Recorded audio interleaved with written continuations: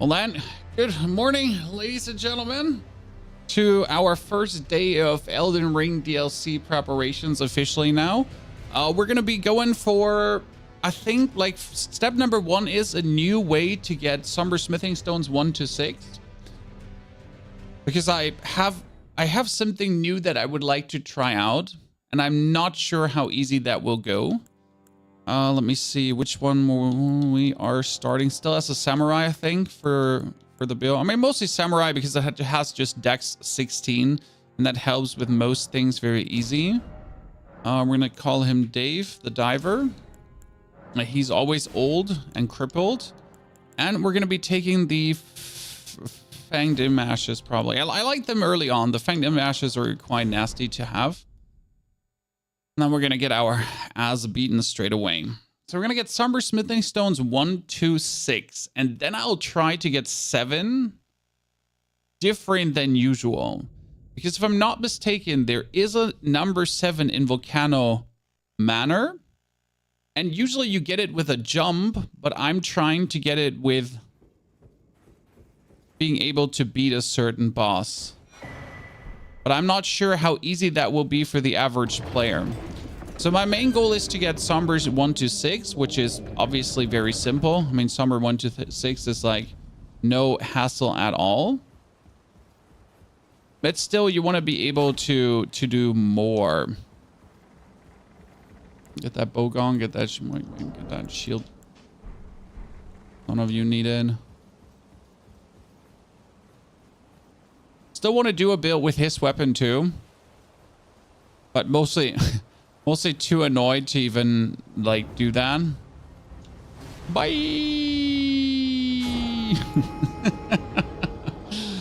I love Elden Ring games or Souls games that they always give you like this trope of you're starting and you're fighting someone, and that someone is going to be like, you know, like he's going to be in your way and you got to overcome, but you're actually not meant to overcome him. Every Souls game has that one dude, right? We're gonna leave the tutorial boss alive once in a while. So we're gonna get the winged scythe that you've seen on the thumbnail and that I've shown you. Might have to make the game a bit louder. Not entirely sure for you. No, it should be loud enough, right?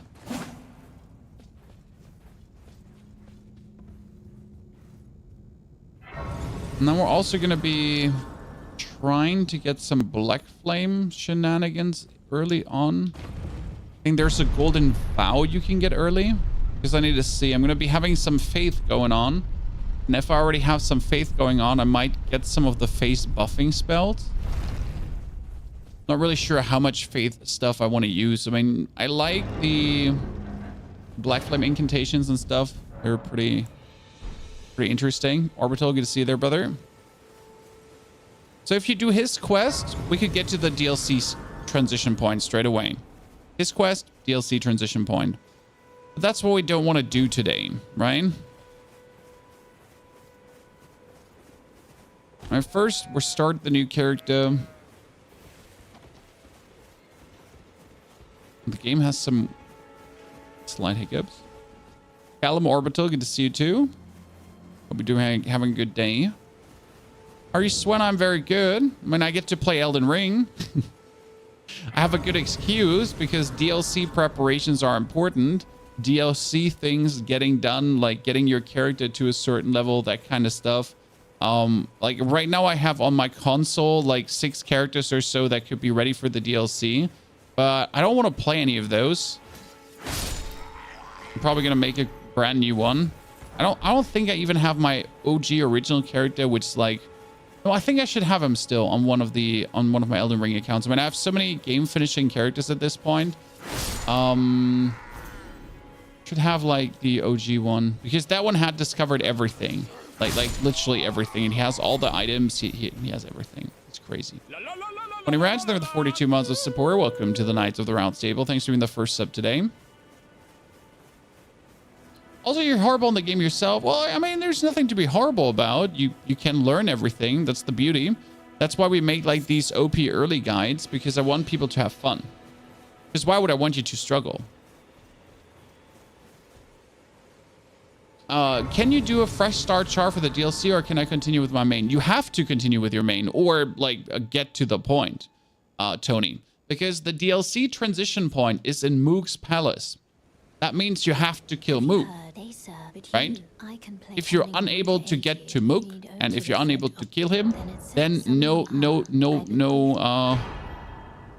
DLC for you.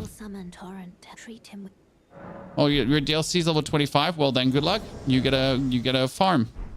I mean, the DLC difficulty, very important. DLC difficulty is level 100 plus. So you want to be level 100 plus, okay? There's a good reason to get to that point.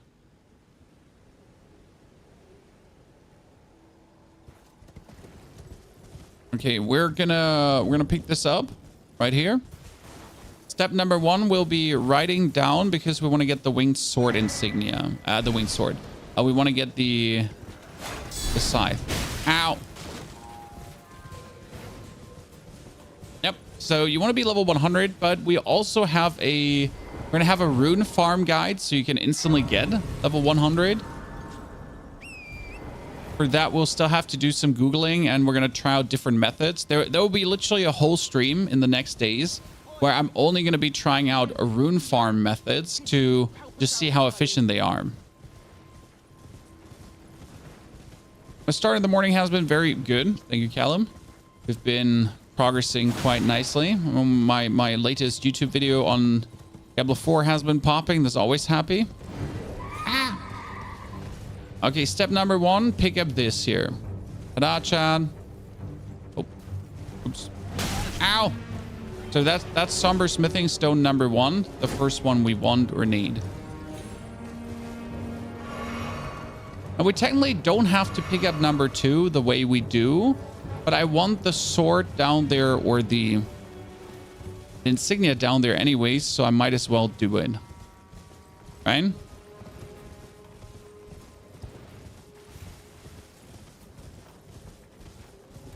We'll have to figure though out where those random hiccups are coming from. You didn't get it? No, we got it. I picked it up. Don't worry. Here. I wouldn't leave with my somber stones, Akira, but thanks for paying attention for me.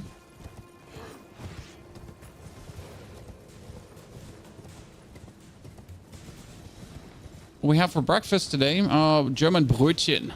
The good old Brötchen. What did you have for breakfast, Chan? Brötchen over everything. Take this item. There's like always the tiny things, right? There's a stone sword key there. If you don't take that stone sword key, you'll regret it in the long run. Right? Libs, morning. Moin's an engine as well. Since you've been, like, you need them for the mimic tier, for certain encounters, for certain weapons. The stone sword keys are important. You probably should load up on them before the DLC, right? Yeah. Should make a list of vendors that sell you stone sword keys, probably. I mean, imagine you go into the DLC and you need the keys and you don't have them. I'm gonna write that on the list too.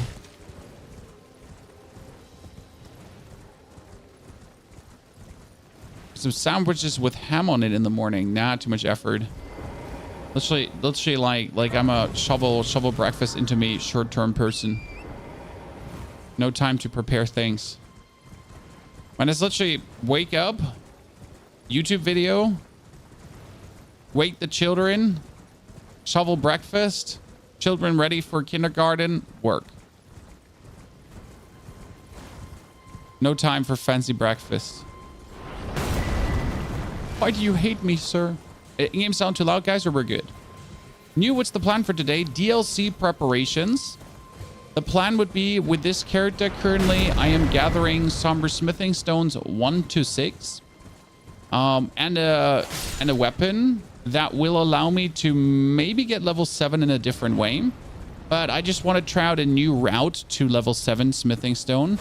I'm not sure if most people can do this because it will require me to kill a Godskin Noble, and most people will not be able to kill the Godskin Noble. So that's always the thing when I do guides like this, that I got to look out for, that it's achievable. With that weapon B, we're going to be playing probably the Winged Scythe today. Because I like the Winged Scythe. It's a cute weapon. I wanted to do a video with it for a long while already. So now I have a good use to do this. So that's Somber Smithing Stone 2. I mean, these are the most easy ones to pick up. Then we're going to activate Castle Morn regardless if we want to kill the dude later. Also, I kind of like murdering this guy early on.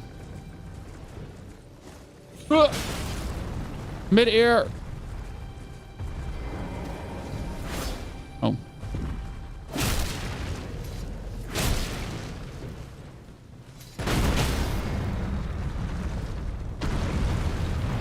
Well,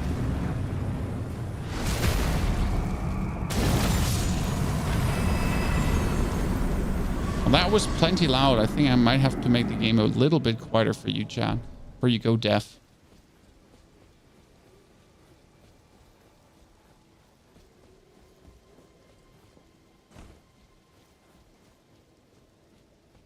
Can't you eat bread without anything on it? I mean, you can. I made it one take quieter. Okay, we can already upgrade our flask one single time. Then we're gonna teleport back, because right now we need to go right here, because right there is the weapon we're looking for. Not even sure if I'm gonna bother killing the guys guarding the weapon, or if I'm just gonna grab the weapon, because there's like two very annoying dudes, like these assassins with their crossbows. They stink. They stink. Howdy, Doug. Are you like me and you're hitting everything you're riding past, or are you just riding past things, guys? I'm not sure if we can still be friends if you're just riding past things without like hitting everything. Very important. Gonna punish them for their insolence of existing.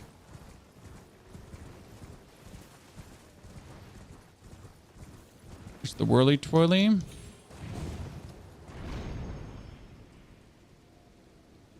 I hit everything until I hit a zombie and became a bear. Yes. I know what you mean. There's the moment where you hit the zombie and it becomes a bear. And you're like, oh, shit. That's a big oopsie but doopsie.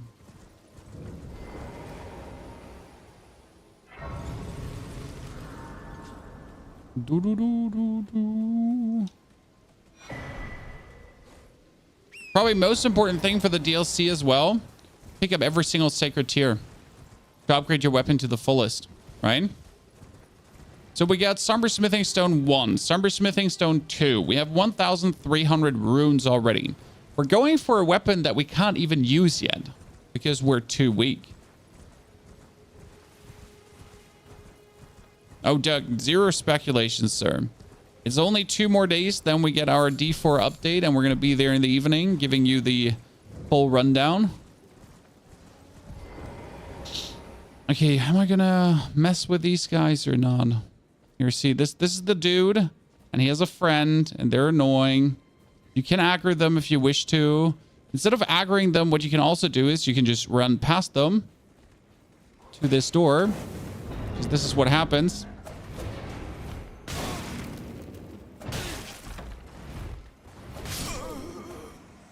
So number 1, and then we just go number 2, and we don't even bother about, right, fighting these dudes because they're just heavily annoying. Stake of America. Don't even have to run there again all the way, which is good. I mean, should probably just bait one out and just beat him up. Should probably bait one out and beat him up.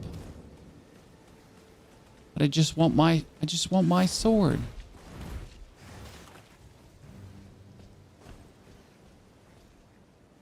Here, you can do this if you really want to go all out. You're right in there. Thank you. Ah! No! I'm innocent. Leave me be. Where's the DLC out again? The DLC is coming in June. That leaves you 4 months time to prepare, but let's be fair. Not everyone has a lot of gaming time, so if you want to prepare in time, if you want to be ready and get your character to the point where he's good for the DLC, I mean, 4 months ain't that much time, to be honest. And you can experiment and try to find your weapon to be ready with, especially because the DLC is coming with new weapons and new weapon types. Yeah? That's the cool part. The DLC is bringing, like, such awesomeness. Okay, we got the weapon already, but we can't use it because right now we're missing the dex. We have the strength to use it because we can dual wield. The good thing is we only need one more dex point. That's the crazy part, right? So we only need one more dex point, therefore I can level up. Boop. So now, apart from the faith, which makes me not be able to actually use the thingy, I can already use it like this. What level would you recommend for the DLC? At least level 100. At least level 100. Because the content is Moog level. In order to kill Moog, level 100 is good. Like I usually kill him around that level. And then you, like, if you can kill Moog, you can essentially do the DLC. Right? How far should we go in the main game? Until Moog. So you need to go into the Plateau of Giants. The Plateau of Giants gives you the medallion to then go over to the hidden area. In the hidden area, snow area, you can then teleport to Moog's Palace. So you need to at least clear Lanedale City, and you need to at least clear a couple of the story bosses to get talisman pouches.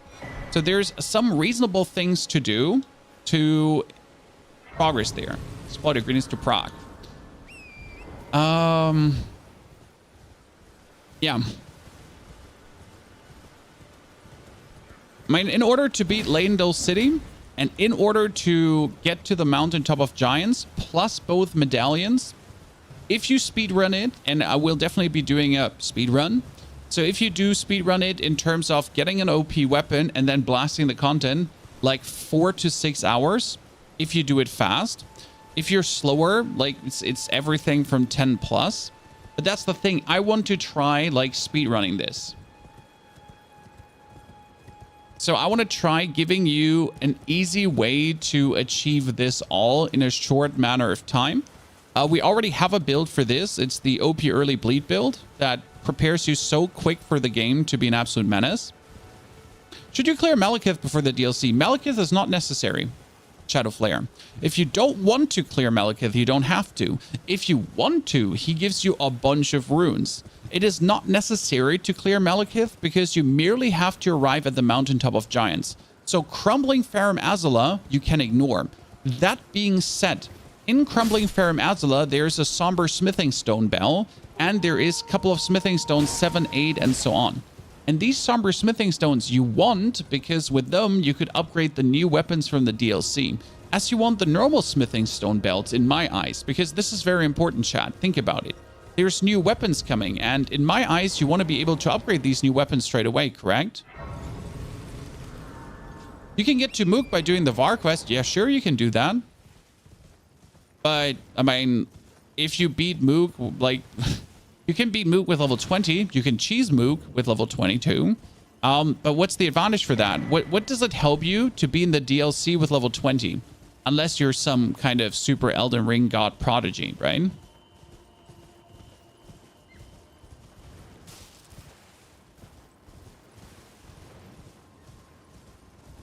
I have a character in NG+. Should I start anew for the easier playthrough or NG+ difficulty should okay for the DLC?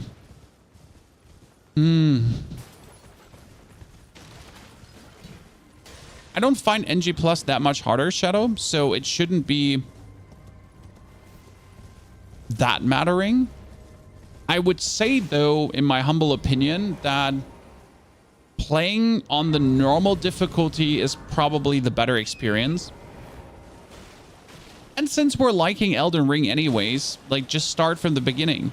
I mean, right now I'm doing the new route to Somber Smithing Stones 1, 2, 3, 4, 5, 6. I picked up 1 and 2 already.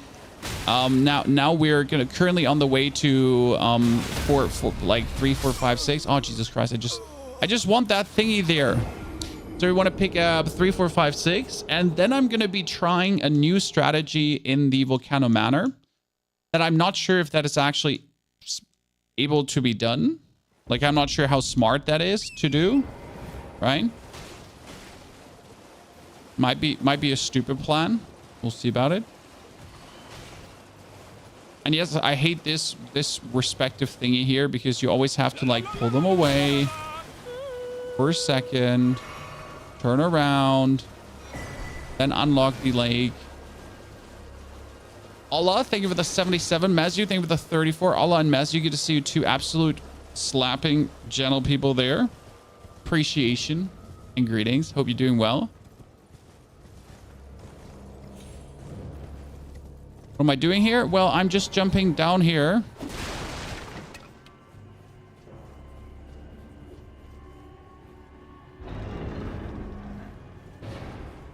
Because there's a talisman here. What does this talisman do? Well, this talisman gives me 5 faith. So now I am suddenly at almost the faith for the scythe, right? I mean, it still needs 24. So in order to actually use the weapon art, I still have to put a lot of points in. I mean, don't forget, it's not important to actually do the normal amounts of damage with this weapon to have the weapon art. So I can do this without. And we're taking that teleporter. It's really funny to know your way around the map, Ryan. Schneider, good to see you there. Thank you for the brand new subscription, Schneider. Welcome to the Knights. Happy Tuesday. See, like I'm not even walking over the map anymore, Chan. I refuse. I refuse to even walk over the map at this point. I just teleport from location to location. Now, there is one thing I need to still get done, and that is this respective jump. And if you screw it up, you die. Why do I want to do this jump? It allows me to get right away here. And this one is too good to ignore.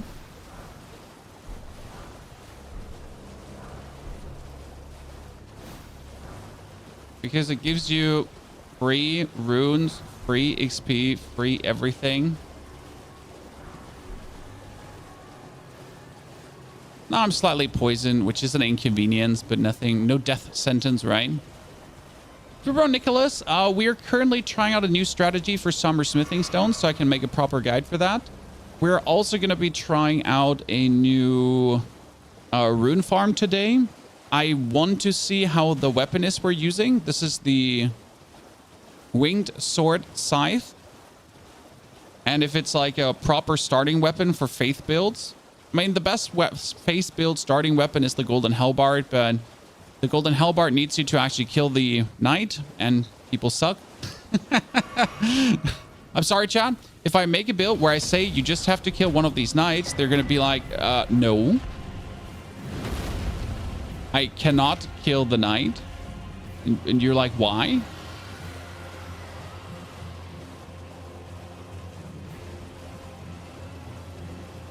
We're also not going to do the Belfries cheese.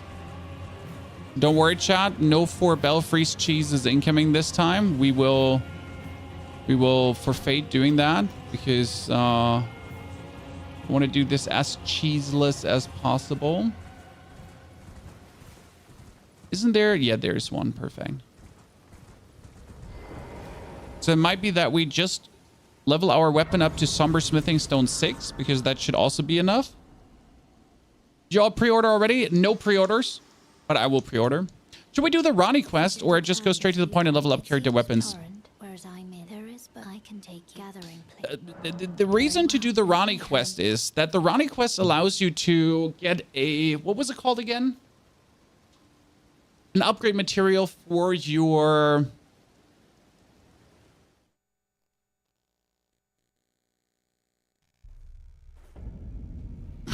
for your mimic tier very early. So that's the reason where I would say Ronnie quest.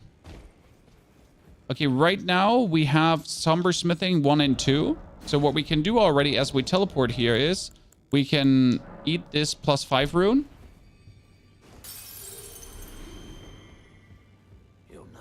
Talk to our friend. And we can upgrade this Somber Smithing Stone 1, Somber Smithing Stone 2. Not more possible.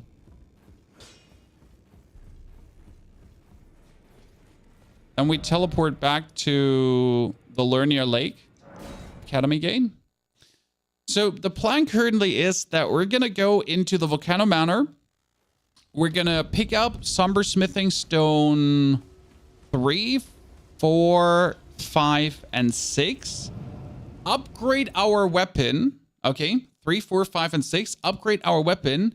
And then we're going to try to kill the Godskin Noble. And probably die. But I think it should be possible. What do you say, chat? We should be able to do the Godskin Noble, shouldn't we? Because if you can do him, you can still get the weapon really easy. And with a Somber Smithing Stone +6 weapon, it should be possible. Yes, this is the attack, by the way, chat. Looks cool, right?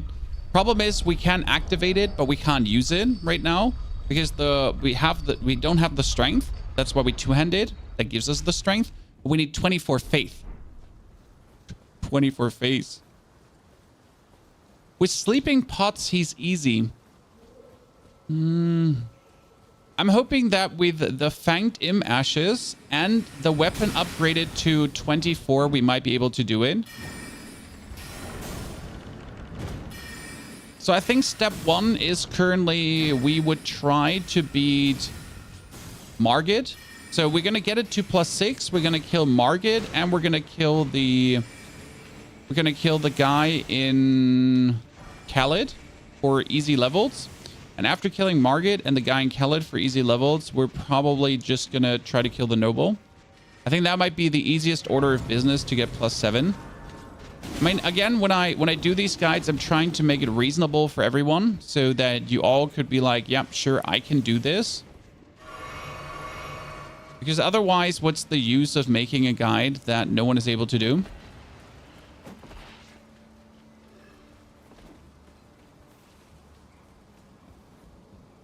Just don't know how complicated he was or how hard in general when you go there too early. Because I've never killed him too early. Usually I hate the Godskin dude so much that whenever I go to a Godskin dude, I go there when I'm completely overpowered.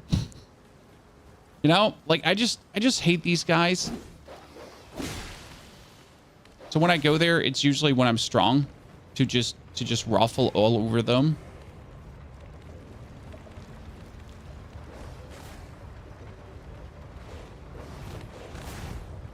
Aha! You thought you had me, but you didn't. Talented. Could you show me the map where I can get Somber 7? Well, so, like, you can get Somber 7 with a cheese on the 4 Belfry side of Grays. And it's a wrong warp, where you warp, but then you crash the game, and then you warp different. That is a way how to do it.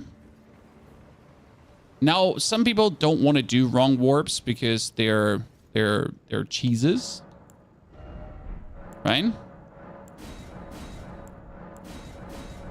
So you get to decide where you actually faith up. Like if you want to get a Somber Smithing different, there is one in Volcano Manor. There is one in Nokron early. But in order to get to that Nokron part, you also need to like progress into the game quite some. Right?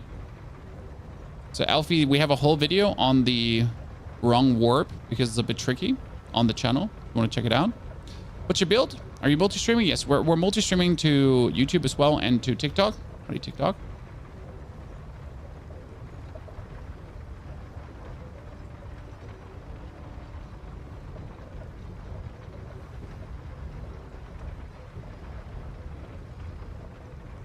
And we're falling down.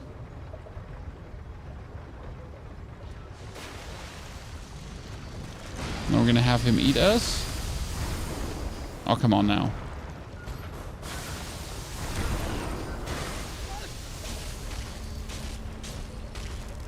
Oh no.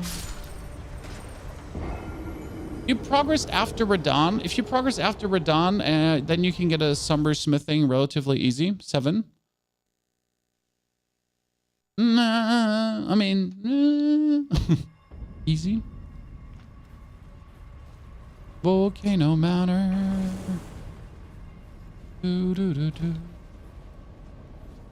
we're gonna do right now is we're gonna roll ourselves down here.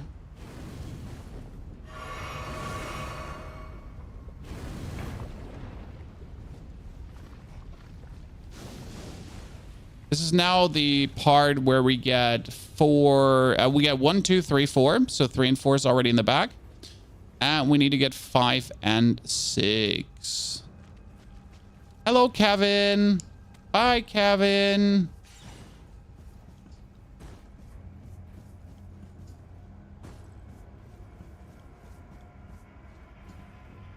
That is number 6.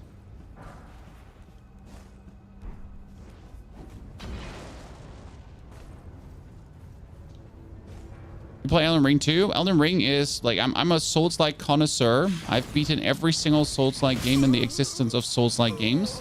Also, Kevin wasn't supposed to kill me there. What had just happened, Patizzi? Well, Patizzi, we did do the Volcano Manor skip. Like you go down there, you get eaten by the statue, and the statue teleports you to the Volcano Manor. It is a intended way to get here. So you essentially get kidnapped by the statue. This is essentially the way how to get there. This is the intended way to get here. Oh, I mean, intended way. It's a shortcut, but you only get into a certain part of the manor, and you cannot teleport out anymore. This has 2 downsides. So step 1, it's only a certain part of the manor. Step 2, you can't actually get out here. But well, caveat, quotation mark, you can get out here, just only in a certain way. So what we're doing now is we picked up Somber Smithing Stone 6. Go in here, block, just in case Kevin comes. This Kevin is really annoying. There's a large attack. He has a whip that extends. He's kind of weird. Now we're going to walk also over there, and we're going to pick up number 5. So this would be a Somber Smithing Stone weapon already incredibly upgraded. And that was all done in under 30 minutes. Okay? Character creation under 30 minutes, OP weapon. Step 1. Now, step 2 is we could go and try to kill this dude. I mean, like, I want to activate the bridge just to activate the bridge, but we're not doing the bridge. Because technically, there was a way how to get that stone up there with jumping. It's still possible, but too many bonus steps, honestly, to make it worth it. So the other way to get a number 7 now is killing this dude.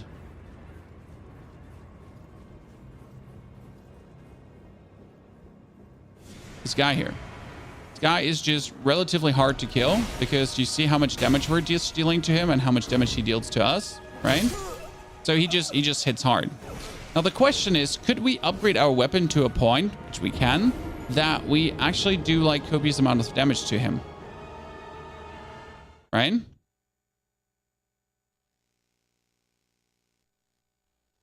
Will you be getting 7? We're trying to get 7, but before we get 7 right now, we're teleporting out of here. So this is right now not getting 7 right away. In order to teleport out of the manor again, you need to take a different route, correct? So this was just me getting the 5 and 6 currently, and we're leaving. But we can come back at any time. So the way how we get here, we can come back. We can come back whenever we want. Okay. So I just got here to get 5 and 6 because this is the easiest 5 and 6 in the game. I don't actually know if there's an easier 5 and 6. I don't think so. I know there's a 5. I don't think there's a number 6 you can get easier. I mean, we can check. It's just like that the other 5 and 6s, they take like they take more riding. That makes more sense. I mean, for this, I essentially have to go just simply somewhere where I have to go anyways, because you have to go to the Raya Lucaria Academy no matter what you do, right?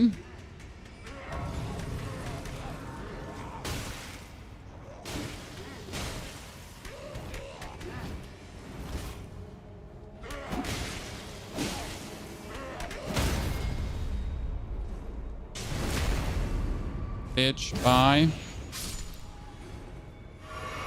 So right now, I can't use the faith portion of this weapon, as you notice. But that doesn't matter, because I can still use the normal attack portion of this weapon. And you notice the normal attack portion of this weapon slaps quite hard, right? And I don't even have it upgraded. So this is just the normal weapon right now without me having this like fully upgraded. And we're already doing significant damage in this endgame area. Okay, but now in order to get this weapon upgraded further,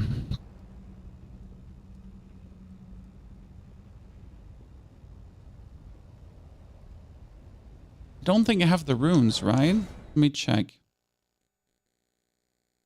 I mean, again, keep this in mind. Like, we have upgrade material at this point, 30 minutes in, 3, 5, and 6. And we're missing number 4. Number 4 we can buy. Okay? Number 4 we can buy. That's simple. Purchase the Spirit Calling Bell. Spirit Calling Bell makes a lot of things easier, so it seems stupid to not use that, in my eyes. I mean, anyone saying no to summons, that's your personal preference. I like to use summons. I find them fun. They're part of the game. Don't use them if you don't like it. Use them if you do like it. This is completely up to you. I'm literally judgment free on that part. We need 880, and I only have 600, so we'll sell him this. As I told you, we picked them up earlier. So that's number 3. Now we need 1,000, and I have this for 1,000, correct? So that's already +4. But for +4, we need +4 first. Where do you get +4 now? For +4, we teleport back where we were. Necroderf in that game too. Sadly, no Necromancer, my friend. I mean, apart from being able to summon ghosts, spirits, but no Necro. So now we need number 4, and that one can be achieved by teleporting back to Raya Lucaria.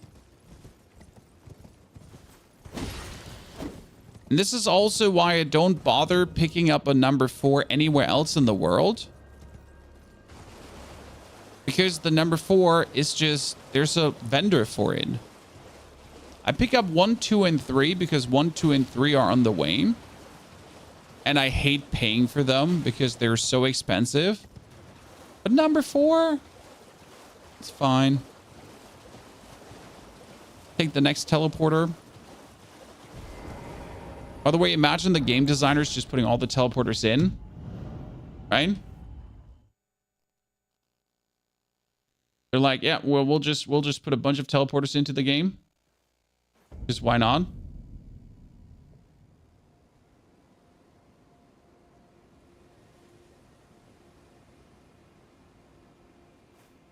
That's me going for Lernia West. So right now with this plus upgraded weapon, I could already just absolutely demolish Margit. But I want to demolish him so hard that it's not even funny anymore. Right? So like, you know, we don't merely want to win. We want to win so hard that it's like stupid levels of demolishment. Because that's where, like, that's how I like to start my games, right? Silly OP.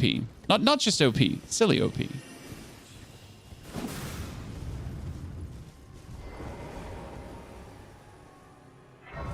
How could I get more faith? Is there a helmet that gives more faith, Chad? Well, I presume. Oh, I am an old So number 4 cost me 6,000 right now. And as you see, even if I take everything I have, I don't have 6,000, right? This is 1,200, this is 800, 800, this is like 400. So I couldn't get 6,000 merely with the stuff I have right now. That's where, and this is where you now could consider rushing for number 4. Because number 4, if you are...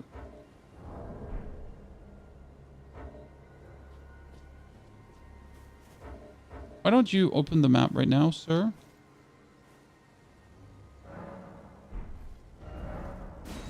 Like, number 4 is here. is really annoying to get to because you got to ride all this way. This is why I usually like don't want to get number 4 because it takes a significant amount of time to get.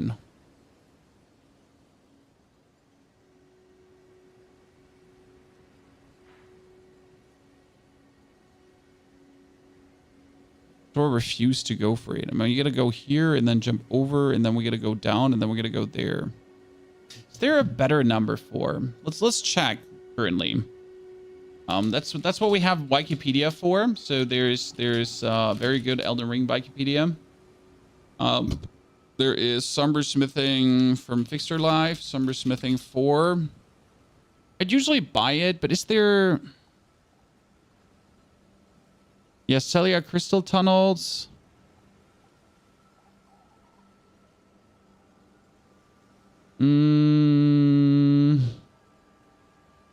It's dropped by Teardrop Scarab in Khalid. Dropped by Teardrop in Southern Khalid. Yes, Swamp of Aeonia.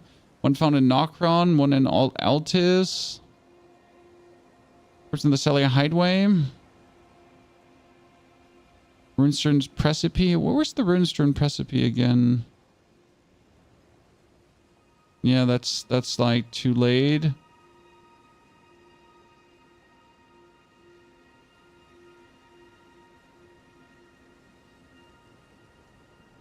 Wait, where's that one? Found on a corpse sitting on a chair near the northern ravines entrance.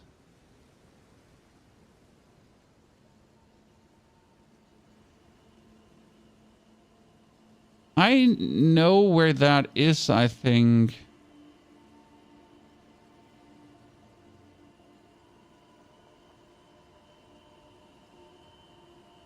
The Imcorpse head has a slight increase in faith. Yeah, Erdtree Knight helmet is too late. Wait, Gostok gives you garb with +1 face? Really? Gostok's garb?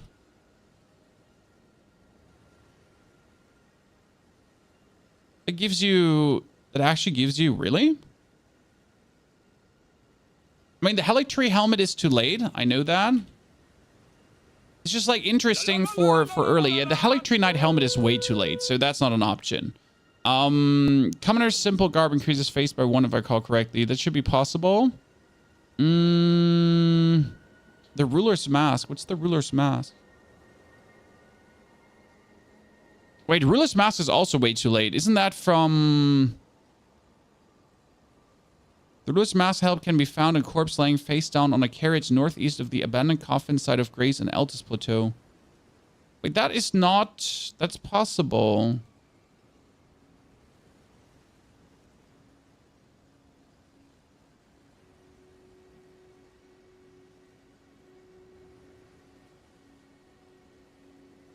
That's possible. Relatively early. What build? We're currently more trying to figure out, like, I think this was a +4. I think this is a +4 if I'm not mistaken. No, that was a +3. Let's do the +4 because I need to go to Khalid anyways. Yeah. Let's do the +4 like this. So what build are we going for? We're currently doing Elden Ring DLC preparations in a way that everyone can do. So I'm trying some new strategies on how to get my Somber Smithing Stone +6. I'm trying new strategies how to get runes early fast, because there's a couple of rune farms, important materials, Somber Smithing Stone Bells. So for example, I would never get the Somber Smithing Stone 1, 2, 3, 4. I think they're unnecessary to get. Because why would you get 1, 2, 3, and 4? Because 1, 2, 3, and 4 essentially are available to be bought by EG. And I think EG is always there. EG never goes... Does EG ever go away? No, I think EG is always there. Yeah. Yeah, every point you spend is a level up. See, that exactly that's what I'm talking about. That's why I don't want to... Ow, rats. Rats, Wayne.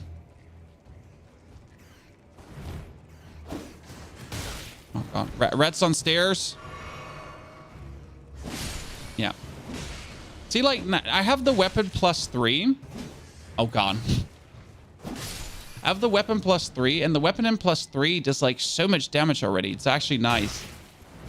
It's like what you're just like, if you do the ability, right? This ability, you don't do much damage, right? Like you notice this, correct? It's a cool ability because it flies you forward, but it just doesn't do a lot of damage.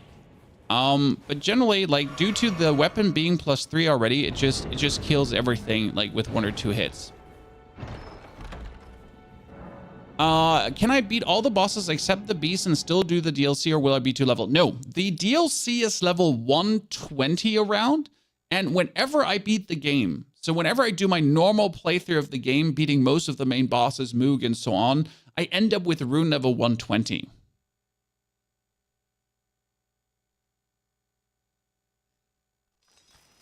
So we teleport here. And I know there's a Somber Smithing Stone 4 somewhere here. Early.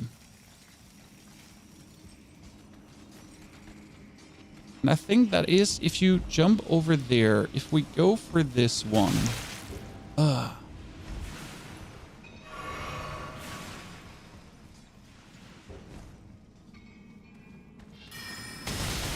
Don't fight these guys. Right? They kill you. Like, generally, we're not here to fight, right? We're just here to grab that smithing stone. I think the 4 is if you go just simply through.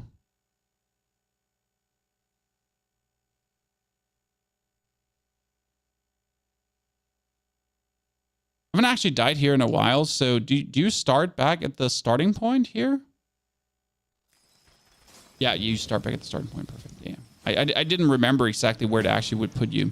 So you ignore that thing, right? You don't want to fight that. Just go over. Actually, very, very nice and simple here. Not much to do. You ignore that guy. Don't even fight him. We would go up. And I think no, it's not down here. No, yeah, that's it. That's Somber Smithing Stone 4. Done. And now you can essentially just go back down again. I mean, you could still kick the ladder down if you're already here. Again, it's kind of like one of these, if you're already here things, you might as well kick that ladder down. Wait, and which one is this? I think that's a 3, right? So that's another 4. You actually get 2 4s here, yeah. See, that's a 4. So easy.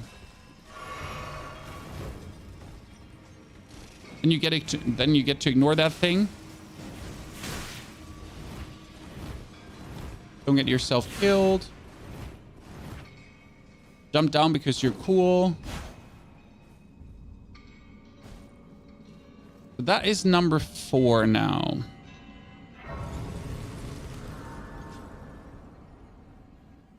Then you rest. And we're still lacking the resources.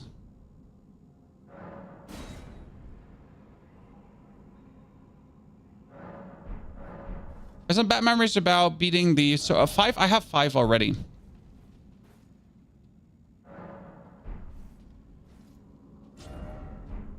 I have 5 already. We don't need more. Only thing here left to do would be probably grabbing the golden seed. It's like really interesting. So I just teleported here, right? And there's something you should know, that when you go over this way, there's just a golden seed waiting for you. Kind of like one of these parts where, why wouldn't you take it?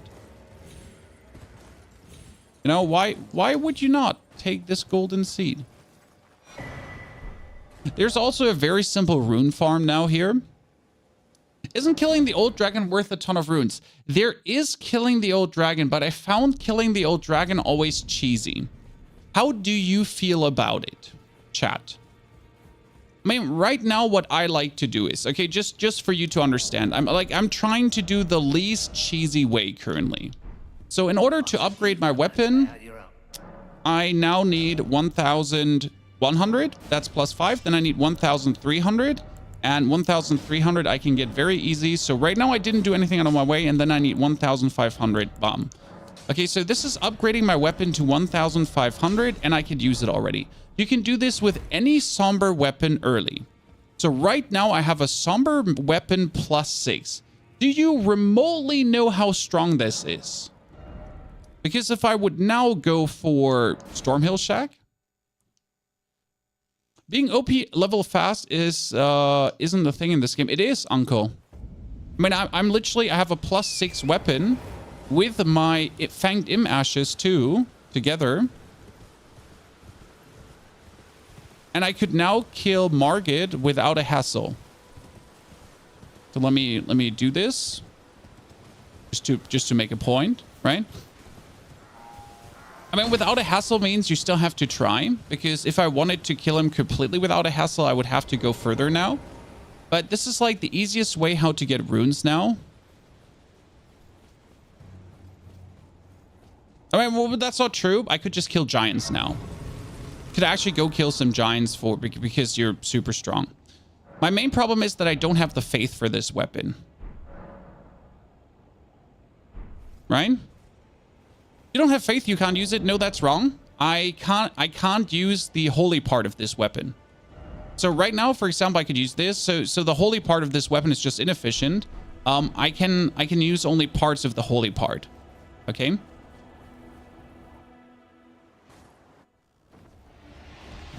Now let's summon this.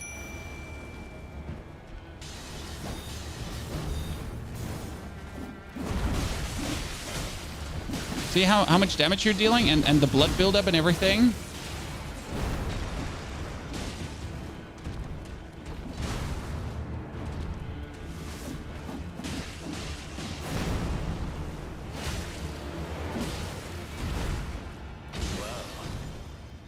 Thou art of passing skill.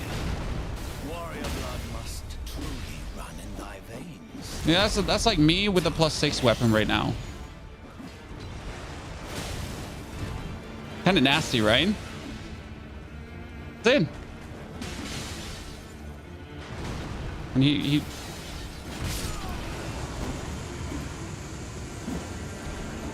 That's it. Done. Do you think you could do this? I guess you could, right?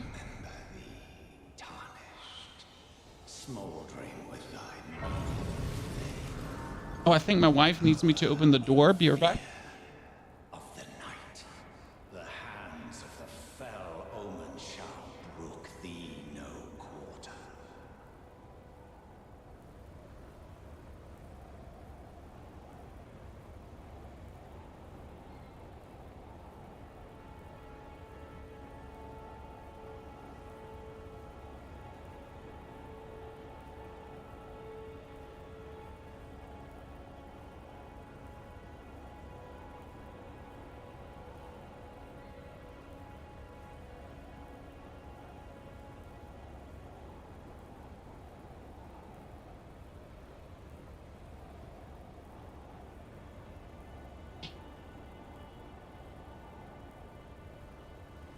Where do you get the scythe from? The scythe is currently here in this ruin. So down, southern part, Limgrave, in this ruin, Tombstone Ruins. Just simple. So this would be now another 12,000 runes. No effort. We could level up Vigor, 2 points. Endurance, 1 point. And the rest would all go into faith. Because we want to have faith as high as possible, right? Interesting is, guys, I am already at 18 faith because I have this amulet. This amulet does give me +5. Nice, right?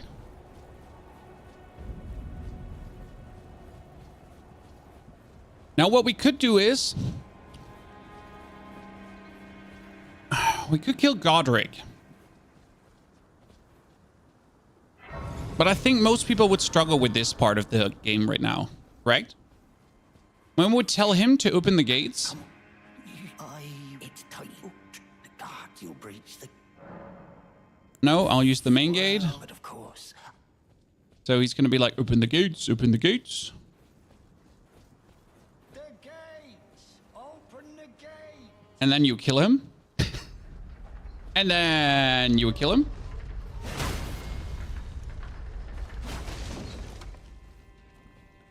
Oh, sorry. It was an accident. I didn't mean to. Step back. It was an accident. Sorry, no. Misunderstanding.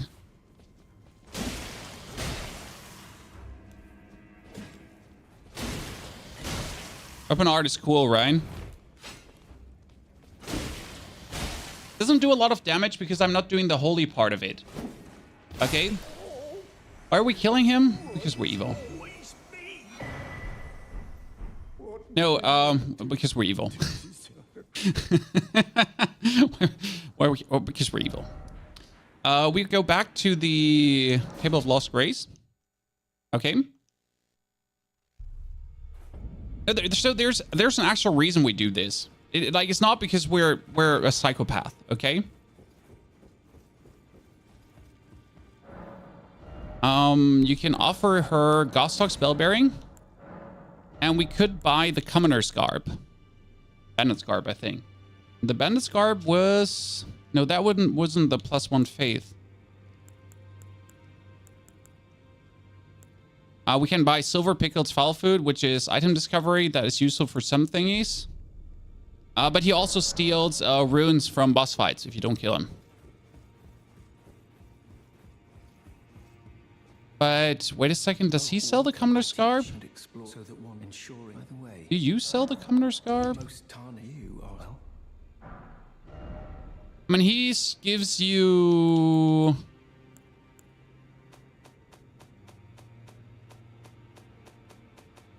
where do I get the Commoner's Garb from? Early.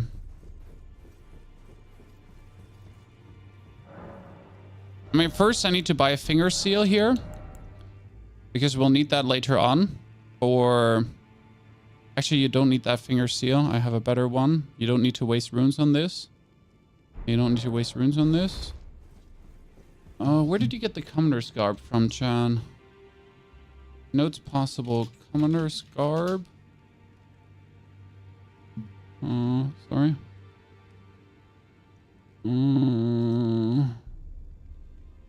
Because this one gave you +1 faith.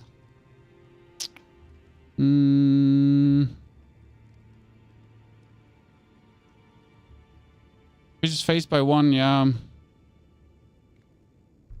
Shit, we can't like farm this. We can't get this simple. We have to farm this. Yeah, you would have to kill these. I don't want to do that. I'm just thinking about how to get my faith up early. You know? Is there another face talisman that we can get? Like, I'm just thinking about how can I get the 24 simple in the beginning? I can get the +5, so +5 is nice, but I'm missing 6 faith, guys. That's another 6 levels. I can get them right now. 6 levels is simple, but I want to cheese it, you know? I want to get the fast track. Is there another faith talisman? Is there a faith talisman Elden Ring? I know there's the one I have that. It's the 2 fingers heirloom. But is there another one?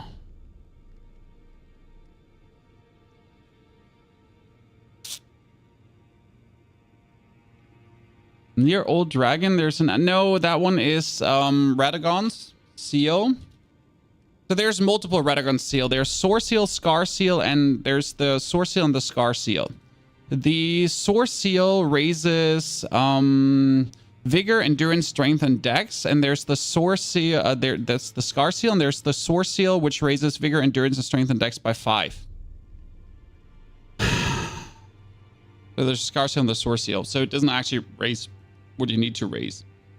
Dragon's Communion did raise Arcane, I think, if I'm not mistaken. Oh no, that was the... America's Sorcia raises face, yeah, but that one is for way later. It was for way later.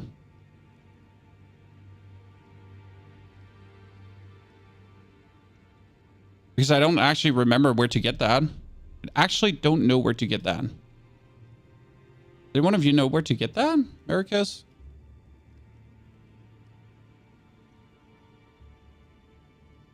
I don't remember. I think they were way later. I mean, Radagons are super early. This one was from, yeah, you need to be in the Erdtree. Exactly. And this one was Scarseal, was also Erdtree. Yeah. No, that's Geoffra River. Wait a second.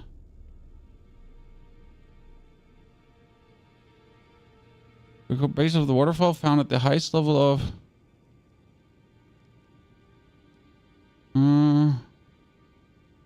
the area with the waterfall. Mimic Tier, Radagon. I now have to kill Radagon for this. Mimic Tier, Radagon. Jump down. There's no other way to get there. Yeah, I have to kill Radagon to get there. Radon. Oh, Radagon. Radon. So this is Radon. Yeah, then we need 6 levels. Okay, the easiest way to get 6 levels. The easiest way to get 6 levels. Let me think about it. At this point of the game.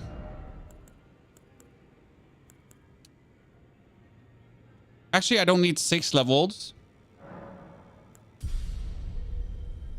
I need only 5 levels.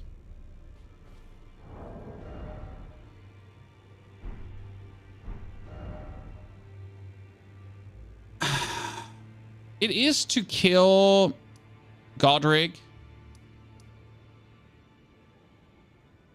Yeah, we could kill Old Dragon, but I find Old Dragon so cheesy. So I usually don't want to kill Old Dragon because that is so cheesy. We could pick up the rune that gives you plus 13,000. I could kill a bunch of bosses. So again, you could also kill the dragon here right now. You could kill him. So like with a plus 6 weapon, I kill a lot of things easy.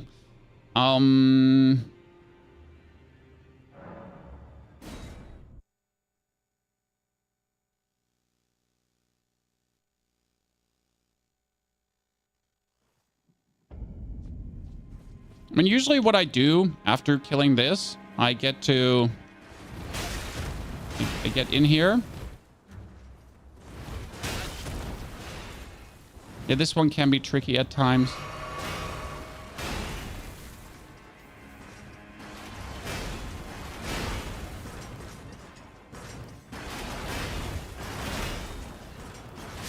This one can be annoying at times, right? Because you need to find the right rhythm to get past this. Then you need to walk past all of these guys. Ow, get shot in the back. Ignore all of them. Ow, get hit by this too. Go to the side, drink your potion. Run cling to the left side. Left side very important because explosive. Double explosives. Then you can walk past everyone. So that's simple. Don't get burned. Pick up that.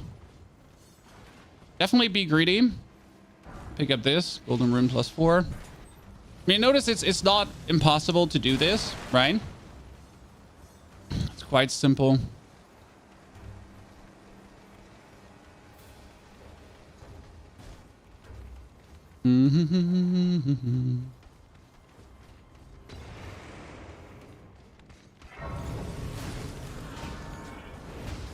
Just die if you want to. Kill the things if you want to as well. I mean, like, you notice, like, we're doing just significant damages here, right? Mainly just don't want to kill this guy because he's just annoying to mess with early. And you can't stagger him. I mean, you can do the damage to kill him, right? But you can't stagger him. I lied. You can actually stagger him. Wait, really? You could? Huh. Oh, you could stagger him. Now, 2 things to do. We could just straight up kill the boss, but there's another thing you want to do here. And that is run past. Why do you run past? Well, there is a little hidden something here that most people will never tell you about. And there's a bunch of rats, which are, as always, annoying as fuck. And we all hate rats, right? And I already failed.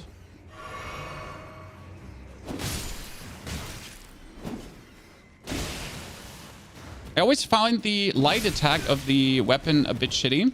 So just keep in mind the light attack is ass because you have a very short light attack. Like where he just pulls this down, and I hate that one. So what you're doing here is you fight your way through stinky poopy rats, and then you activate this because you know what's behind this?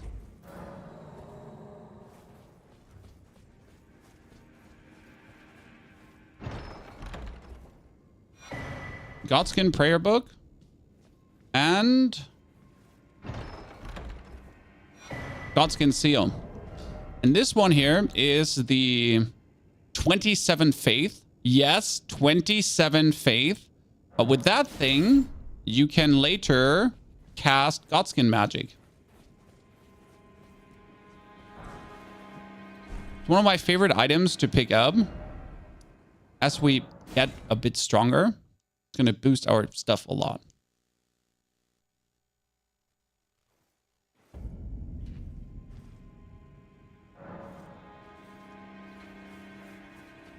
So I didn't want to do this because I wanted to be a bit more cheesy. Right now there's also the choice, like you could go to Khalid and kill the girl that gives you 90,000 runes instead of the dragon. I guess most people would kill the dragon at this point, probably. Yeah, I guess killing the dragon is still the best way to suggest to people. I just personally dislike the dragon kill thingy because it's like there's a way how the dragon is meant to be killed, aka you're supposed to technically, oh shit, I thought the giant's gonna kill me. There's a way to you're meant to kill the dragon, and that's by technically killing all the tiny dragonlings, and then that's how you kill the dragon, right? It feels like cheesy to not do this. So that was in Stormvale Castle. Yep. 1 hour you're further than I ever came in Elden Ring. Well, that's the plan. So now we're already at Godrick, right? So as you say, we're 1 hour in. We're at Godrick. We actually did a bit slow. We have a loading screen that hung itself. We summon our lads, which will die relatively quickly. And now he can still hurt you.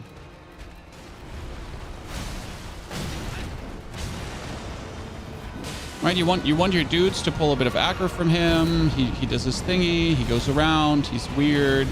You just jump attack him. Again, keep jump attacking because maximum stagger.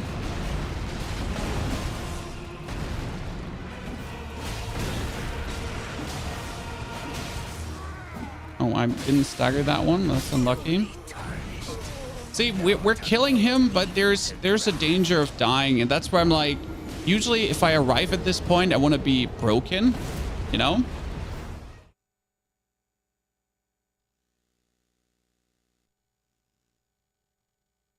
You know? Like I want to be broken. And that's where, before I go for him, so now I showed you like how the fight is, right? Just to get you like the vibe of how strong we would be at this point. But what I would usually do is I would teleport myself to Khalid. Which is stupid because this is actually the harder way. It's kind of stupid. Like, this is actually the harder way of doing it, but for me personally, the easier.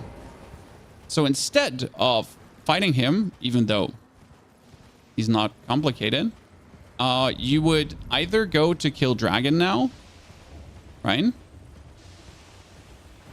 It'd be Khalid. You would go kill dragon.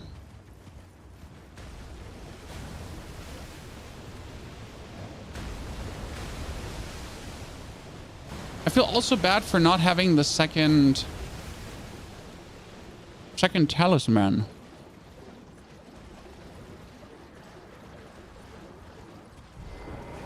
Oh no, that's bad. Oh no, really? That would happen when I ride too close?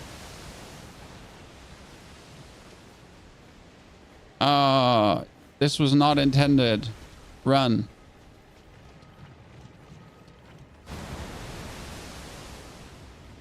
Because you might, like, if you ride a bit too far to the left, you might aggro Millicent. The problem is Millicent is essentially Melania in ghost form early on. That person there, you just She just destroys you. Yep.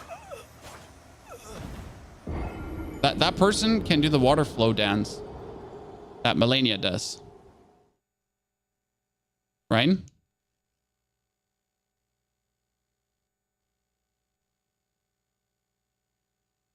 We don't want that. Correct, Chad?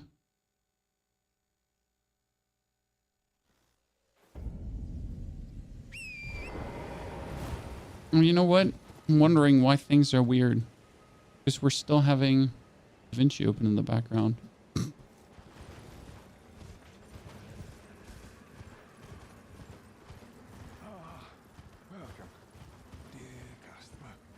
Has bleed on it? This weapon has bleed on it as well, Uncle.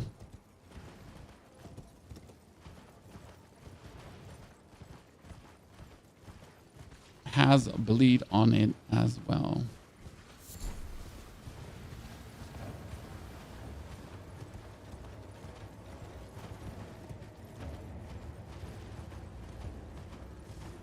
Still, just find the art of killing the dragon like this distasteful. I'm going to play Helldivers. I did actually install Helldivers, tried out Helldivers, absolutely disliked it and found it boring as hell, and then refunded it. I know a lot of people are enjoying Helldivers right now, and I gave it a try. Instantly also had a bug in the tutorial that didn't allow me to progress, so I had to like even, you know, debug that. But yeah, straight up to the point where I didn't actually enjoy that. Do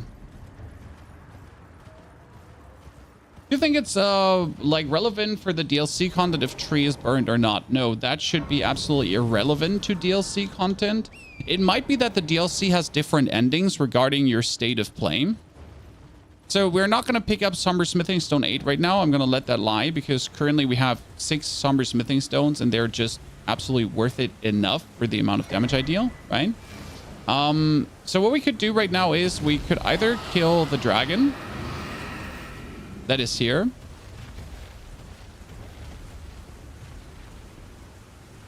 Don't even know if we have the golden pickled fowl food right now, which you would pick up beforehand to get even more runes.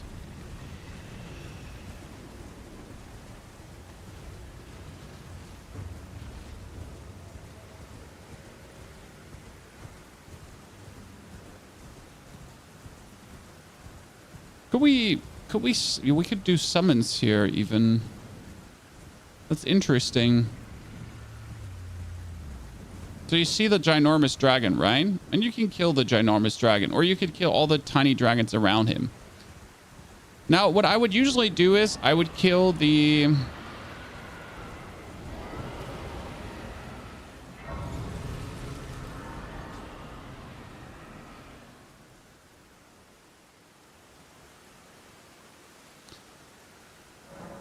tree spirit that's down there. So below this, there's a tree spirit. You can kill this. It's really simple. But a lot of people actually fight the dragon, right? They go here, fight the dragon. Do these help me?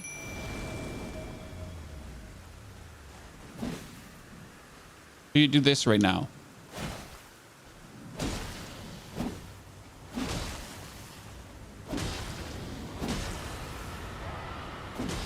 Right? I mean, as you see, he's barely taking any damage, and you would only do this because blood buildup. So you could now stand here for hours and do this until he dies. But I always found that to be weird. Right? So this is what I tend to not do because I dislike that. I mean, you will get him killed eventually, right? It just takes time X to do it. He just dies. What I like to do more is I go down here. It's all about the more bleed. I mean, like, not about the weapon. Like you'll get it done, right? You will bleed. You'll die. You could get Reduvia beforehand if you feel like it. But what I like to do, because I already have a +6 weapon, and +6 weapon is a marginal gain in damage. You jump down there.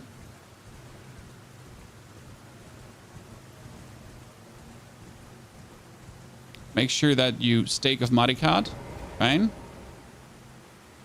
and then you fight this avatar. Mainly because he's so simple. I mean, avatars have the most simple moveset.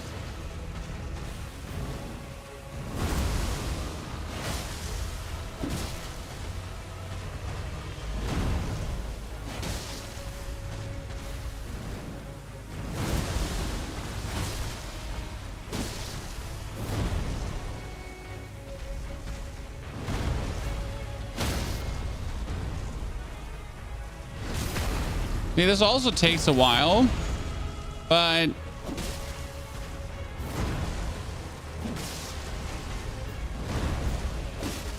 mean, truly, they're not hard, right?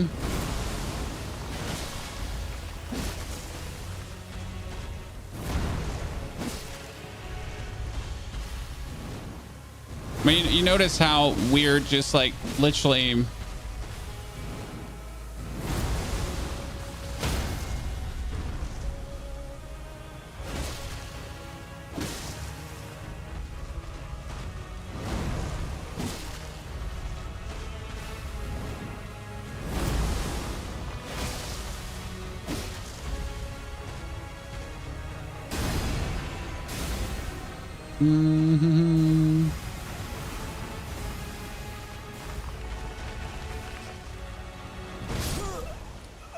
Unfortunate. But see, this is what I usually do to kill this guy, because it's like so simple to do. It takes you like a few tries. But now, what do I recommend people to do? Right? Do I do an A/B recommendation in a guide? Do I say like for experienced people kill this, and for inexperienced people kill the dragon? Because I prefer killing this. This is usually my way to easy levels. Because this thing gives you 80,000 runes.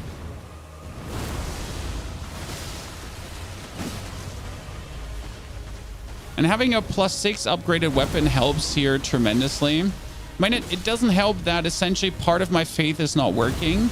That being said, even if my faith was working, you have to understand that these are holy opponents, right? Holy damage actually doesn't really work against them. Yes, the tree guys are holy. They don't look like it, but they are. Does this thing only jump up? Yep. You might get a try where he literally only jumps up. That's why he's so simple. I'm saying, like, this is not a challenge.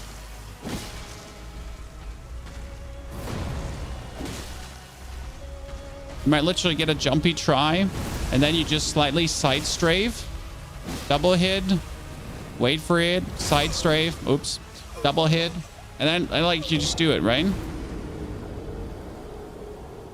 Yeah, pretty much. If you're confident, go for the avatar. If you're not, go for that thing. You kill him faster with fire. I mean, obviously you kill him faster with fire. Not the point. I mean, like if you can't kill him with the shittiest weapon, you won't kill him with the best weapon. You know, that's like the thing about these skibs or these level thingies. If you can't do them with shitty weapons, you won't be able to do it with good weapons either.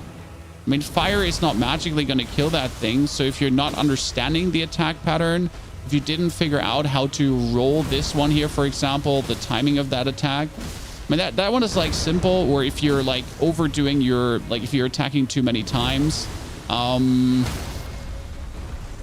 no amount of fire damage will magically help you, right? I mean, with this, you have to wait for him to be halfway down, and then you can just do one jump attack. We do jump attacks because jump attacks stagger harder. So like one jump attack does a lot of poise damage. That's why I tend to do the one jump attack. And you always want to stand still, because if you strafe too much, there's a problem that you end up in the own poison, right? She did a triple jump right now.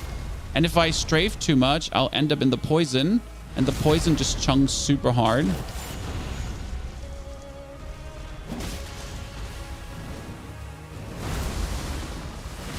That's why you only strafe like a little bit, and then she does it again, right? And then you just strafe a little bit, but not too much.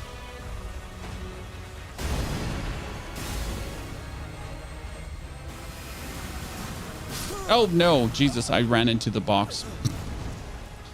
Could you kill this thing and... Oh, yeah, you can kill this thing and the dragon. But the thing is, you only need one of the two. So you either kill the big guy here, or you kill the dragon, but one of the two is enough to fast track you.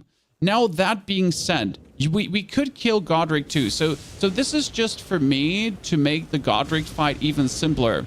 But that's why I'm saying where it's a little bit backwards, because I can kill the harder opponent to make the Godrick fight simpler.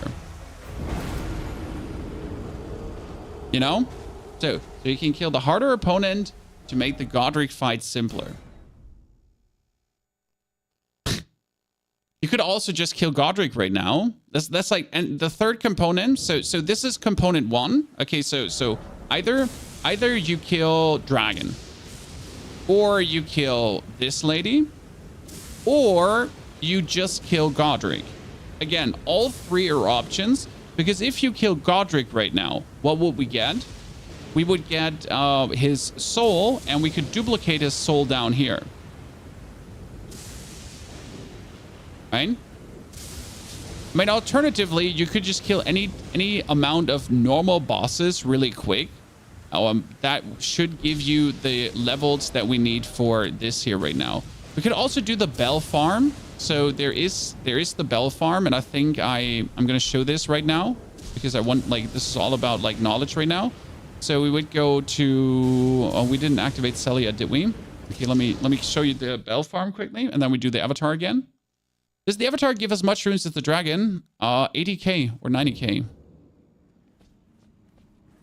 It gives the same amount as the dragon, Dom.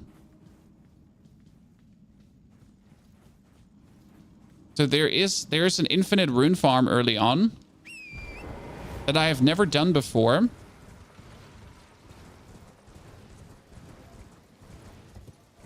It's super powerful. Just so we can continue with this right now.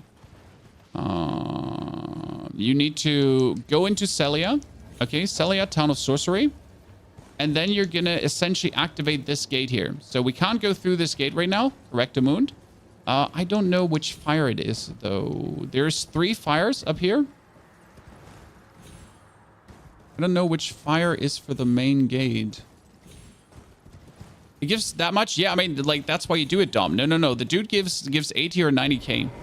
He's stupid good to do. Okay, so you do this.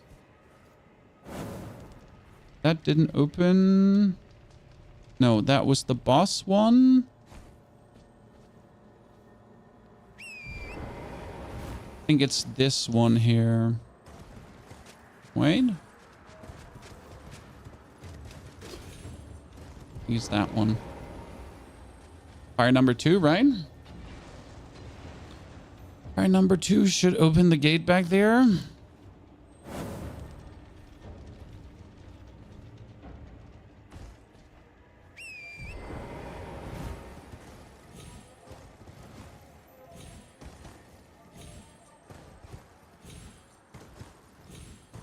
Yeah, doors open. I mean, we could also open number 3 if you're already here, because number 3 actually gives you easy runes as well.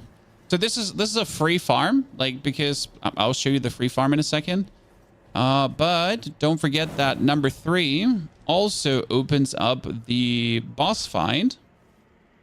Now let me show you that too. I mean, like, as we're here, we're just spreading knowledge, and it's all about like how to make things easy for people, right? So let's activate this one quickly. I'm not sure if I would do the boss fight right now. I think it only gives you, what, 1,000... I think they're only like 3,000 runes or so. So they're not really worth it. And they're plenty weak.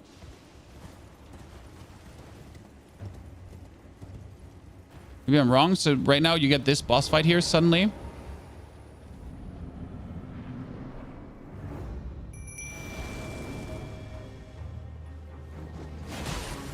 Like, the damage we're dealing is there, right? It's just like, you know, just jump attack, deal damage. So like, yeah, that's the level of damage you do due to the upgrade. So it's really like silly levels of just getting shredded. I mean, like, you gotta look out because that thing kills you too. So you're currently like at this point where we do silly levels of damage, but everything else does silly levels of damage versus us as well, right? Simply because we are having like a heavily upgraded weapon. I think there were only 3,200 or something.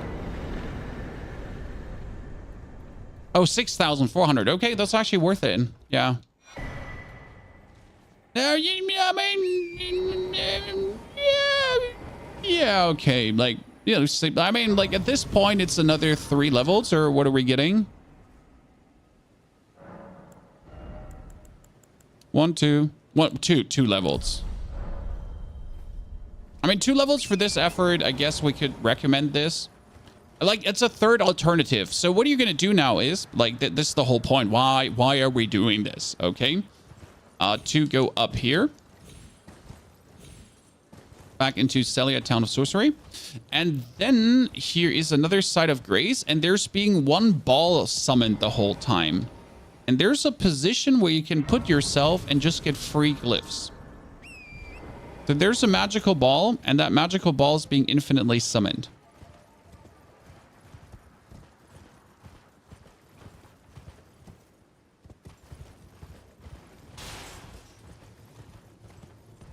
That one? And that falls down there. I think it's being infinitely summoned, isn't it? Or do you have to like run up and down the whole time? I wasn't sure, like there was a way how to keep triggering this. Or did you teleport back? No, there was a second one, right? Oh yeah, there was a second one. See, like there's a second one. The one falls down as well. Was there a third one? It was these 2.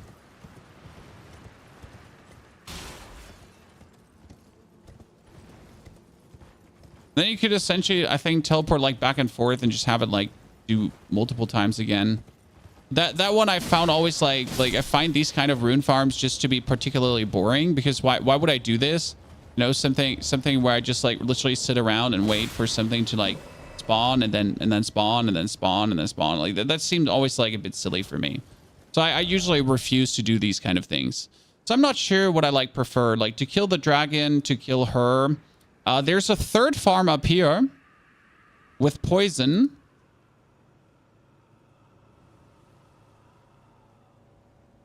Third farm up there with poison. And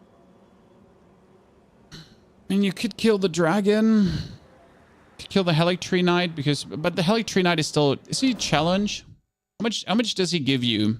I'm just like thinking about easy recommendations that don't stray off your path. Because right now we're just trying to get to the power level of killing Godrick, right? So we're not trying to get insane strong. We're just trying to get to the power level to kill Godrick. How much does, like... Yeah, you do enough damage to kill him, but most people would struggle still, no matter how much damage you deal. Because for him, you need to, like, understand how he works, right? How he attacks. This dude is, like, plenty annoying.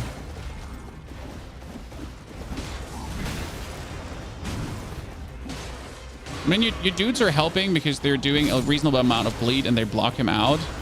So, like, we could do him, but I don't think this is a good recommendation for anyone.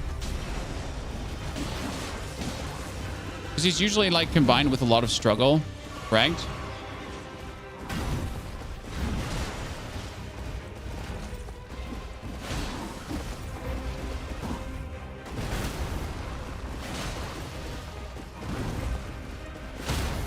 See, like, it's not impossible, right? But would you recommend this to a new player? Most likely not, right? I mean, even if you know what you're doing, you're gonna be like taking some wounds from him. But how much souls did he give you again?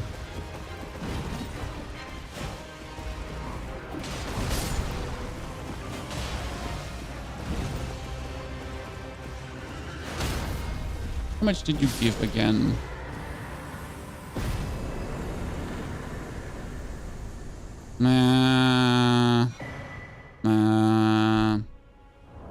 I like his weapon. His weapon is insane and way easier to use, but yeah, Godrick, like, I guess it's probably Godrick. Yeah, I think like this all boils down to just probably just kill Godrick, right? You're gonna take like 2-3 tries, 3-4 tries. But if you do the jump attacks, should be possible. So that one is not worth it. Not a good recommendation. I'm always like just trying to see like what would I tell people to do. So here you would summon your imps because you still have the imps. We could try to pick up Golden Vow. Ow.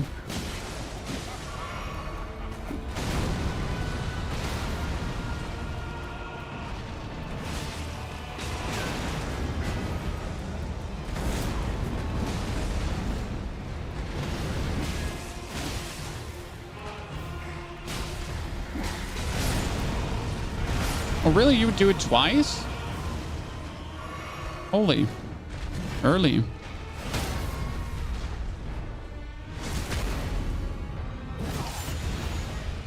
But you still need to, like, you know, you need to be somewhat knowing what you do against him.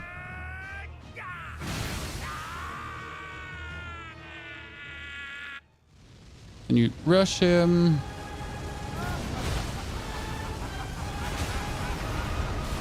There's definitely more damage to be had here.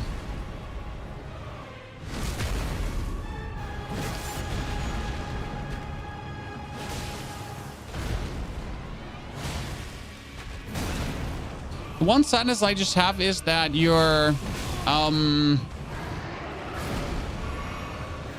you wouldn't have your holy power at this level. So like you can kill him, yes, but not with, like, I would recommend a different weapon for this probably. Of all that is golden, right? and one day. So not with this weapon, because this weapon, like, it takes too long to wind up because we need 24. I mean, we're gonna get good in a second.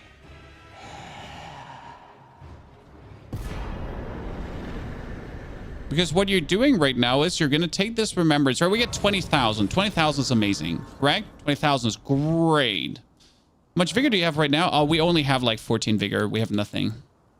I get plus 5 points, so bring this to 19, and then you would finally pick your vigor up and your endurance. So we get like another 6 levels from this. But you're going to take his soul now, and you're going to bring it all the way down here to South Limgrave.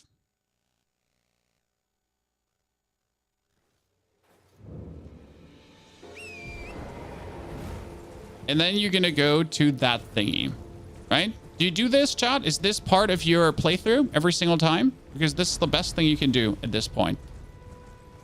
It's actually cheesy. This is like broken levels of game mechanics in my eyes. Let me make the game quieter or you're all going to go deaf. So you're going to go to the turtle or dog or whatever you want to call it, right? You're going to...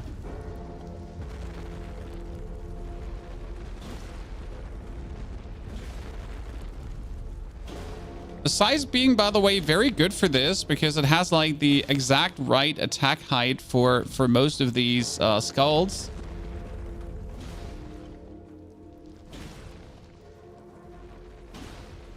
You break that? Oh Jesus! Really? You would stamp this close?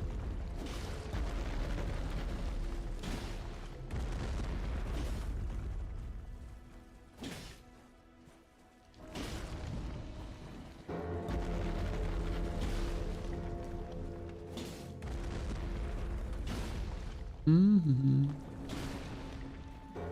Do I have them all? We got it. You've never done this? How?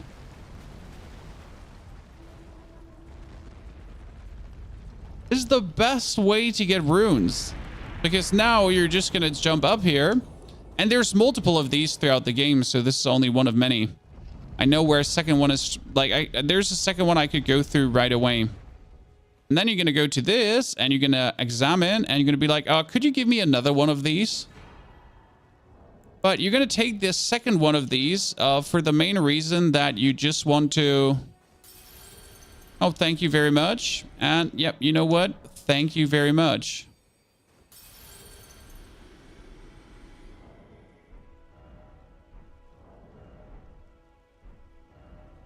So now we got 40,000 plus. If ever popped a boss, so I mean, like, this is 40,000, like, out of nowhere. And now comes the interesting part. So we could work on silly levels of strong at this point.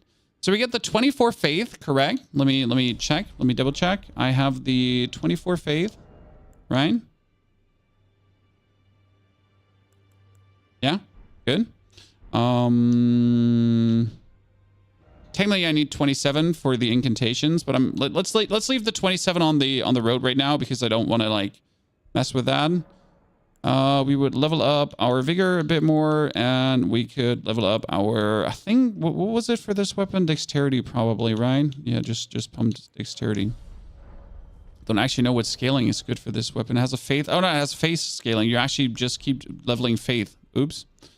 What you need to do is you need to also talk to that old crone here. Because she's like, blah, blah, blah, blah, blah, blah, blah.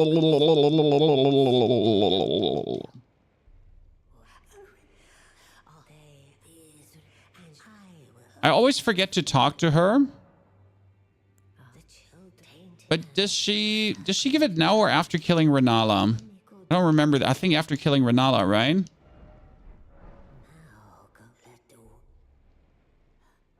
Was it after killing Renala? I think it was after killing Renala. Yeah, we need to kill Renala first. Because for the next talisman. What's the best talisman you can get early on? 2 talismans. One that boosts overall stats. The other one is just right up here.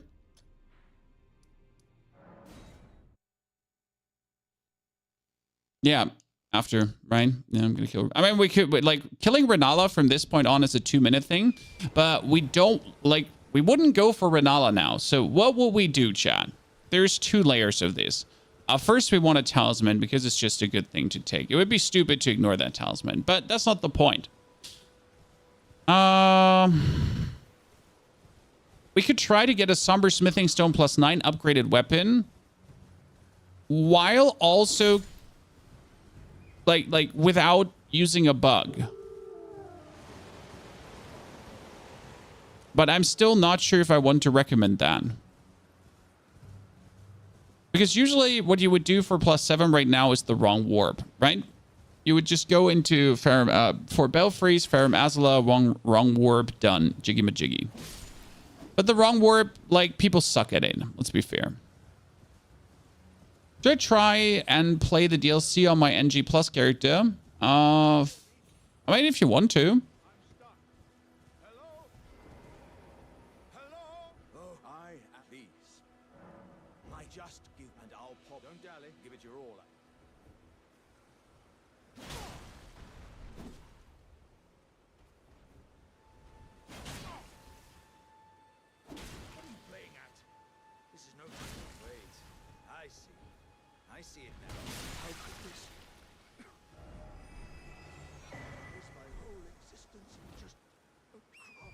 Why did I do that? Because I'm a psychopath? I mean, mainly because I'm a psychopath. So what does the Warrior Shard do? Boost the attack power of skills. Now, there is one that boosts this even more, but for that, you need to do his whole quest line. And honestly, I don't want to do his whole quest line. I mean, seriously, do you know how long that takes? But with boosting the attack power of skills, you're also boosting your Angel Swing. Because now I can finally use the full power of the Angel Swing since I've leveled up all the way. But don't you get a better one? Yeah, but you need to do his quest. It takes a while. And we don't want to take a while, right? We want the power right now. We're greedy. So this is, by the way, now how the swing looks when it's empowered by holy energy. Because right now we're finally getting the full power of the scythe, right? Until now. Until this very moment, until killing Godrick, the weapon has been working at 50% damage output. And this is why I'm loath to also recommend killing Godrick, because now I can do, like, see?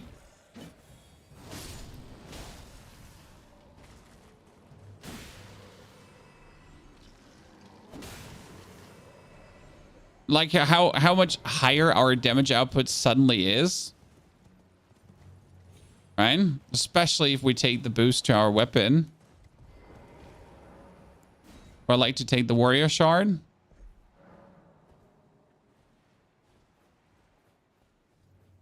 Don't harm the turtles, Chad. Apart from if you're a psychopath. Aggie, thank you for the 97 months. Aggie, so good to see you there. First sub this hour. Also, Chad, if you did bring a Prime Gaming subscription, don't forget to use it somewhere on Twitch right now here. Thank you very much. Appreciate it. This would be the Raise a Stamina Recovery Speed. Don't think we need it, actually. But again, like we've been working at 50% strength. What you could do is now you could kill the boss here. So there is a boss here as well to kill. Would usually, like, you can just leave him because why would you do this? Then on the other hand, you're here and you're doing holy damage. So you might as well just kill the Tibia Marina, right? Probably one of the most annoying bosses in existence. So, like, look at the damage we're dealing. And now with the attack. Right? Makes sense, John? Makes sense to do? Because we have achieved silly levels of power. Okay? Due to the levels we just gained, due to the double levels from Godrick, and due to the weapon being upgraded the way it is, we've now achieved silly levels of power that allow me to shortcut everything. But now comes the interesting part. Okay, Chad? Can we get level number 7? Why is that so hard? So where's the problem? Why is this? Why did we prepare for all of this? Because in order to get number 7, again, without cheesing, I would have to go back to Volcano Manor.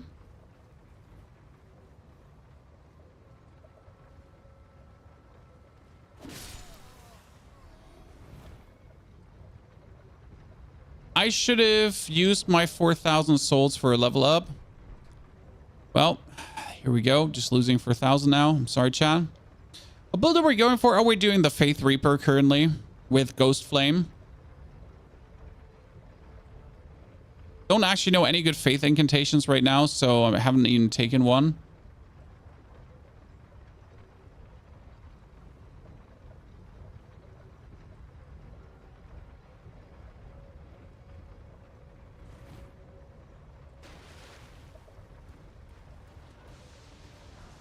Mommy, please. No.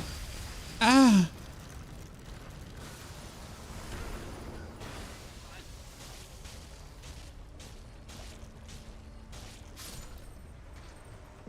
Why me? ¿Dónde está la biblioteca?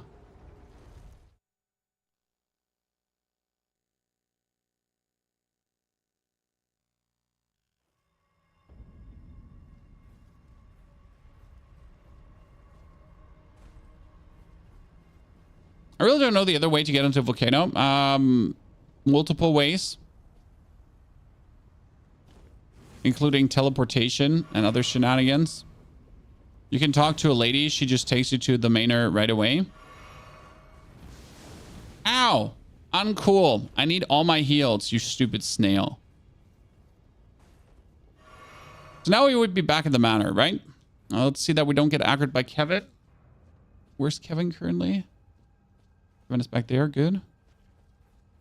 So the plan is, currently, that we would kill the Godskin Noble. But could we do it at this point of the game? So not this guy. This guy has no relevance. He's just, I don't even know why he's here. He's like the literal, I don't care about your existence kind of enemy. But this dude here, right?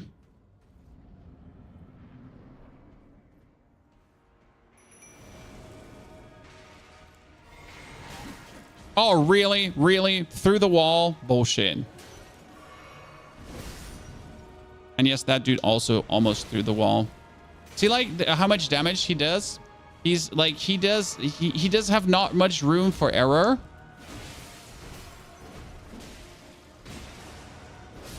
But our bleed damage is significant. And again, we can stagger him, right? But we are not, like, high damagey enough to make this an easy find. Because he does that one.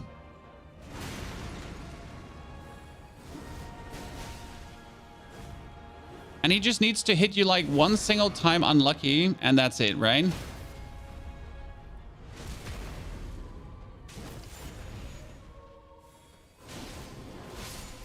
Nothing that I would recommend the average player.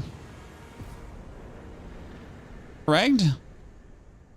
It wasn't impossible. What would you say, chat? Is this okay levels? Would you recommend this? Can you do this? Would you feel comfortable? I guess we could go kill the dragon before. Okay, you know what? If we kill the dragon before, this would be even easier.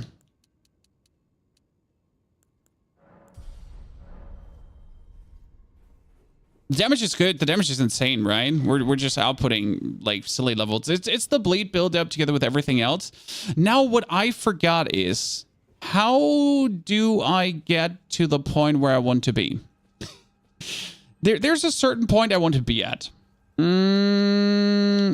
It's essentially on the other side of things, but I don't remember. Like from this point on, I'm working on guesswork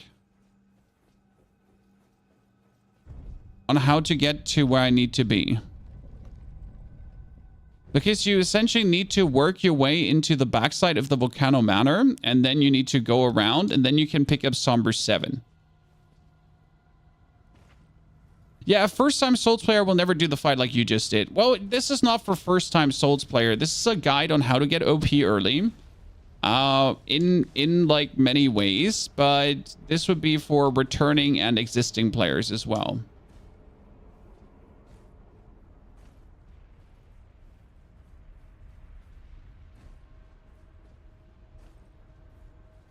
So that would be possible. Like, ignore this thingy. Again, never want to fight these things. They're annoying.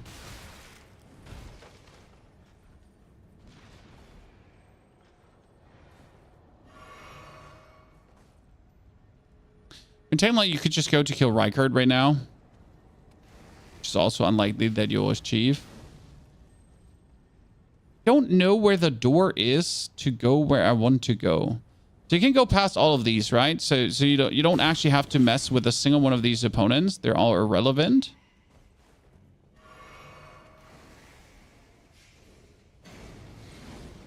It's Indiana Jones.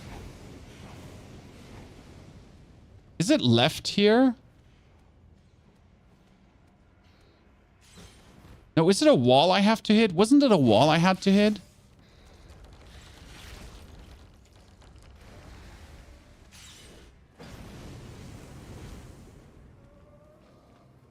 Ignore these. Go up. No, here. I think it's through here. Yeah. Oh, shit. I need 2 keys for this. Fuckity figgity. This would be the shortcut, right? Yeah. Shit. I need 2 keys. Unlucky.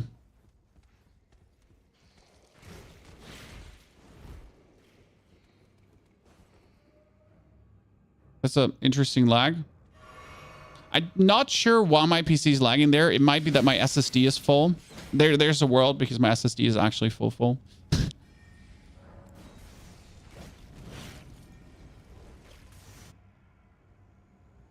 So where does this get you, by the way, chat? This is Rykard. I could go try to kill Rykard already if I wanted to. Why not just do 3 Volcano Manor requests? Neither fast nor something I want to do when I play the game, my friend. So mainly just can't be freaking bothered kind of levels. I mean, Rykard is not hard. The thing about Rykard is you need mana beyond belief. So you need to take your flask and then you need to do this. Because when you're fighting Rykard, where you're going to obviously do it with the... Don't you miss a lot of stuff by killing Rykard? No. You don't miss anything by killing Rykard. I mean, Rykard needs to die. You get that weapon, Serpent Hunter.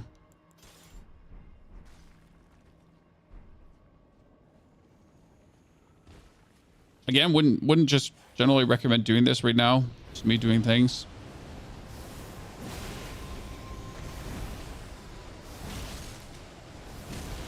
Dude, this is why Rykard is just generally not the complicated thing, because you have this weapon and it's like silly levels of OP, right?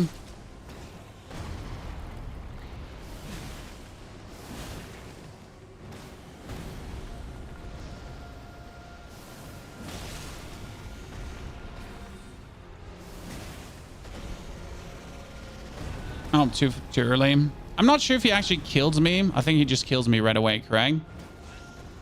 No, I actually do survive. Oh, I'm surprised. I thought I'm dead.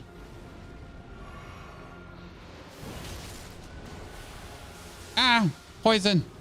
Mom. Oh, yeah, I forgot. Dude, that is like, you can kill Rykard, but I wouldn't usually recommend this. I was trying to beat the serpent without the weapon. If you played previous Souls titles, you know what a weapon there means. There is a giant in... Was it Dark Souls 3 or Dark Souls 2 that had the giant in there? So Dark Souls 3 or Dark Souls 2 had a giant, and yeah. Yeah, you get a sword there where you need to shoot certain wind attacks, which is exactly the wind attacks you're using here. And that's what you're using. By the way, general recommendation to do this snake here, usually with the Mimic tier. Why that, Chad? Because the Mimic tier uses the sword too.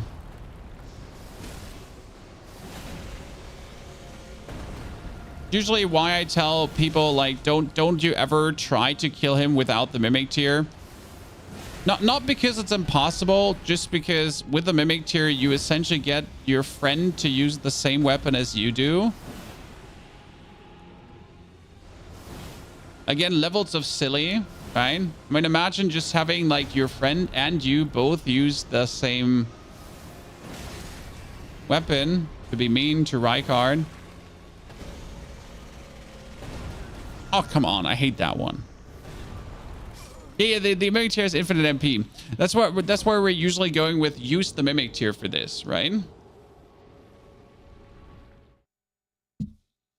But that's not, like, this is not why we're here, right? When you want it to be the Volcano Manor, because from here you can go for the Somber Smithing Stone 7.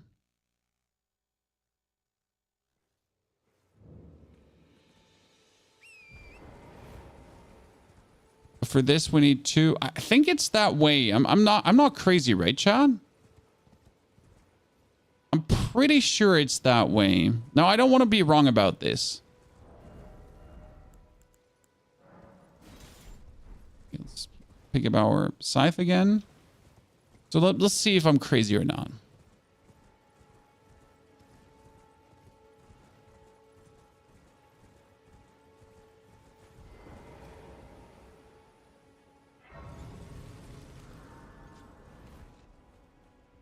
And right now, you could also go kill Renala with your +6 weapon, right?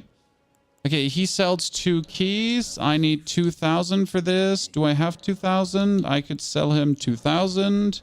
I could purchase this for 2 keys. Thank you very much. Oh, shit. That was 1 key for 2,000. I'm an idiot.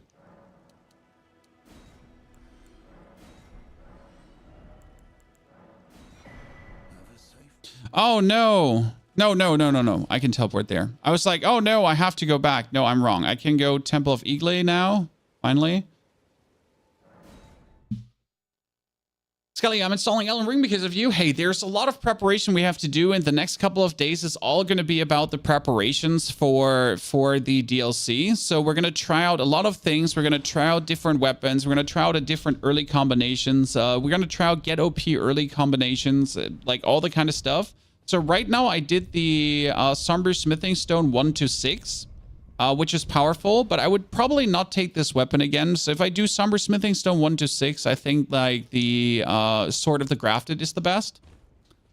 What's the Grafted Greatsword? The Grafted Greatsword needs you to have 40 strength, but 40 strength is incredibly easy, right? Grafted Greatsword is from the dude in the Castle Morn, and the dude in Castle Morn you can just solo. I mean, that dude is so simple. It's not even funny anymore. Like, you just spit in his face. You know who I mean, correct? It's like in Southern Limgrave in the island. There's a dude. You kill him. I think it has 40 strength. And 40 strength two-handed is only 20 strength, right? Yeah. No, 20, 30, 30. Ah, you need, no, 30, 25. Wait, you need half. Like, you need half. No, you need only 20. Yeah, half. Yeah, you need only half the value when you two-hand the weapon. Or your strength is 50% as efficient. 30? 25? 28? I don't remember. You need 2/3. Yeah, 27, right? It was 27.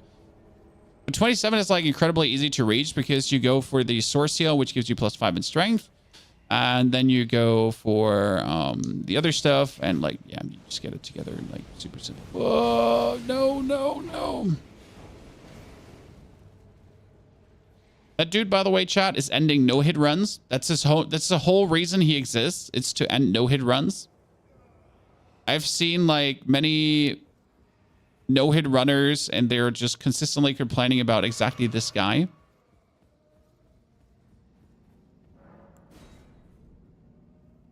Okay, double key.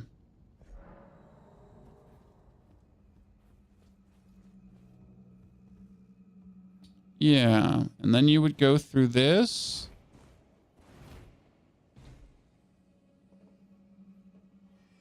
But where's the +7 here? No, not where's the +7. How did I reach the other side of where I need to go?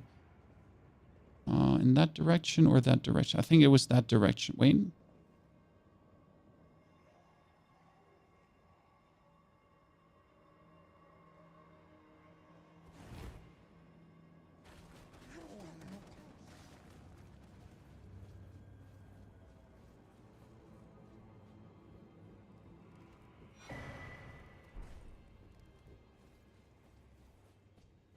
So this direction? I think I went in the wrong direction.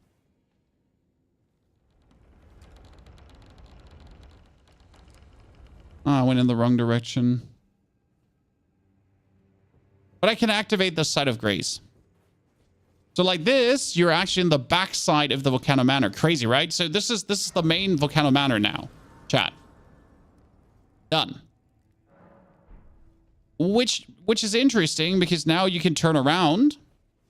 And this is like the whole reason why you're doing this, okay? So it seemed a bit extra, but the whole reason you're doing this is because you want to go back to these guys. Ignore them because they are very annoying. I mean, I call them the poo hats because they look like a pile of poop, right? They're trying to suck you dry. You go here. Up. And look what's here, Chad. It's that lady. She's beautiful, no matter what they say. Somber Smithing Stone, number 7.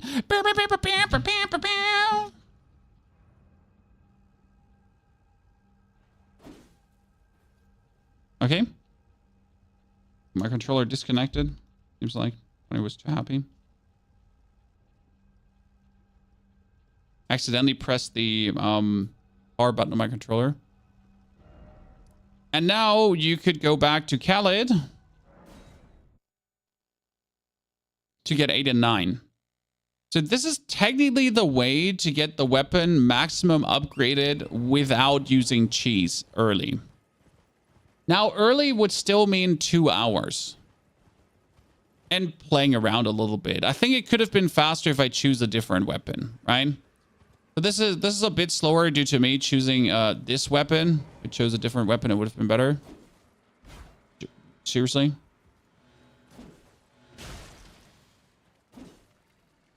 Oh, you're not two-handing it.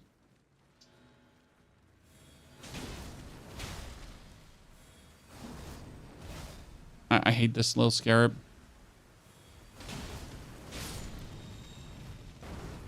That's 8, right? And that's 9. So I would have a maximum upgraded weapon without a skip, without anything.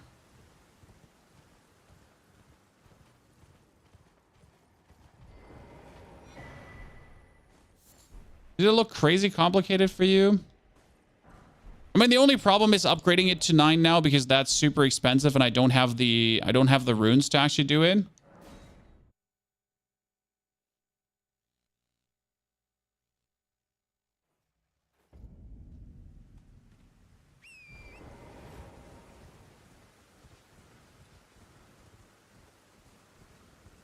I think with a grafted greatsword, this would be better. If I would do another run, I would do it with a grafted greatsword, most likely.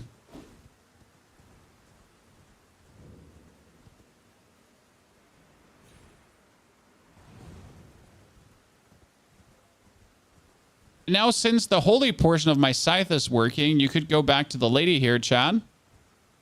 Right? Since the holy portion of my scythe is finally working and I'm doing more damage, you could go back to her and you notice how I'm doing 100 damage more per hit. Before it was like 200 damage. Now I'm doing 317 damage. So 117 damage more. And that's just with this. If I would actually choose to use my attack, right? Like that's a significant portion of damage more.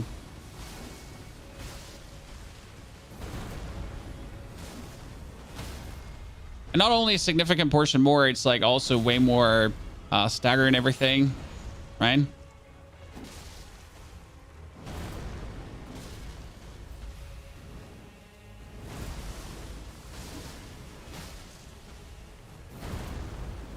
Accidentally stood in the sauce, Chad. Ah! Ah! Tree! Tree! Tree! I ran into the tree root. Oh, damn.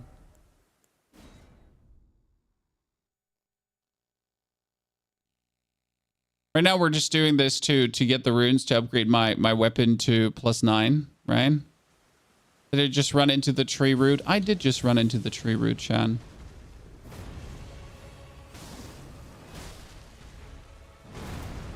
I feel like using this attack is plenty greedy because there's like, you know, I have a very short window.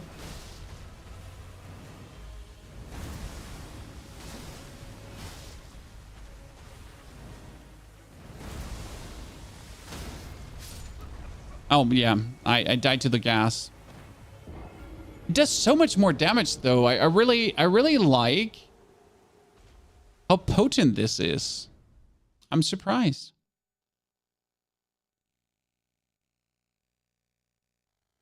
But it makes the whole fight a bit greedy. I would probably still use this only after a jump because it just burns too much mana if you use it every single time. So right now he does like she. It's actually, I think these are she's. They do one attack. They do one attack and you dodge. And then if they do this, I guess for this it's fine to do that. But when they do a normal one, you do this. Why am I not strafing? Because I'm an idiot. Yeah. Why am I not strafing enough? Because I'm an idiot, Chan. By the way, does my weapon apply a debuff? Ladies and gentlemen.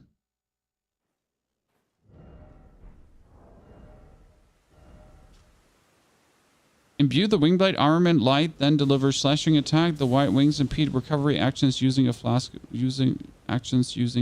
of tears. Oh, okay, yeah. Now I understand. So yeah. Oops.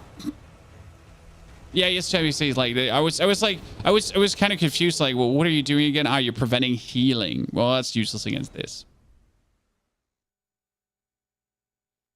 You're super excited for I am super excited for the DLC as well, but I have one big problem that on the day where the DLC releases, I'm going on vacation.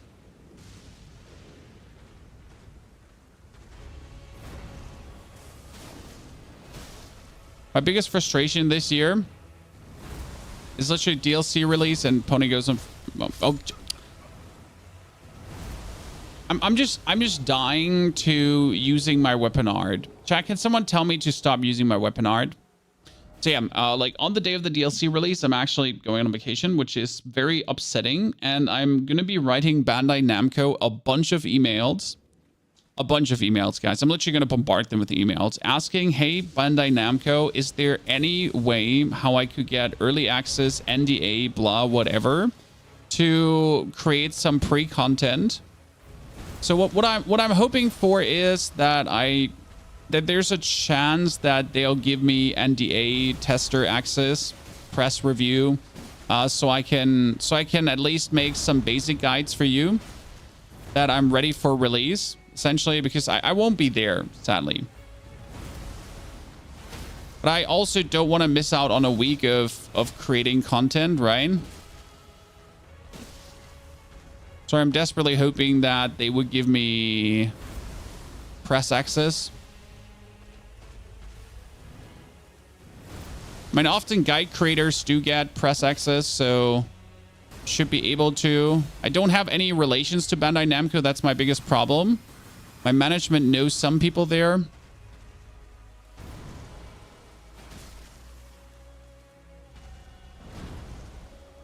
But it would be good if I had at least like 3-4 videos out of the house. But we're going to do a lot of videos to prepare for the DLC, so that's certain, right?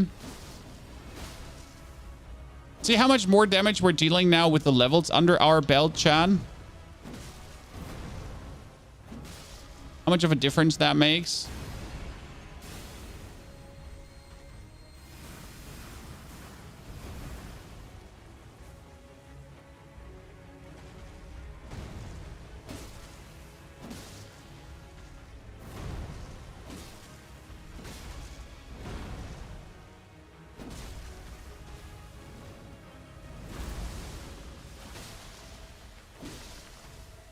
Oh, come on now. Or the most annoying attack they possess, because it's just the one attack where you just can't continue fighting, right? Every other attack allows you to continue fighting that thing. Just that attack is like, nah, you know what? You're not allowed to continue fighting.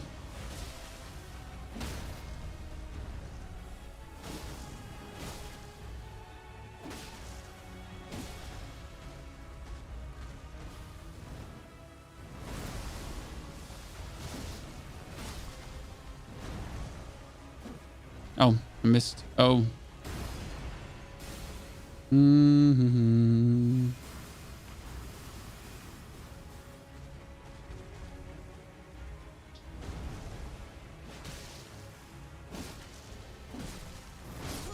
Oh, come on. I was being very greedy in this case. We could have just written this down. Was like, I could do a 3 combo before chat. A little 3-piece. Deserved. I watch you guys after playing the DLC blind. I mean, there's definitely going to be people that watch the DLC like they that don't want to watch guides before, but the guides I'm looking to create are not going to be in terms of, how do I put this now, like how to kill bosses or anything in the DLC. Oops. What I merely want to create is currently like certain weapons that are dropping in the DLC, right? Because there's going to be new weapons, and if I could make a video before release on the respective new weapons and their movement sets, that's definitely something that easily is 1 million views. Simply because people are always excited for new weapons and where they are. And they wouldn't break story immersion. You know what I mean? Kind of like, there is a new weapon that does this and this. So that's why I really like, you know, that's kind of like very good video format, generally showing off new weapons. And that's what I would like to have DLC access for. I'm not sure if Bandai Namco is going to give out press access, but they usually do. So one can hope and pray, Chad. But then you're gonna definitely get a lot of, like, even if I miss the first week of the release, like the amount of guides I'll create are there. No. I don't do spoiler guides. Don't worry. Do you know we start the DLC with new character or old one? Old one. I would have preferred if the DLC was a start with a fresh character, level 1, just like the normal Elden Ring. But the DLC will start with level 100 or 120. So you will need a character around level 100, 120. You'll need to kill Mook. How do you pronounce him? Mook or Mook? Mook. In his bloody... Oops, I'm being weird right now. Sorry, Chan. You need to kill Mook or Mook in the Bloody Palace right now. And then you need to touch the hand that's coming out of the egg. Okay. I mean, that's more or less confirmed. It was in the DLC. And if you touch the hand that's happening in the act, then you're probably going to be pulled just like you did into Farum Azula, where the realm is of Placidusax, the dragon god, you know. You're going to be pulled into the realm where America, not America, how was the name again? Of Melania's brother, sister. Oh, come on, brain. Michaela, yeah. You're gonna get where Mock probably mind imprisoned Michaela or whatever he did to her. I don't even want to know what like Mock did to Michaela, like by putting her into the ag. But yeah, that in that realm you're gonna travel, and then you're gonna have to do whatever you do.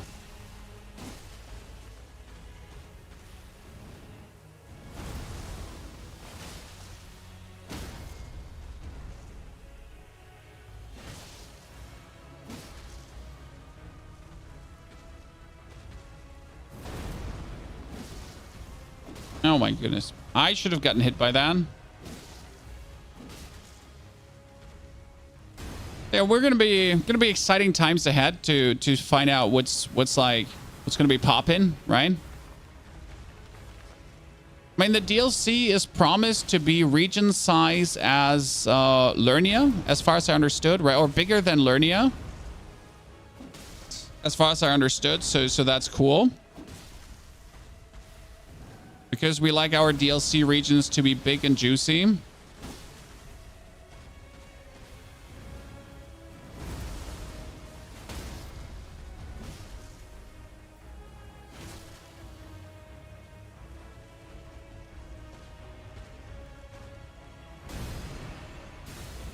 And there's going to be tons to discover. I mean, if you consider how much, like, alone the Lernia Lakeshore area, how much there's to discover in that area, right? And now we're getting a DLC that's fully fleshed out, full of mysteries and discoveries. And hopefully they learned from Elden Ring. So I mean, they're like from what they did with Elden Ring, and they essentially just make the discoveries even better, even juicier, right? Even more interesting. So now you kill this dude. Finally, took me way too long, honestly, with this weapon. And how many souls? Because the discussion was how many souls does the thing actually give? And it is 91,000. So is it worth it? Yes, it's 91,000. I mean, it's 91,000 souls worth it.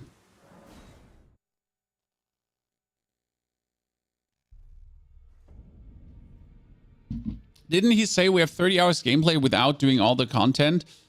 I mean, like the gameplay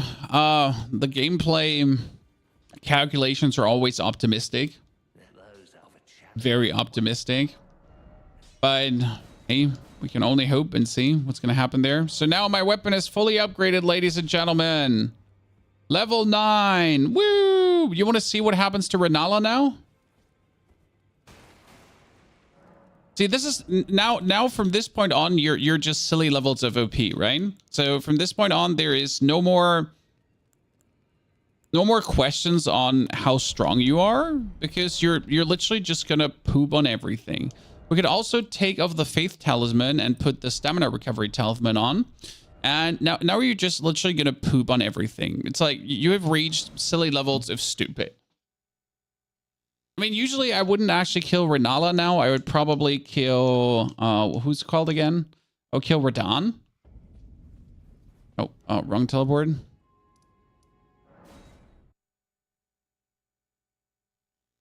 They also said the basic Elden Ring has like 40 hours of playtime. I mean, honestly, the new DLC, with everything discovered, with every single boss kill, with all that kind of stuff going down, you're going to easily be around 50 hours of gameplay. Now, gotta consider that it's not new. So Elden Ring, when it was new, you had to learn everything about Elden Ring, right? When you're going into the DLC, obviously you know the DLC already, and you know what's going on, and the DLC makes sense to you.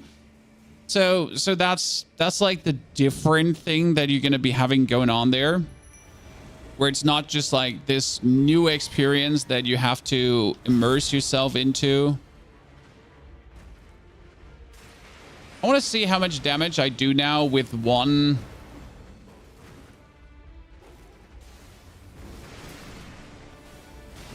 Oh, yeah.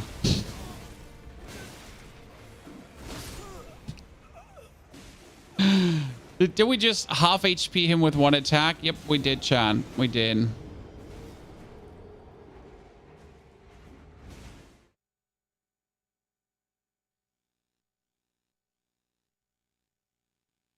Right?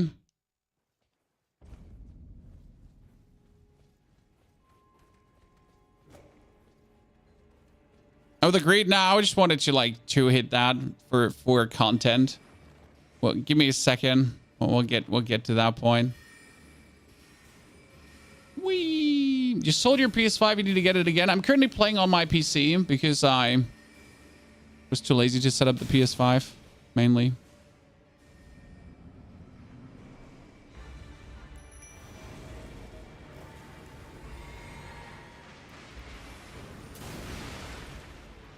Anyone else that just absolutely despises this dog, by the way? Generally not a fan. Right? Sir.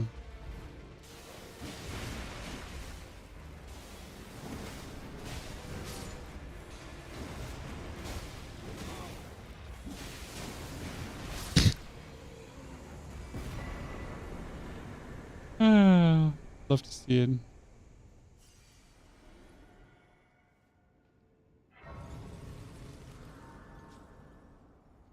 That little jump comes in handy. It's funny, right? It can actually dodge some attacks.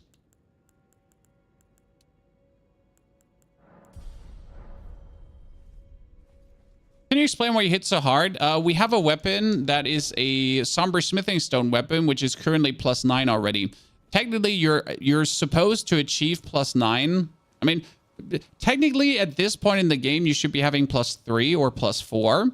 So I'm having it +9, which is the level you're supposed to have it at the end of the game. Yeah. Plus, we just killed an opponent that gives me 90,000 runes. And by killing an opponent that gives me 90,000 runes, I get an amount of levels that I'm not supposed to have at this point as well. So I put myself into a position where I am so heavily overtuned that there's no fun for my opponents anymore.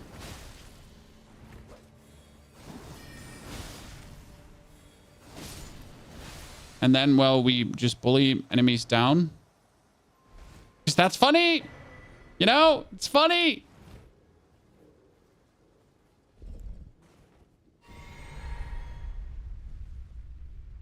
How do you get Somber 7? Well, we went into Volcano Manor and we killed the Godskin Noble, which is like quite challenging to do, but also very rewarding when you do. Who would teach a dog to summon a knife? I mean, I think that was Radagon's lapdog, so that dude was actually in the Dragon Wars, if I'm not mistaken. Yeah, if I'm not mistaken, the dude was in the Dragon Wars.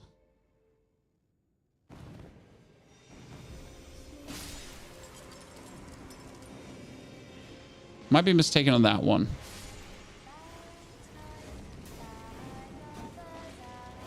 Oh my goodness. I just want to kill her. Don't make it too hard.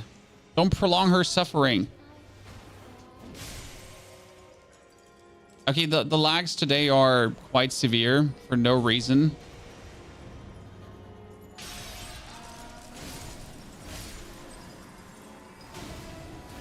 Oh no, no, no, no, no. No, why are you... No, we could have like one-faced her. No! The pain.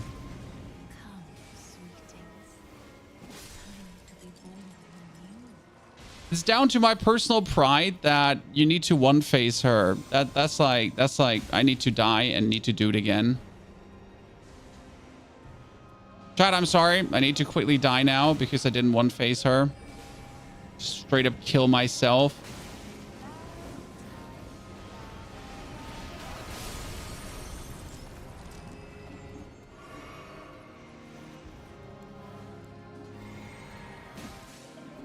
Where's the last one?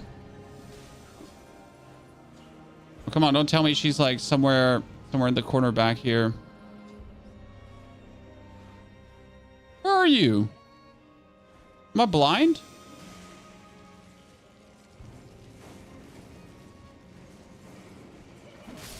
killed you because I could, not because I had to. Huh? Huh? There! Oh my goodness!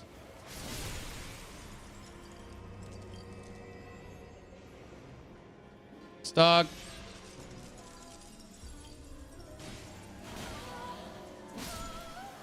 Damn.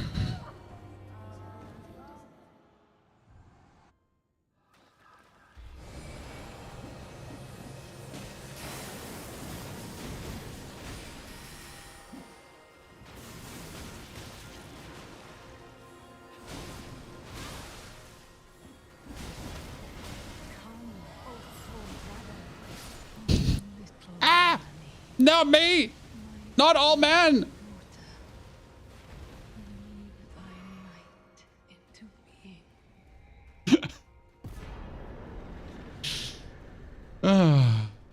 Almost went bad.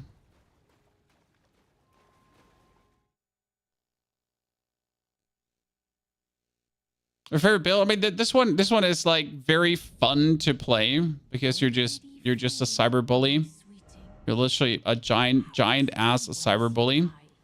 Would you straight up consume her soul now? Technically, yes. Practically, you could double her soul. So, like, there's a way, or you could go somewhere to double her remembrance now to get twice the remembrance, right?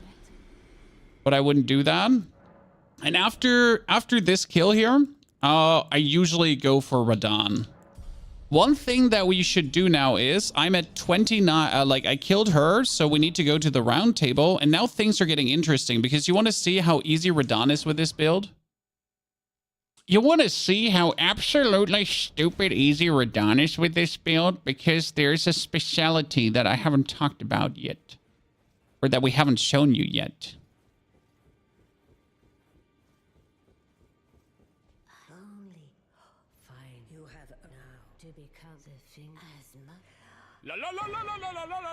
Because on top of all the shit you actually do, you can also use Godskin magic.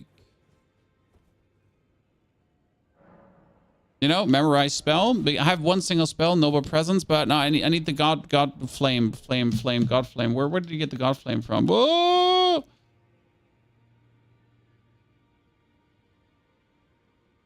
What's it called? The Godskin blah blah blah blah blah blah. Godskin fire. Blah, blah, blah, blah, blah, blah. Here, Black Flame. Where do you get Black Flame from again?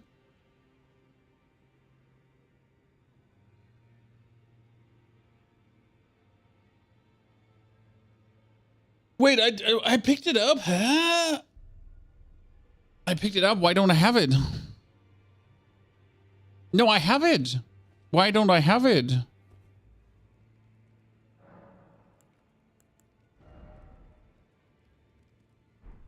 Did I forget a chest? Am I stupid? Yes. I mean...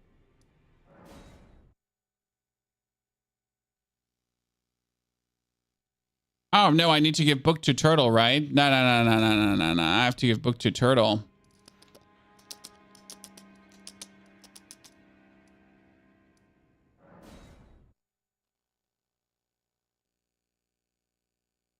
Only 80 hours on Elden Ring. This is only 80 hours on Steam. This year, that's only 80 hours on Steam. That's forgetting like the other 200, 300, 400 hours we have on console already. Stigler. Sir, that's only what you can see here. I have way too many hours in this game right now. I don't think you can give it to the Golden Order guy, especially because the Golden Order guy also goes away.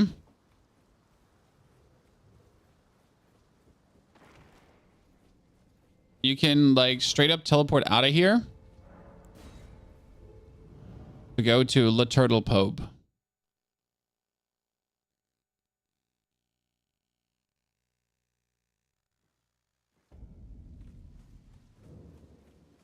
I guess we could just give it to him, but I don't know. I blah blah blah blah blah. Turtle Pope, don't make me kill you, Turtle Pope. Don't make me kill you. Gift prayer book, Gutskin prayer book. Thank you very much. Study sorcery. Nope. Study incantations. And he gives you the Black Flame Blade. You could also learn the Black Flame Blade, right? But I usually go for the Black Flame. I'm not sure if I actually do like the Black Flame build. Probably should buy both. Should I buy both? I don't have the funds to buy both. I'm poor. Native, good to see you there.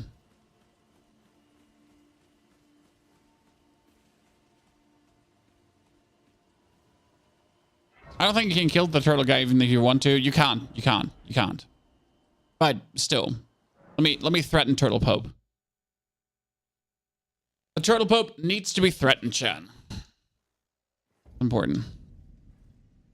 Okay, what we're going to do is the most cheesy thing ever. So you see me now have this very cool spell, correct? And since I picked up like all the Godskin magic and I have all the faith in the world because I have 27 faith right now. Like when you're fighting Radahn, who's really a nuisance usually, you can just spam him with your Godskin magic and ignore it.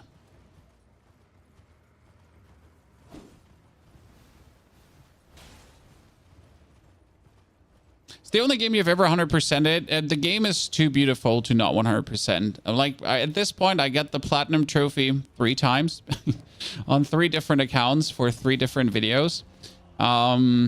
It's worth it. It's fun. The platinum trophy, and this is quite interesting to achieve. It's not even, how do I put this now? It's not even annoying. Gabber Budgie, thank you for the 25 centuries of support, Gabber. Very appreciated. Good to see you there. And the main question now, Chan, are you or are you not using the Mimic tier?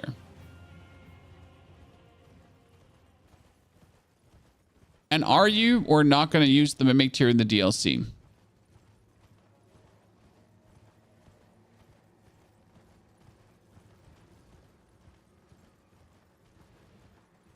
I mean, a no Mimic tier playthrough for your first playthrough makes sense. It's quite fun. Don't you have to do all the endings? You can play 3 of the endings only. So three playthrough, 3 endings in a row.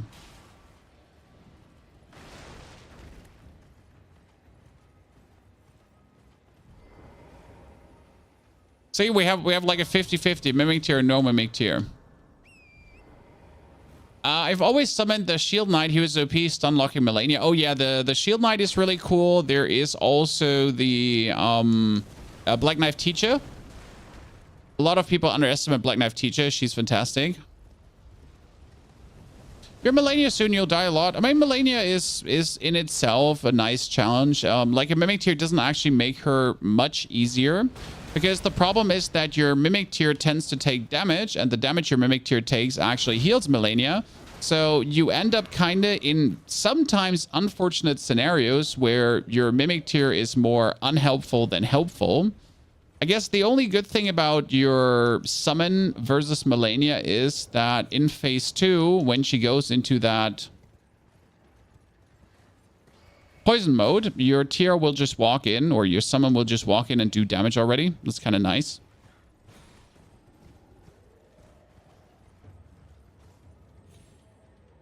So that's a good thing. Can you use an old save? You can use an old save. You just have to kill Moog in his palace.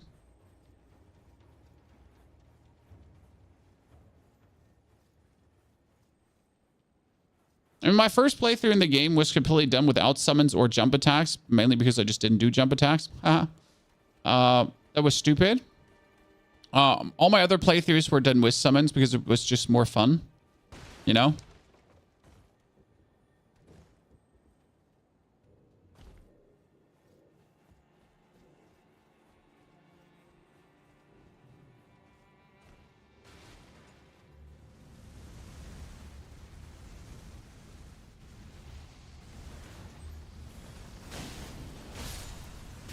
Ah! I'm innocent, bro. Oh, am I getting the fight? I'm getting the fight, right, Chad?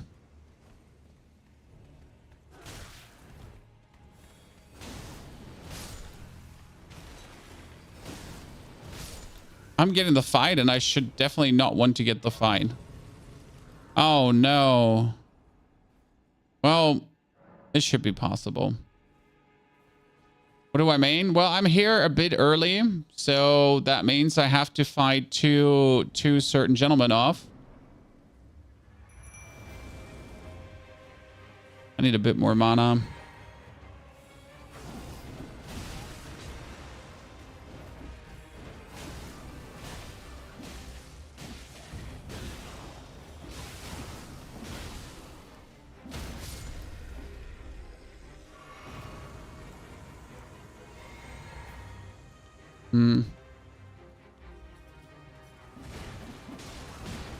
One of my most hated fights in existence. I do the damage, right?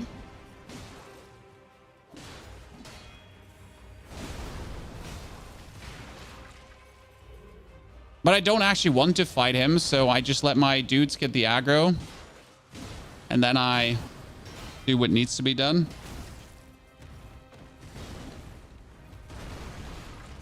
So I really don't want to fight him.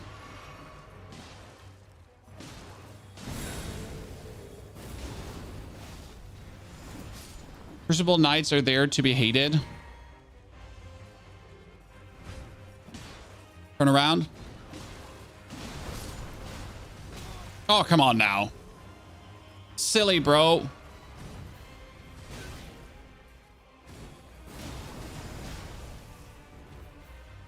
Come on.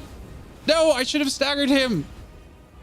That was the stagger motion, Chad. Did you see that ranged? Yeah. Oh, come on now. It was the stagger motion. I was pretty sure we would have staggered him.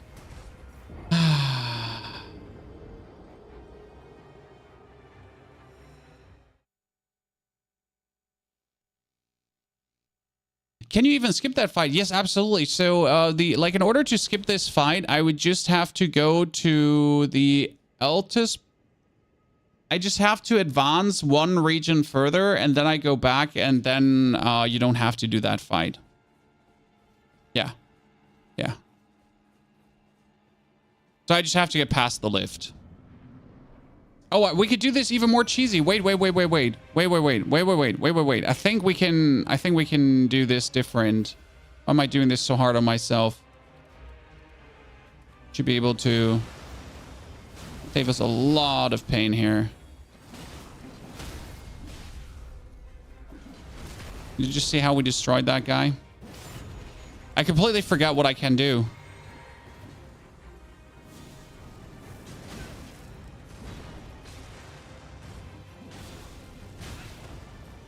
I completely forget what I can do, and he's like, nah, you should not. Do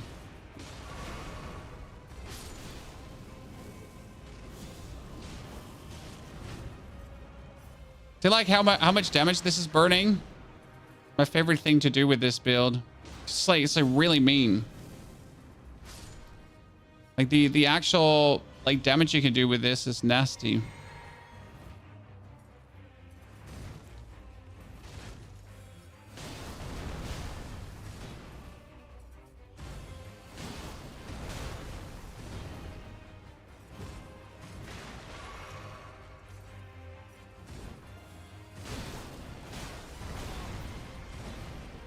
And yes, when you're in the motion, you actually don't really get staggered. Quite nice.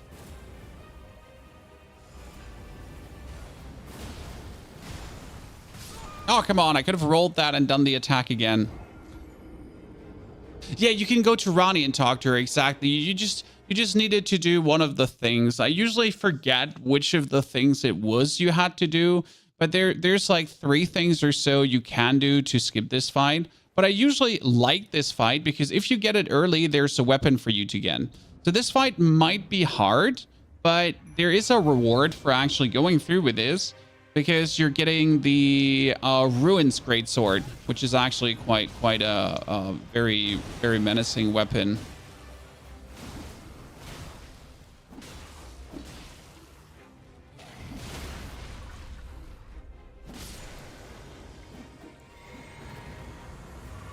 Okay, let's do the let's bully him again with the aggro of my dudes here when they attack. You know, we'll let him do the tanking. Grandiose fail with the tanking.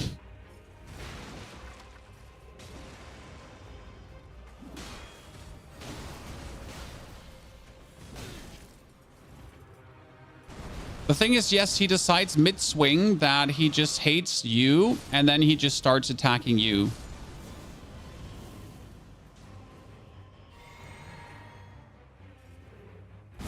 Oh, this was bad.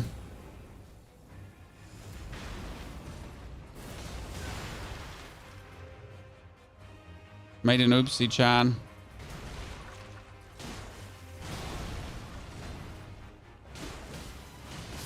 Oh, Jesus. I was using it one-handed. I am so bad. I'm wondering, like, where's my damage, chat? Where's my damage? One-handed. I know it's been more than... How do you feel the variety as a whole you switched to? I mean, I've been variety for years now, Stigler. I haven't switched, like, in the past, you know, year or so. I've been for years varietying. More that I decided on YouTube to only do variety on YouTube and forget about Battle Royale games on YouTube. That's the big thing that changed. That we're not doing something like Warzone or so anymore. And we just do all the games we feel like on YouTube. And that makes a big difference for sure.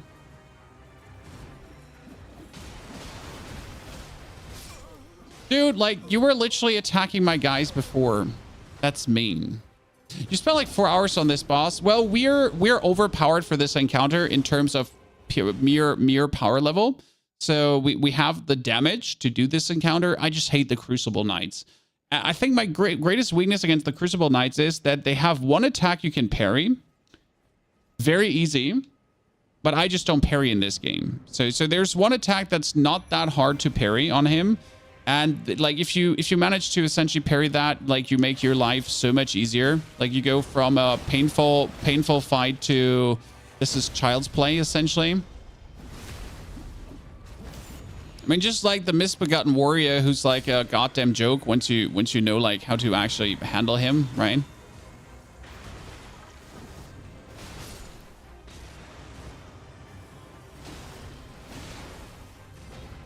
Can we just jump past his attack?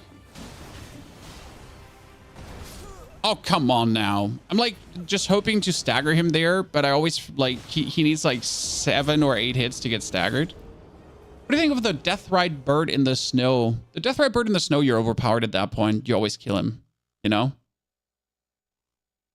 Honey's just a bit greedy. Oh, always. Like when I play OP builds or when I play builds where I get strong early, then I never bother about like, you know, being patient.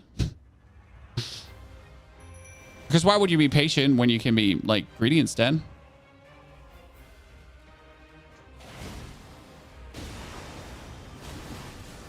I just really like the moveset, I have to say here. Like we're like plenty powerful with this scythe. It's actually my first time, like after all the playthroughs I've done, it's my first time playing this scythe. I actually never played the scythe before.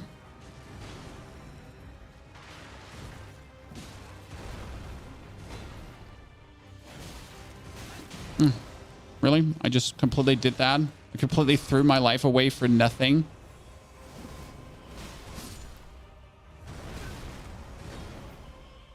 That's great. We'd love to see that, Chan.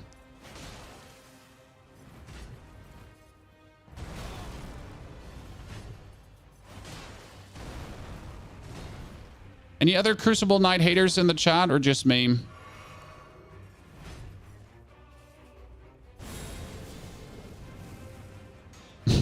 Wait, you blocked that? You're not supposed to be able to do that.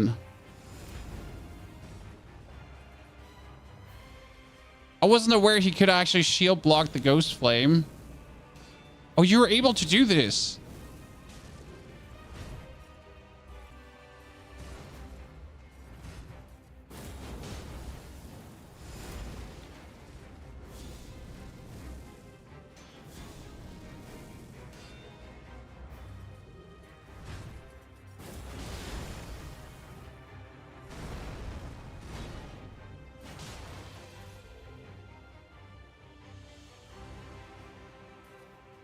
Do we do greedy now or do we not do greedy, Chan?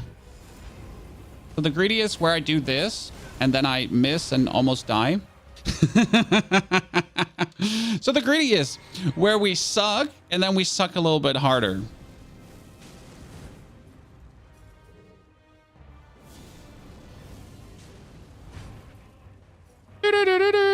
I got fire, you got nothing. Haha. Get fucked.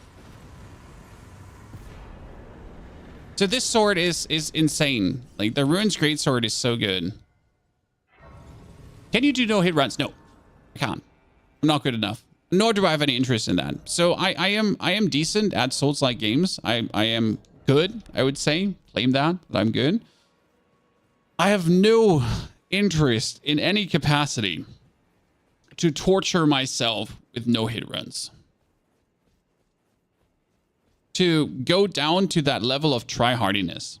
Because then the fun stops, you know? Like the same reason why I use Mimic Tears, because I laugh about it. I mean, imagine me using a Mimic Tear to kill Radahn, and the Mimic Tear also has the sword that Radahn. Like when you use a Mimic Tear to kill the dudes, and then that's fun, you know? Like it makes me happy. Satine, good to see you there. Wonderful, good day, and a pleasure to see you there. Thank you for the 70 months. Hope you and the family are doing all right, brother.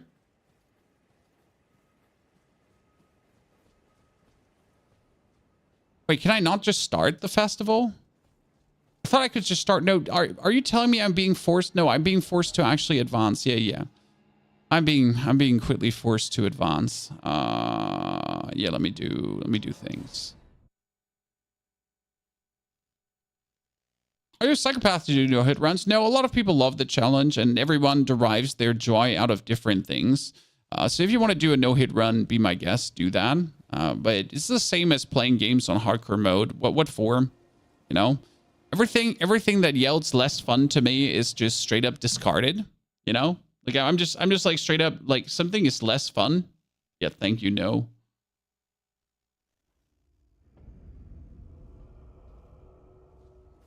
I only do things that make things more fun, not less fun. So how are we liking the weapon right now, Chan? It's an interesting weapon. I'm intrigued that you can actually use the moveset without much of a downside, right?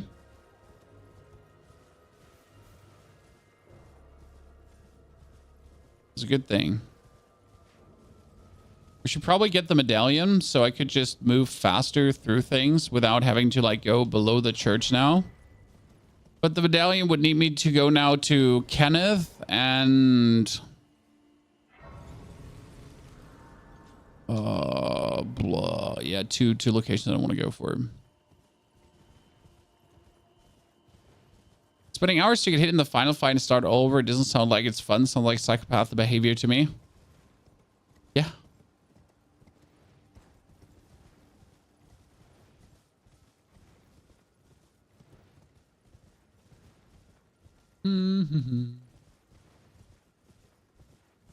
I like that it's a gap closer, Chad. I mean, look, I'm this far away, right? And then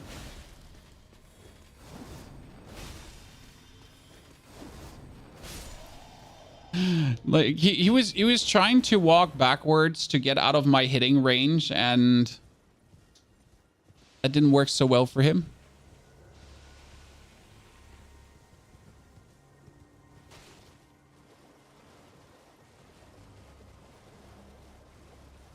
So we're in for 2 hours and 43 minutes, ladies and gentlemen. We are currently level 52.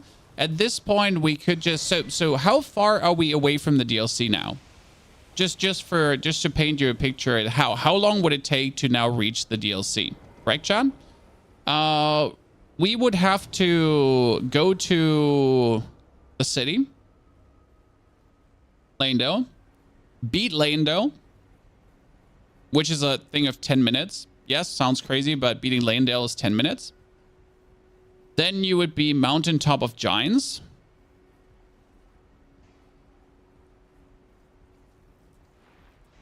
I mean, if I'm going slow, it's like 2 hours. If I'm going fast, it's sub 2 hours. Like 1.5, 1 hour, maybe. You can do the White Mask quest and go there. Yeah, but it's useless. So the White Mask quest is not a recommendation that is in any way helpful, because who wants to be there at a very low level? Now, there is a way to do the White Mask quest to go there, and then you could do a certain cheese to actually gain a lot of runes. But I usually don't promote cheeses much. I mean, if I promote a rune farm, it's a rune farm that makes sense, but I would never promote a rune farm that's like one of these cheese rune farms. You know?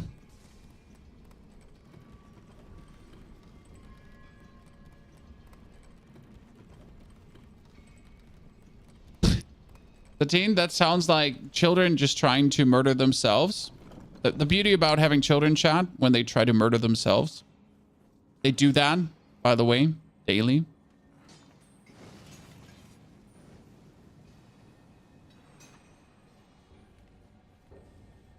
Wherever children have that tendency, but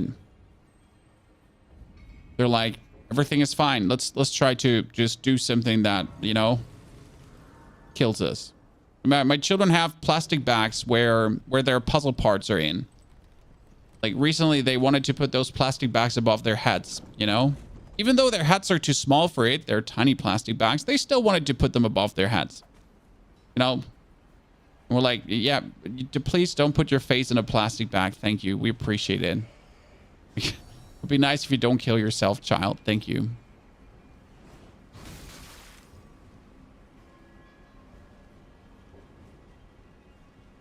You know how it is. It's like you walk out of a room and then you come back in. They're like, this not seem healthy to me. Please do something else. Please don't try to bash your head in there. Yep. Thank you. Please don't try to break a leg. Yeah, we're just okay. This is a good weapon. It just takes a long wind up because that 24 faith takes a lot of time. It's actually silly that it's 24 faith. For the level of scaling it has, because look at this, guys. It only has a C level scaling. It's actually a horrible weapon. This is why you don't see the scythe recommended. Because I have the weapon +9 now, but all my stats only give me a C level boost. That's it. Not more. Yeah. It's a C level boost. What the fuck? You know, another weapon would now take your stats and give you an S tier boost. Haha, you came into the wrong elevator. You came into the wrong elevator.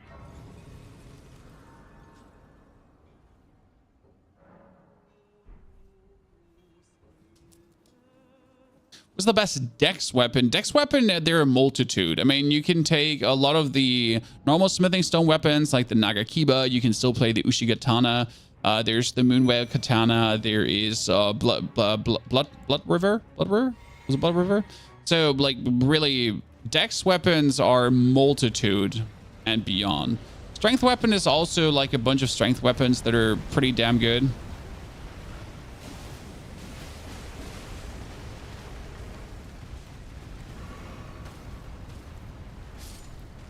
Poor guys just got murdered.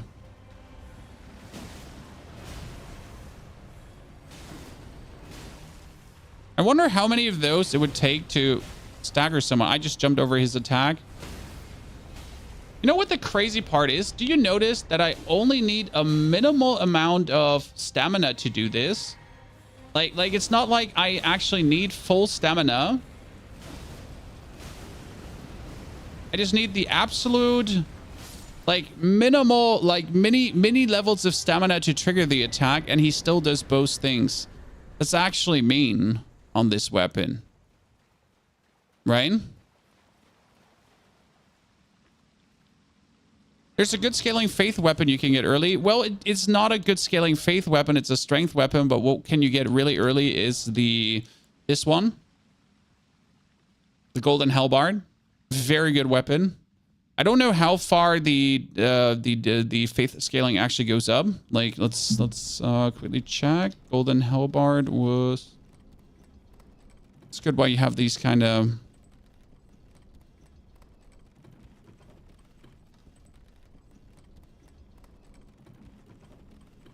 Website's very helpful.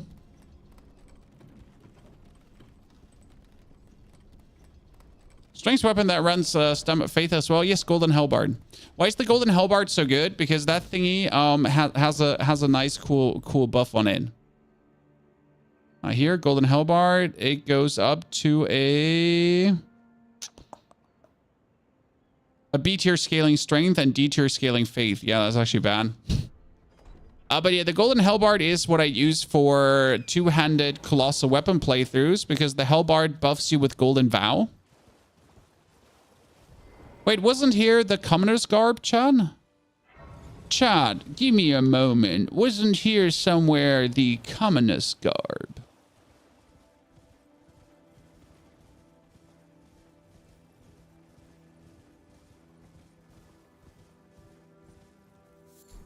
I'm not mistaken on one of these.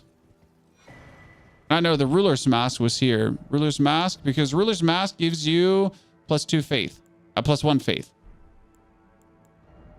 Right? So that's more damage. I mean, more faith, more damage. Chad.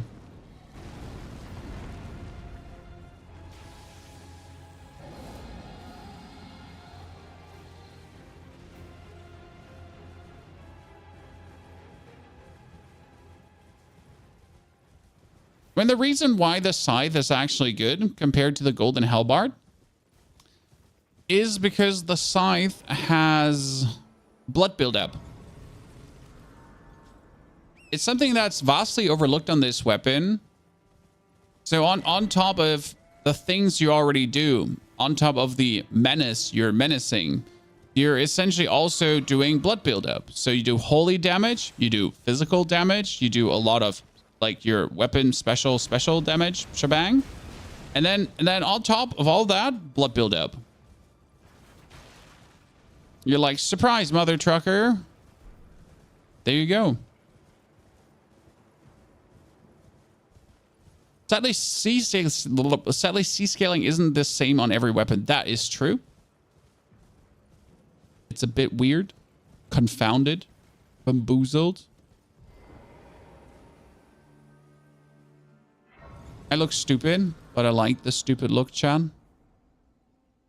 Also, who would wear a ruler's mask?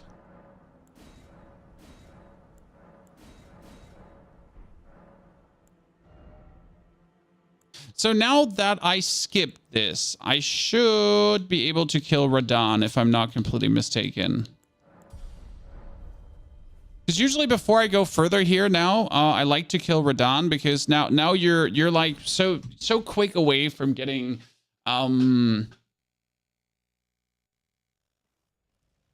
yeah, see, now that I skipped, we're here. So you're like so quick away from getting the mimic tier, and I like to get the mimic tier, especially because I like to bully Radahn with this build.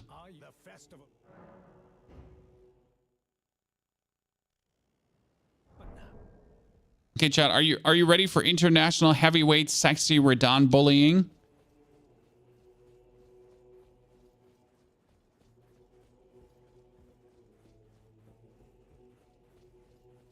You know what's sad, ladies and gentlemen? They nerfed Radahn. Anyone that plays Elden Ring will never experience the old Radahn. But it's okay. It's better like this for people.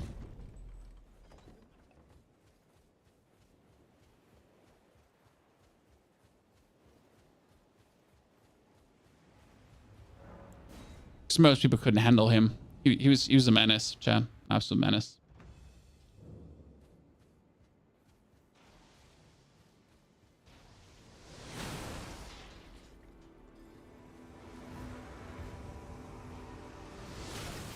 I wanted to say, can you believe that I had a hard time dodging his arrows before, and then I had a hard time dodging his arrow?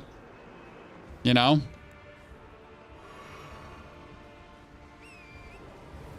But hey, chat, can you believe that we used to have a hard time dodging his arrows and then burp? Oh, that's too soon. That's too soon. Weren't supposed to pull one of those out already. What we're doing right now is we're actually going full mini mode. Let's summon the last one because I'm unwilling. Like, I beat him once without summons and everything when he was hard, so I refuse to ever do it again. Chad? I have video proof. Killed him when he was hard. Now I refuse to do it ever again because it was a journey. See, this is why I do that here now. Oh godness, Radon, stop walking out of my radius.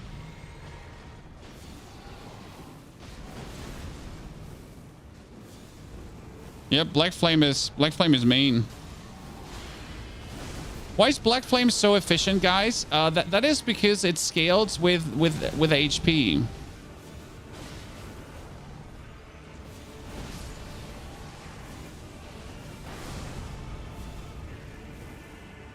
So you notice how like he just gradually loses HP when you do that.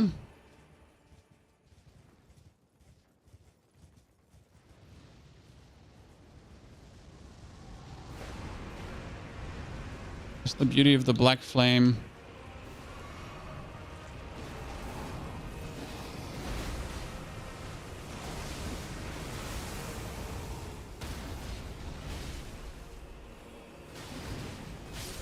Yep, and then whoop.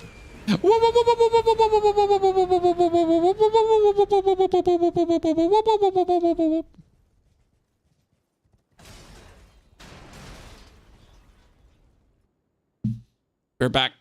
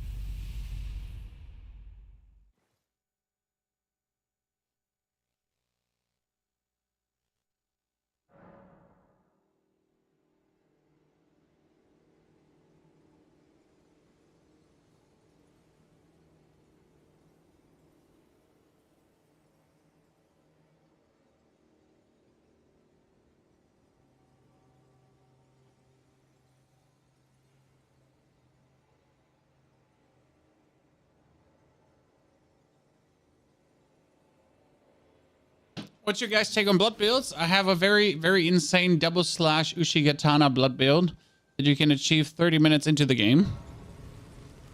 And from that point on, then bullies everyone. Okay, so we are 3 hours deep. Now let's do Leyendell really quick because I promised you that Leyendell is super fast, right? Man, we could now get the Mimic tier, and I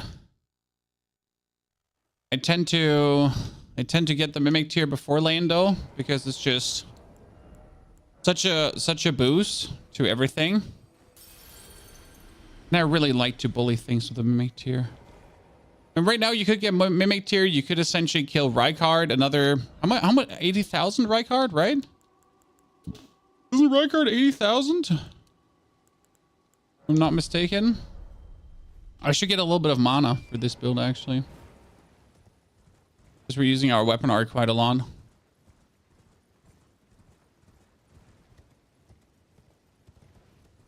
Radon has probably one of the best stories in the whole game.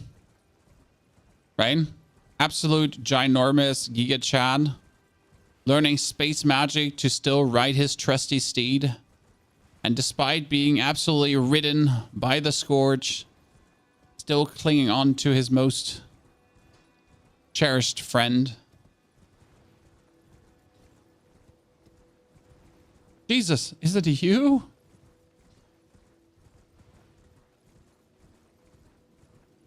I mean, incantation build is definitely fun. Blood build is brilliant too. I mean, but both are fantastic choices.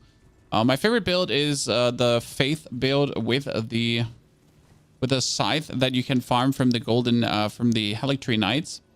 Just takes a while because you have to farm that shit. What's up? I thought he's on rollerblades, not a mini horse. I mean, whatever makes you happy.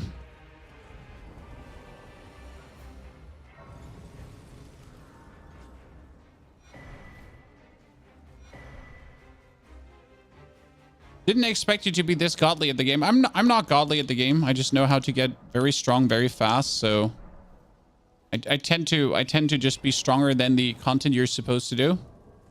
You know? I'm usually just stronger than the content you're supposed to do. Because why not?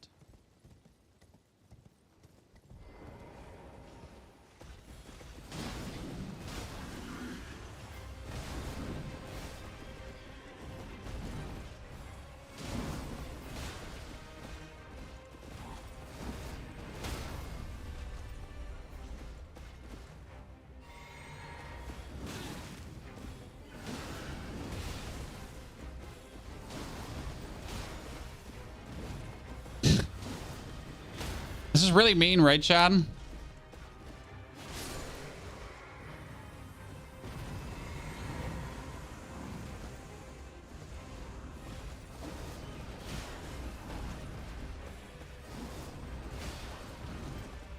best part is the actual range of this attack.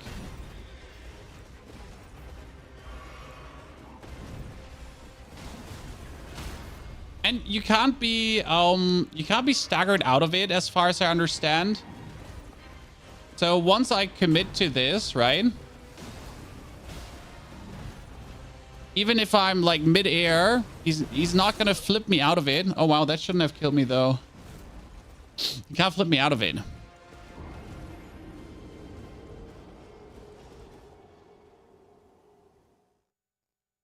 After watching you abandon D4 for LE, I was kind of skeptical about your taste. I did never abandon D4 for LE, sir.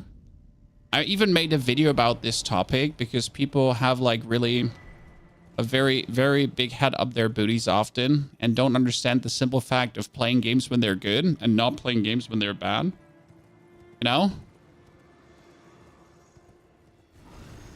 Do you ever fight that thing? Don't fight that thing. They're stupid. Did you know that these guys are holy? No. They are. Actually, no, wait a second. This is not the holy ones. The black ones are holy. Because the black ones are working together with Malekith.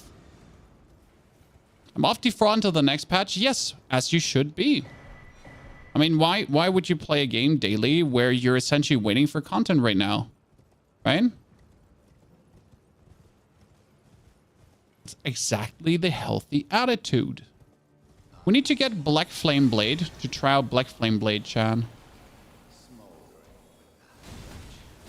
See, that's what I mean. Like he's hitting me, but as long as I'm in my animation, right? He couldn't get me out of the animation.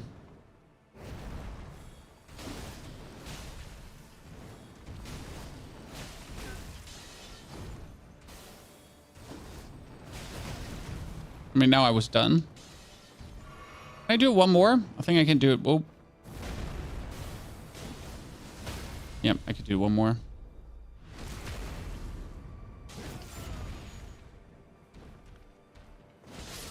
You can also do this. You can, by the way, keep doing the attack without mana, which is kind of funny on this. So I can essentially just keep spamming this one without having the mana to spam that one, which is very funny.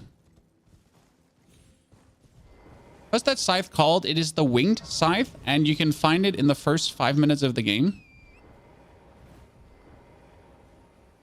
I wish I was lying, but that's literally how the weapon works. 5 minutes into the game, there's the scythe for you. Done. The problem, rather, is getting the 24 faith that is required to actually use it. So that's a problem that we had to face. It wasn't all too problematic. I mean, we just, you know, went that way.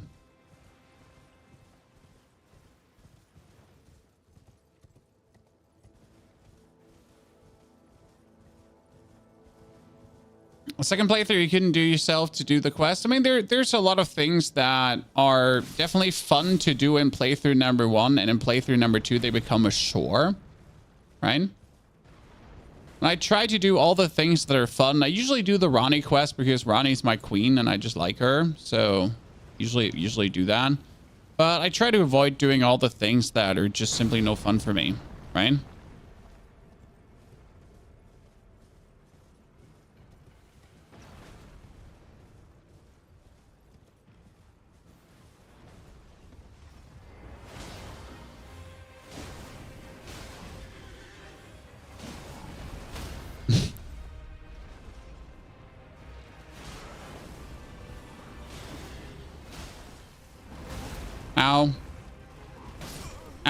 Oh, come on now. I half HP'd you with my opening combo. If it displayed a Verani hanging over your PC setup, as you should. This game heavily depends on working on a certain build and stick with it. No, it doesn't. So the only reason why you stick with certain things is usually the upgrade materials. But let's be real. If you would be going with a standard progression and not the rushed progression, you could just swap your weapons. Also, that's what Somber Smithing Bells are for, or generally Smithing Bells, to allow you to just have the materials for whatever you feel like.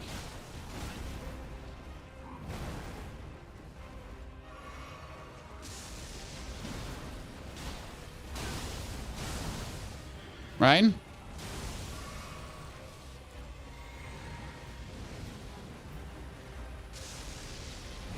Oh no, you did that. Yep.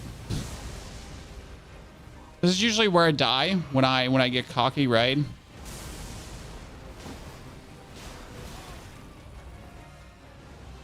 No, don't you grill me. No, don't you grill me again. Ugh.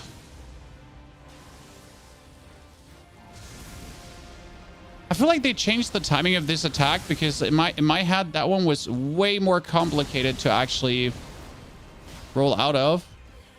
I'm so dead. Unless I would actually bleed him to death like there's no tomorrow.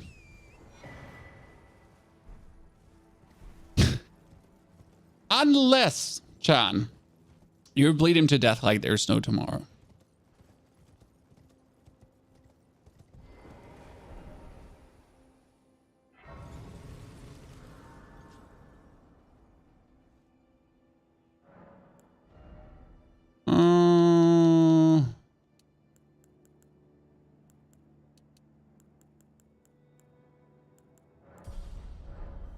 And yes, I could have also swapped over to my Black Flame and just spammed him with Black Flame.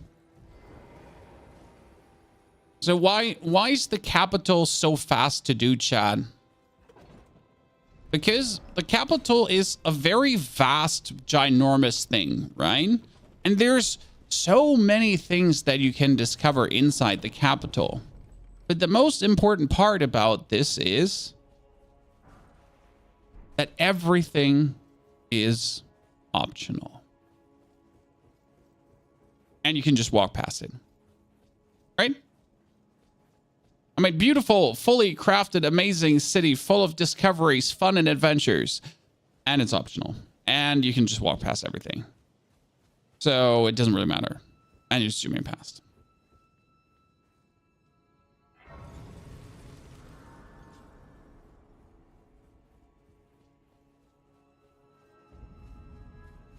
So my favorite part about this city, once you figure out how to just literally don't give a damn. They're like, oh, wow, it's so cool to have you all here. You're so cute. Please don't be any cuter. That would be crazy. Oh, man, please play me a song.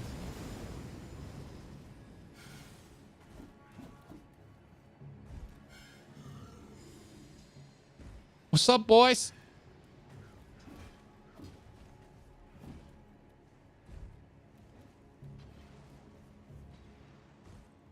And done. So the only other thing you could do is you can kill this thing here if you want to.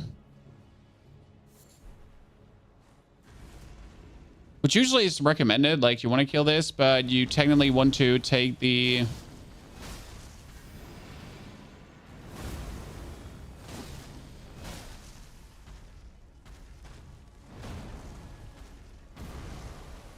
Oh, great.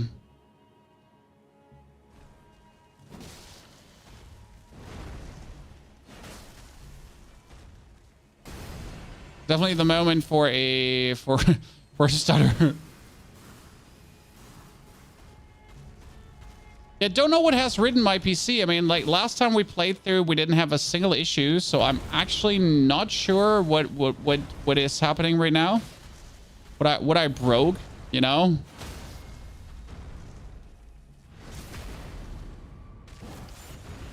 We should have restarted the PC this morning one more time after editing all these videos, but hey.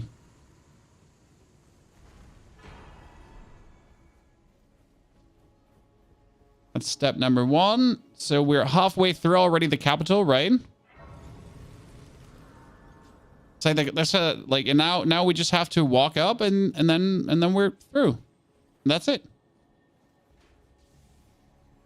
I mean, right now we are 3 hours in and 10 minutes, and we're essentially very close to the DLC point. That's probably the smoothest sailing from now on. I guess everything comes down to a +9 weapon. It's really finding your weapon and going with it. I guess when I make an early OP build, I should probably make one for strength, one for int, and one for dex, right?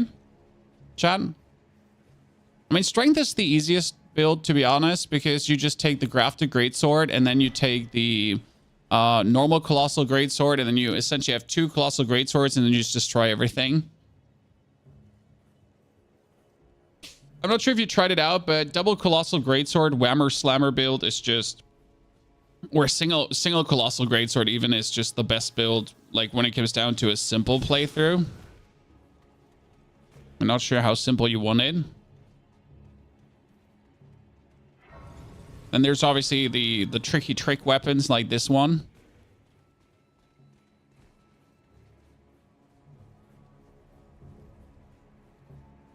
What's up and goodbye. Should we get the mimic tier? We should get the mimic tier, Chad. So I can go kill double gargoyles. We should get the mimic tier so we can kill double gargoyles. Then we could teleport ourselves down to Noxtella and then we're good. This is usually the path I would now take to also get to the DLC. The only thing we changed is kind of killing Volcano Manor.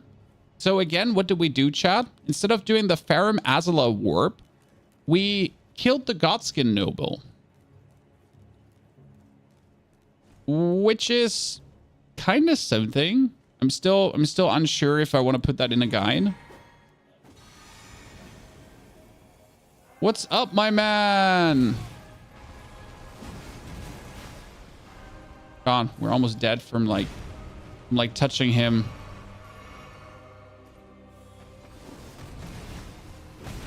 See what I mean? Like I was in my attack and he couldn't essentially get me out of the attack, right?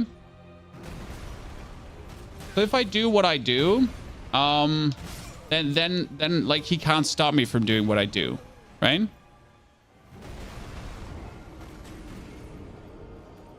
It's interesting if you're using this as a finisher.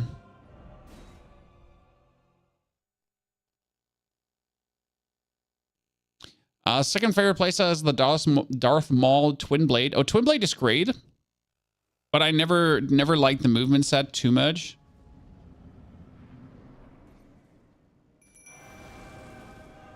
Ryan, here, summon your 2 dudes, then ignore him, Ryan. Then go here.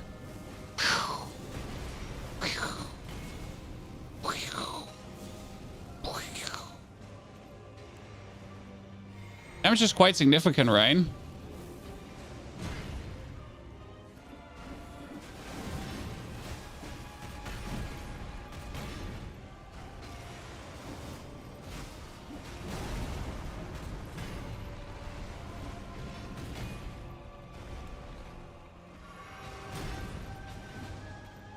Quite funny to do that.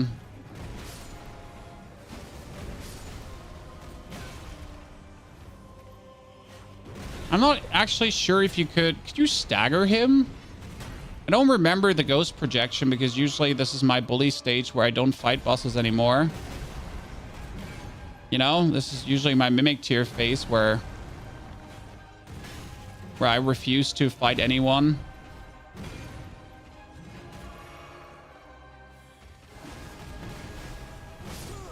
Did you stagger him?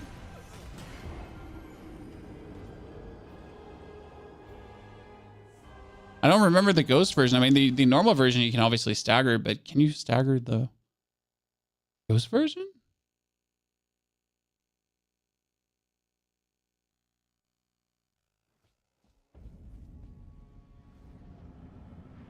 Ghost, support me.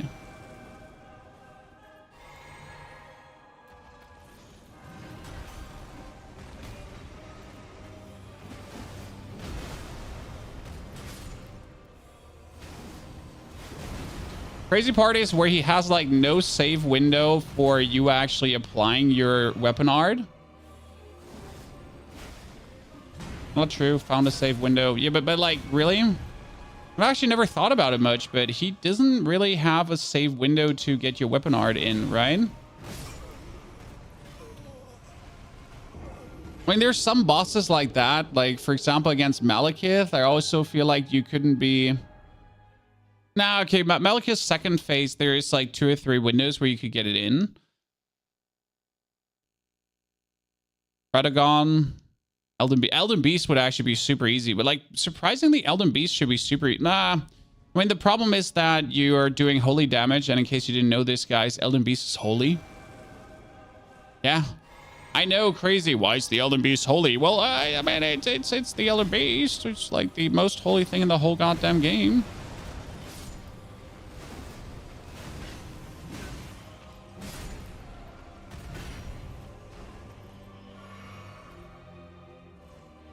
Aha, take this, you little shit.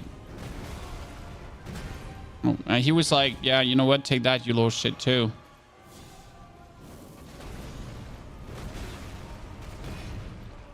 Dude, I just want to be mean to you with my magic, and I don't actually want to fight you. See, like, look at me.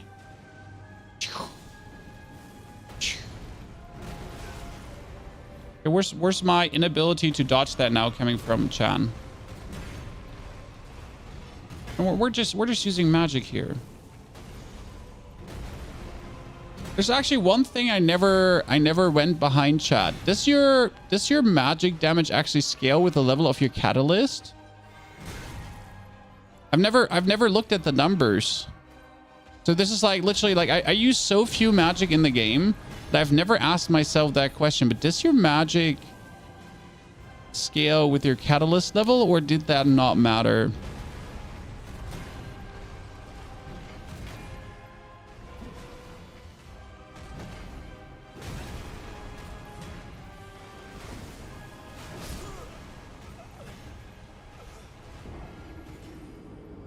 Yeah, from your wealth of knowledge, you know we can stagger him. I know we can stagger like his human version, but I never looked actually if you could stagger his ghost version.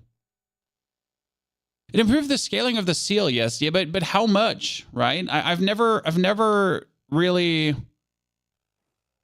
experienced around with that, because we like the Godslayer seal is right now +1, right? We haven't even done anything with the seal, right? It just gives us a bit of it has incant scaling. Ah, there we go. See, I've never looked at that stat because I just don't use magic, right? So it says down there incant scaling. That's where probably it makes the spell a bit more damaging. Interesting. Well, that does answer my question. Do you scale? Yes, you do.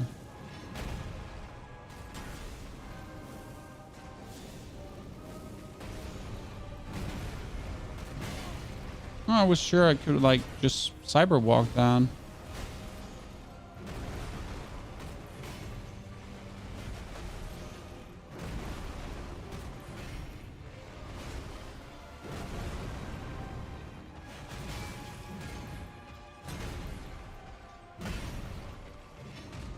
Bro, just calm down. Oh, ow. You just stepped on me. Father! Step on me. Seal turn on magic, I think it's incantations. Yeah, magic, incantations, like, you know what I'm talking about? Like, does it make my spells go more boom? Spells are incantations and magic in this case. And the answer is yes, it does make your spells go more boom. It's the main question I had, right?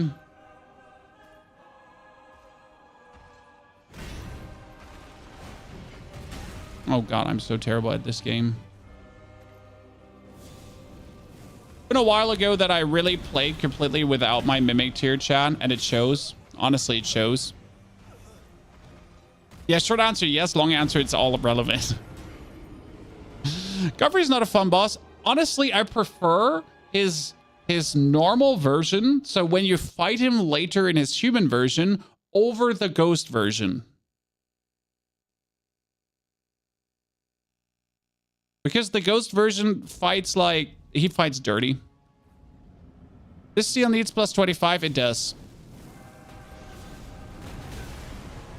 That's why I can't often be bothered to upgrade it. I mean, usually anything that needs smithing stones to be upgraded, I can't bother with it.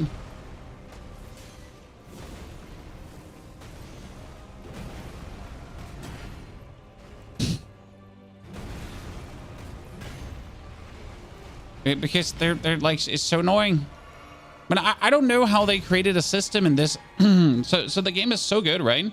They made this very good game, and then they created a system where you essentially only want to use one type of weapon because the other type of weapon is so annoying to upgrade that you don't want to use it.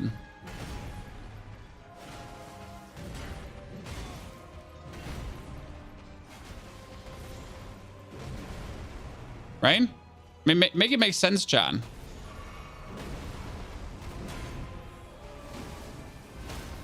Oh, you could. Ladies and gentlemen, we get our answer.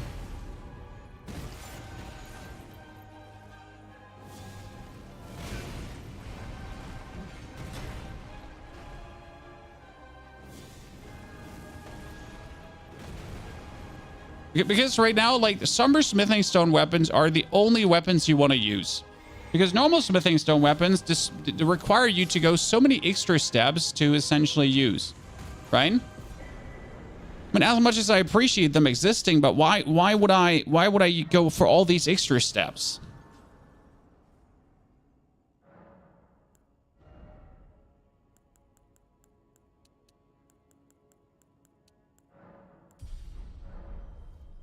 Mm-hmm. Very funny talismans.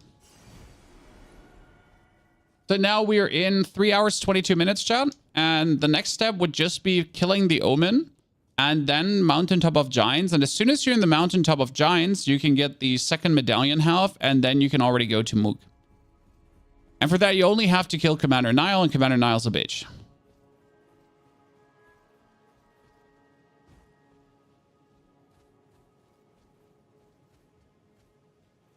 The Bell Bearings are not hard to get if you know where they are, but you have to get them, and getting the weapon natively upgraded is just pain in the booty hole. Right? I mean, with Somber Smithing Stones, you have to find 9... Okay, like, my point is not... So, with Somber Smithing Stones, I have to find 9 Smithing Stones. Chat. 9. 9. Okay, 9 smithing stones. That's what you have to do. With...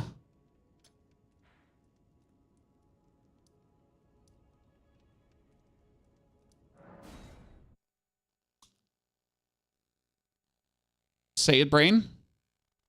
With the other weapons, you have to upgrade the weapon 25 times. Or 24 times. So yeah... Tell me again that that's a good system. Obviously, there is number 10, but there used to be a bug with number 10 where the scaling actually got worse. In case you didn't know that, there was a bug with the final one where the scaling got actually worse when you upgraded it. So it went like from an S back to an A tier, and for some weapons it was really weird. But yeah.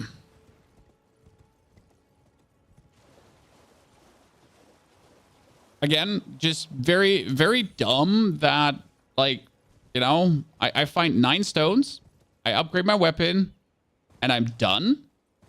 Or 10 stones. Or I need to do 24 to 25 upgrades. Yeah, you have to find 109 stones.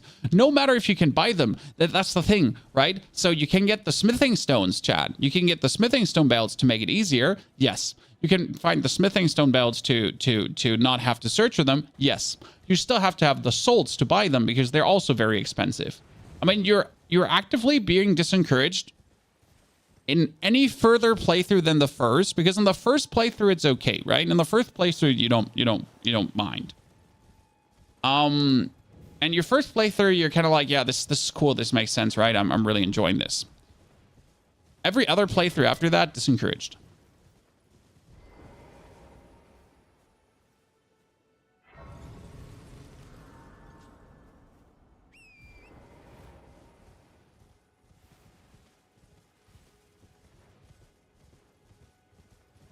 There's an easy Somber 10 you can find from, steal from a chest. Yes, there's a couple of Somber 10s strewn throughout the world that are actually really, really simple to get. I mostly don't bother with number 10 because, well, number 9 is already more than enough.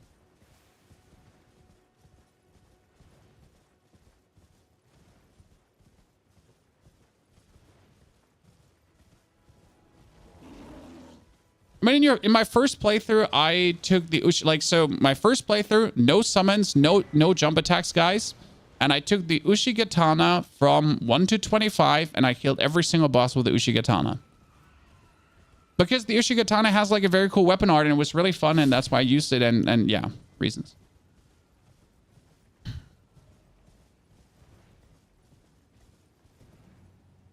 The DLC wants you to have plus 10. I mean, the DLC wants you to have a maximum upgraded weapon and all Somber Smithing Belts. That's why we're also going to have a guide for you where all Somber Smithing Belts are, chat.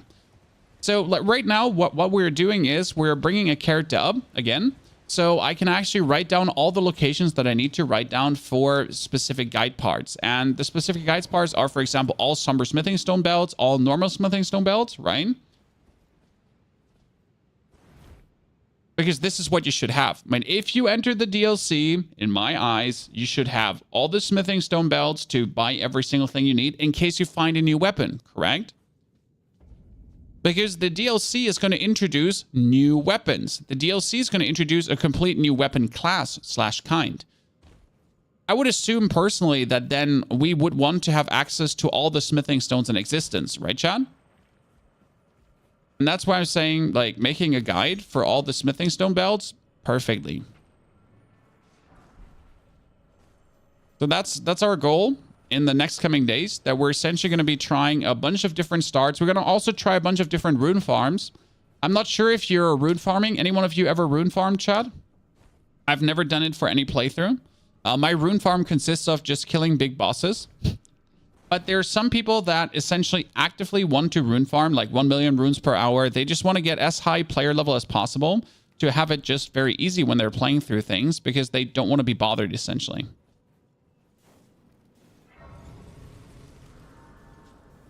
And you know, there's no shame in that.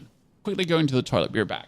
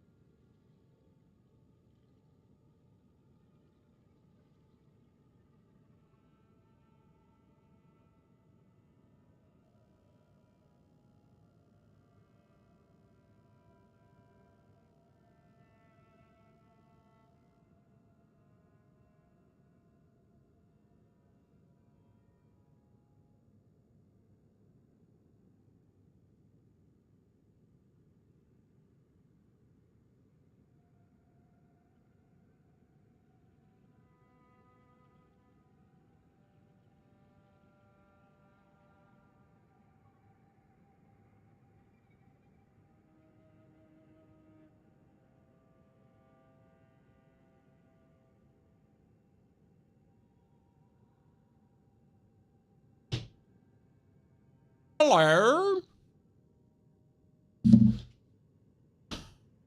For your 300 plus shard NG++, I usually found always like if you needed a lot of runes, right? Just go kill a boss. I mean that's what the bosses are there for, right?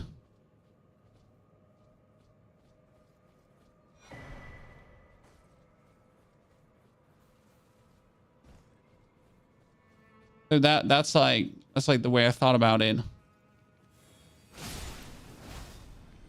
By the way, did you ever know that the one ghost glove worth but bell bearing is there, Chad? Because I always ignored it. It is so stupid because I always ignored that one and I missed about the 1 and 2 ghost glove worth then.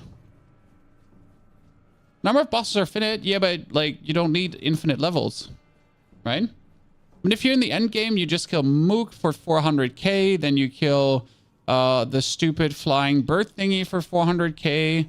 Or 280k or something. So like you just kill all the bosses that give you like a gazillion like souls, you know, and then you're good.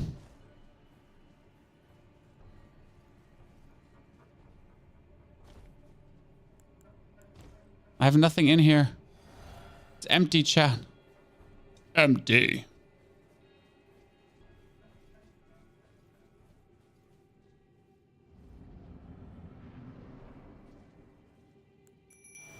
Mimic tear, mimic tear, mimic tear. I don't have the stone swords to get the mimic tear. I notice a problem, Chan. Oh, wow, what did I just sail over him? Oh wait, he can't heal, right?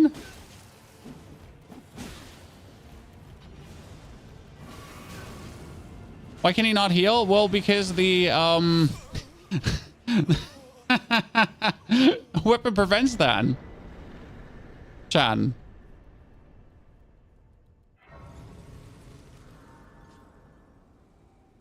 Like, in case you didn't know this, but that's what the weapon does. It prevents the use of potions. Okay, what do I have? Inventory. Where are the stone keys? I always forget where they are. If I had any. It'd be here, right? Don't have any. Down. Just saying, greetings to Japan. Greetings. Howdy, everyone. Welcome to our Elden Ring preparation for the DLC. Going through some things, trying out some new weapons, trying out some new ways to become incredibly strong early. Always like these kind of playthroughs where we are just giving things a go. Hey, ladies and gentlemen, did you know that from up here you can go down to the soldier? Did you know that from all the way up here you can go down all the way down there? You know, down there all the way where the waterfall is? Yeah, possible. One of the sneakier routes I've ever found for anything. And it makes me very happy that we have found that.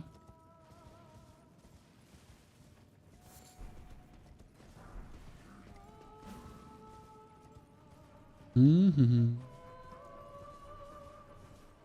he hits you with the same weapon, only if he hits me with a weapon ard.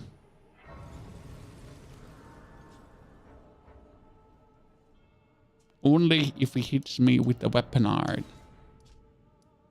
We're back to the isolated merchant check.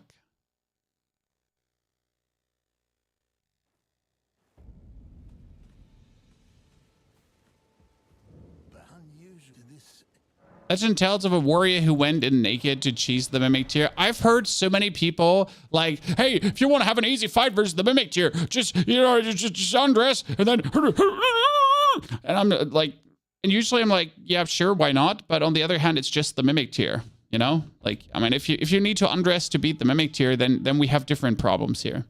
Okay. You know, like if you need to shed your cloth to beat the mimic tier, we have arrived at different levels of problems. Because, sir, you're not able to kill the mimic tier without undressing.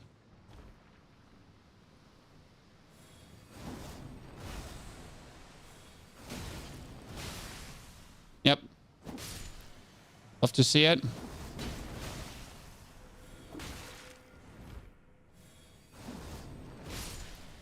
I love this weapon. I genuinely love this weapon. This is very fun to use. Chad, this is very, very fun and relaxing to use right now. Problem is, so there's two problems. This weapon has bleed buildup and holy damage. Guess what two things don't work against the Elden Beast, Chad? For a second, just humor me. Guess which two things do not work against the final boss of this game?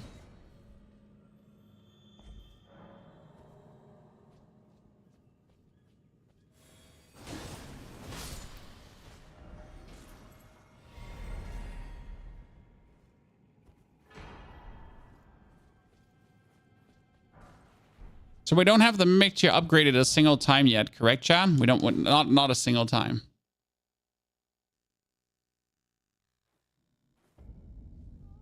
Yeah, it doesn't like holy damage and blood at all. So holy damage and bleed, two things that don't work. So you're kind of like basically super screwed.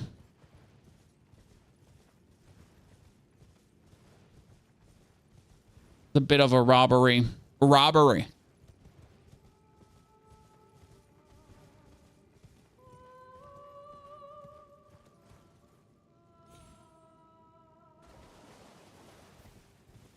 +5. Can you teleport back? And do you think we can do double golems, Chad?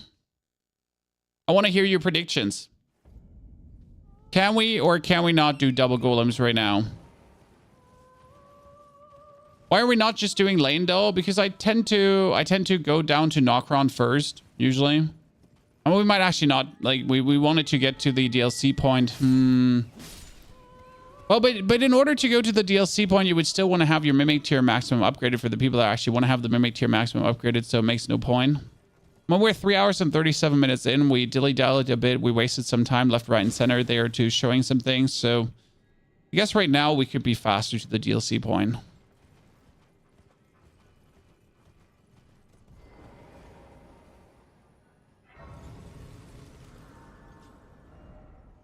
You tried playing this game, but you're so terrible at it. I don't think you're terrible at it. You're probably not experienced enough. I mean, there's many things that you can do wrong. There's many things you can do right. It comes all down to knowing what to do and when to do and what to do and when to do what to do.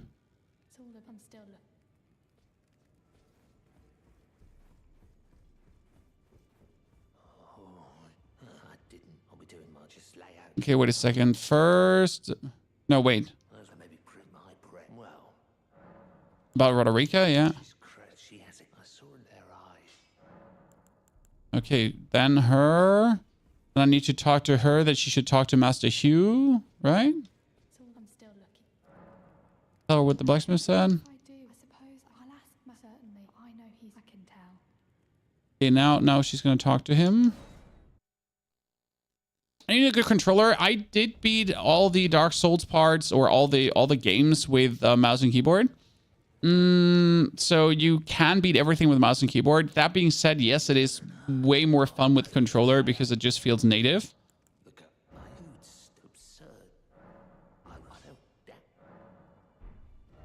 Okay, now I forget you have to confirm with him. I mean, end of the day, you can do what I do. That's why I do these OP early builds, because the OP early builds, they help you to not feel too weak of any situation. Oh no, before I do this, I need to...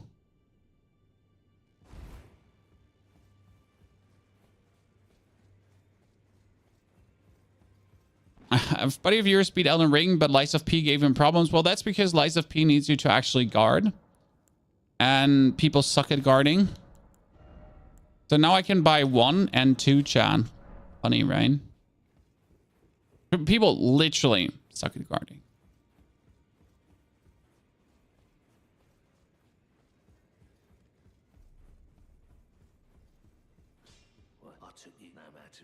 Oh no, I don't want to talk to you.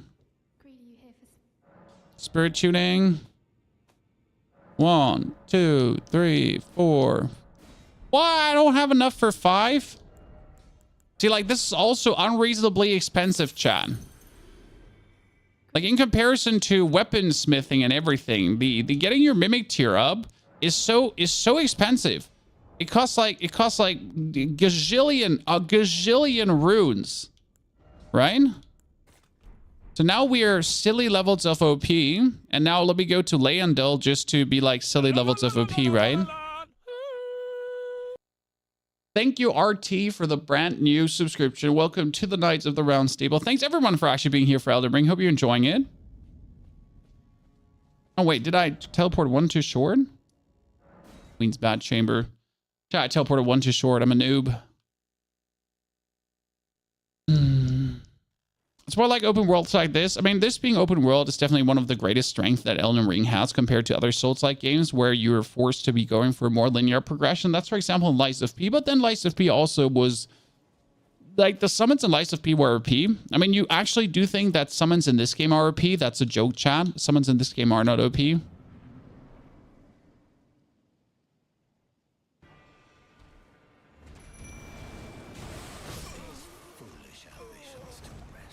Bro! Friendly fire.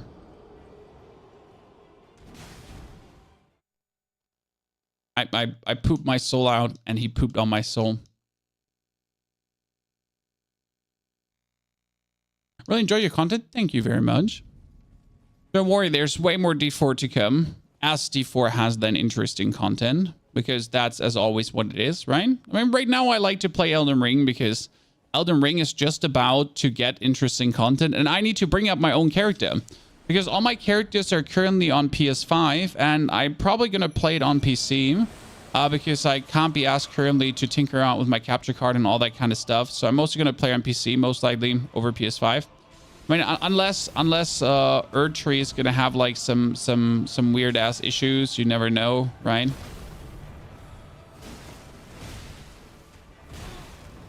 Did I just dodge the damage by literally existing? I did, right?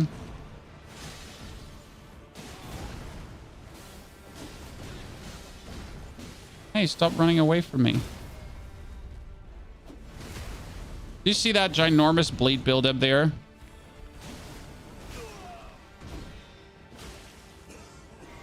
So now, since you don't want to stand close to him when he explodes, right? You're going to just take your fire. You're going to keep spamming him with your black flame. It's actually really mean because, like, you essentially get this, like, free opening of just bullying him with your black flame.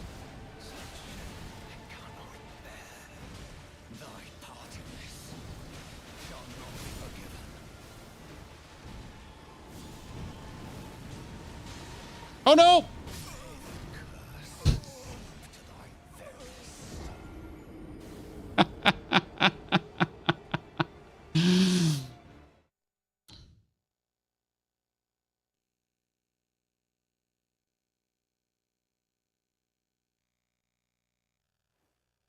It was my cast versus his boob, and his boob like booped my snoot, chat, right?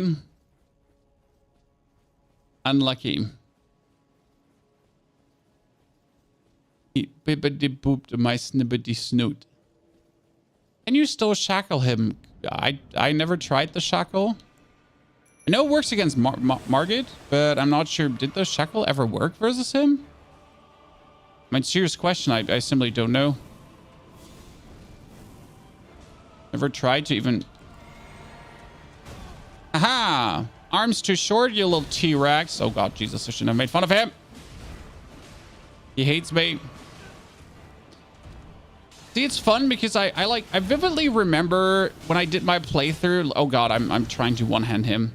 I vividly remember doing my playthrough like when I literally like was doing without summons and like without jump attacks and all that, like all the kind of shebang, right? Everything that's actually good in the game.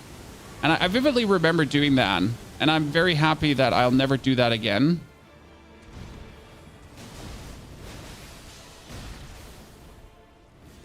Because I like all my quality of life stuff, you know? It was like, it's fun to do it once. It's fun to figure it out. And that's why I respect all the Dark Souls gamers that do like no hit runs and all that shit, because I simply couldn't be bothered, you know? Once you have beaten the game hard mode, quotation mark, it's kind of like, yeah, you know what? Like, I'm done. I'm fine. I beat it hard mode, but I have no interest anymore in ever doing it hard again. From this point, it's cheese mode. You're planning on getting this game. You should. 10 out of 10 recommendation.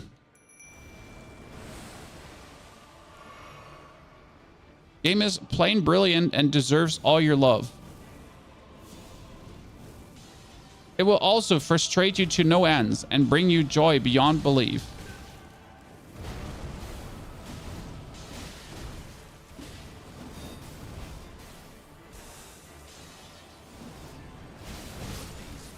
Oh, really? That should have not killed me. I'm actually rather surprised that that killed me straight away. And I'm also not happy that my... Wait, I need to summon the... Mimic tier with the weapon two-handed, not one-handed. I've been playing Lies of P. That's a very good choice. Lies of P is vastly different to this, though. So only because you like Lies of P doesn't mean you might like Elden Ring, because the fighting in Elden Ring is...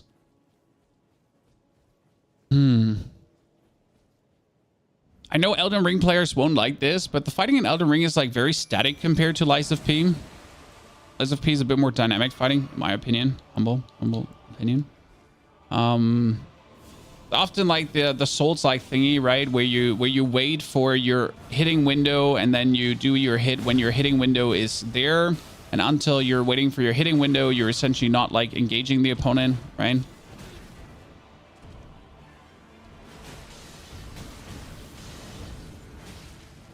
And that's totally levels of lag that I would like to see right now.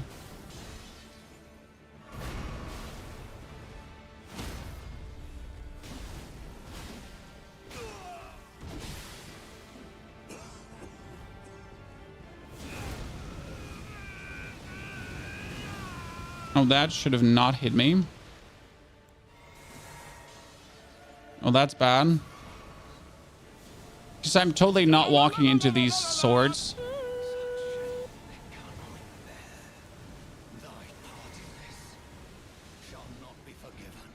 Oh, you just murdered my bro.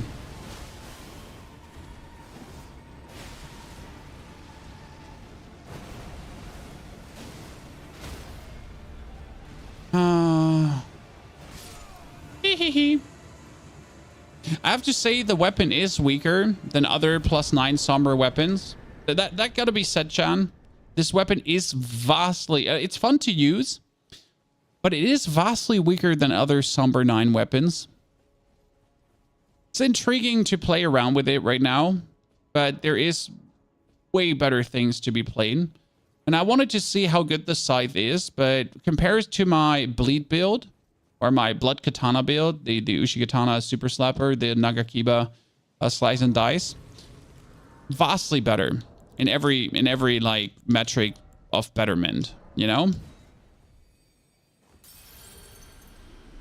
Still interesting.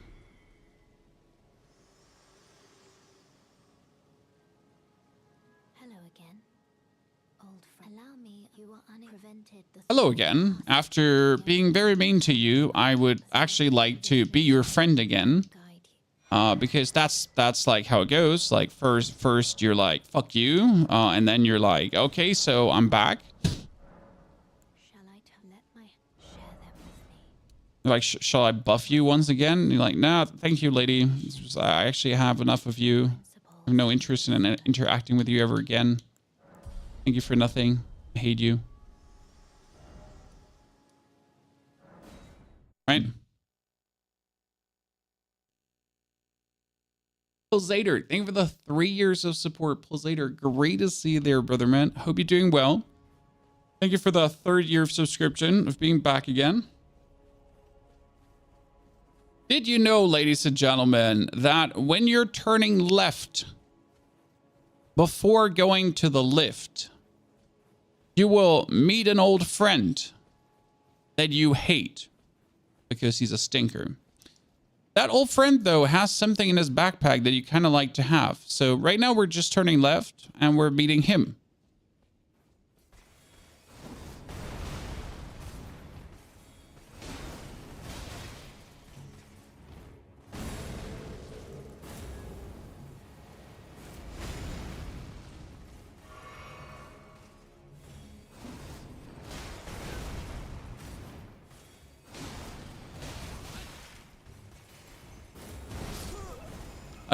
Another one of those most annoying Crucible Knights, but he has 25,000 runes hidden into him. 25,000? I think, or 50,000. I think 25.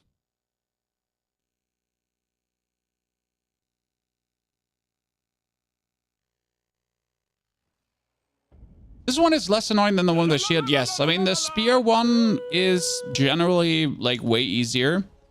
He's a friend, where the other one is just a pooper. Florim, thank you for the 61 months of support. Florim, how are you doing? Howdy, brother. Pleasure to have you there. So my goal today is, we definitely want to make it to Moog.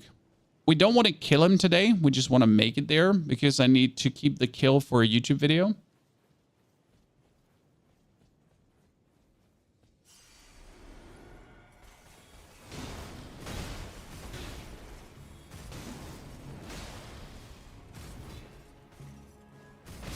Hey, I was about to drink my potion. That's very inconsiderate of you, mate. Is there magic class in this game? There is magic in this game. Despite going for magic, no matter how broken the magic is, you might be forced at some point into a brawl with your opponent or to roll attacks. So it's not like that I am magic. I will never be touched by a boss. Bosses don't care. What you can do is you can use magic together with a summon that is a rather defensive one or that pulls a lot of aggro. There's a couple of those which are extremely good. And that leads to you being the caster, the damage dealer, while your summon functions as like the support squadron. So that is definitely an option. And I have done that before. It's kind of fun. Ow. Crucible Knight Hate Squad Unite, ladies and gentlemen.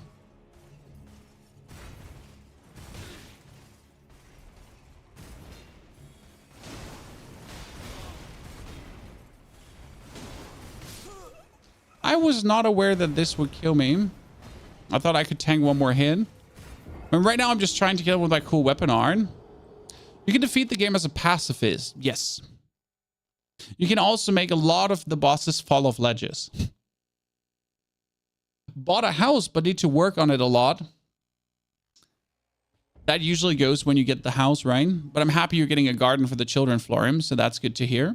How's the family doing? Well, we're having today, how many children are visiting us?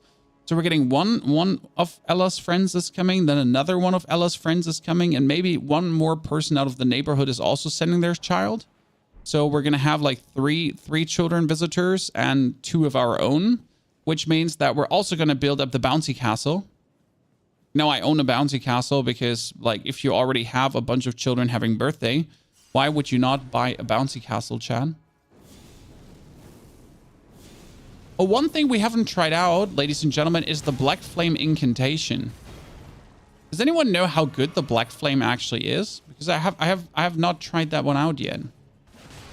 Why is he not attacking? Well, there's a thing where you're like literally standing a centimeter too far out of his radius, so can't attack you anymore.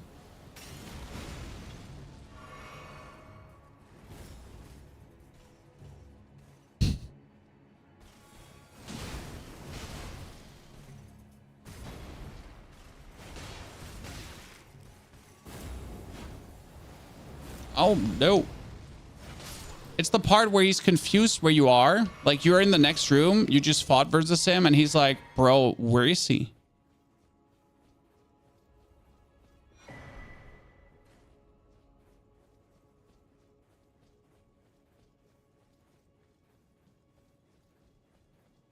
The Black Flame. No. The Black Flame is the weapon enchantment. So I can enchant my weapon here with Blackfire. And I'm not sure how much stronger it actually makes the weapon. Should we try that out? Because we right now choose to shoot Black Flame, but I kind of feel like for my weapon art, the other one might be better. Right? If I enchant my weapon and then I go for Black Flame hits, because Black Flame is insane in general. I have to try that out.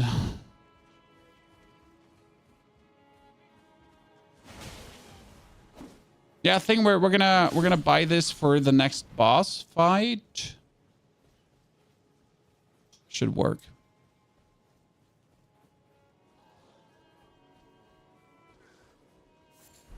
If you're done a giant shield with build, nah, boring. So generally, like, boring. Nah. So what I like is, guys, I like using either colossal weapons or weapons with an interesting moveset. And I like intriguing weapon arts. Just like this weapon art here. I mean, it's quite something. Because it's unstaggerable. So once I'm here, no matter what the opponent does, I can't be shot out of this. Even if he does the biggest banger, super winger wanger, clipper clapper, dipper dapper, like Radahn's comet from the sky, he won't interrupt my hit.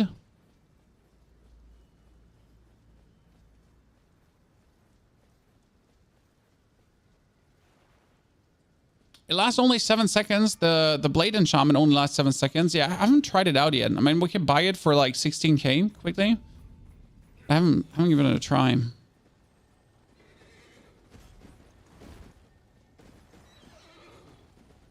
Unless you're dead. I mean, death is merely an obstacle, not the end of the journey. Death is merely an obstacle, Chan. You're gonna enjoy here. I don't like how the dragon attacks, like, you know, get the dragon hat and then you breathe them out, and it's okay. I usually fight phase on and then hurt my opponents, and then I summon my mimic to be a mimic bully. Would kill the easiest fight in the game on the sign. Or an NG Plus. No, there's a brand new account. We're trying something new out, you know? So right now we were trying out the Winged Scythe. We are 4 hours into this playthrough. That's not true. We are... that is absolutely not true, guys. We are only... 3 hours and 37 minutes into this playthrough because we did some other stuff before.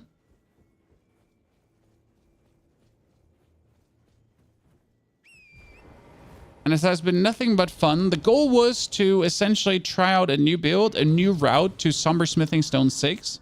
So I didn't want to go for Somber Smithing Stone 9 straight away. I just wanted to go for 6 with a weapon. Because I think that might be the best power boost you can get early right now.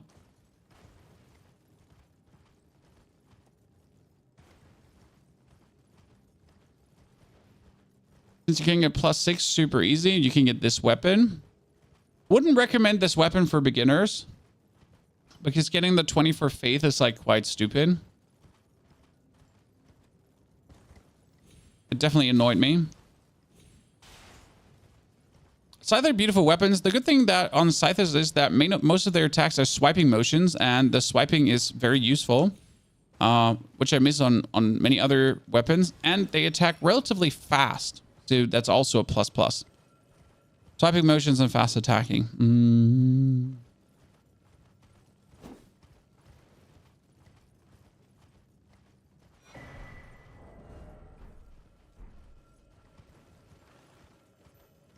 Oh, wait. I wanted to...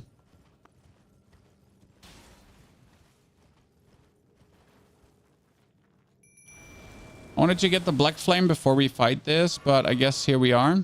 I mean, you don't even have to fight him, but I'm gonna go one round with him before I get annoyed, Chan.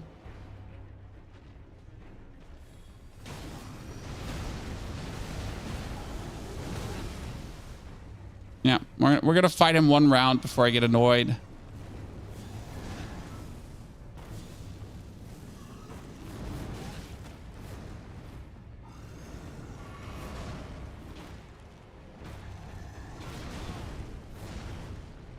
This is one of those fights where the existence of your mimic tier might as well not matter. Because of what the thing does, right? The only weapons that are not polished in the game are bows and crossbows. Yeah, but that has a lot to do with like that bows and crossbows are just generally not fitting the flow of the game. The first playthrough was strength plus face. I mean, strength plus face is pretty straightforward. I did use the Hellbard. I mean, my first playthrough was Ushigatana only. Ushigatana only. We gotta start upgrading our finger seal too.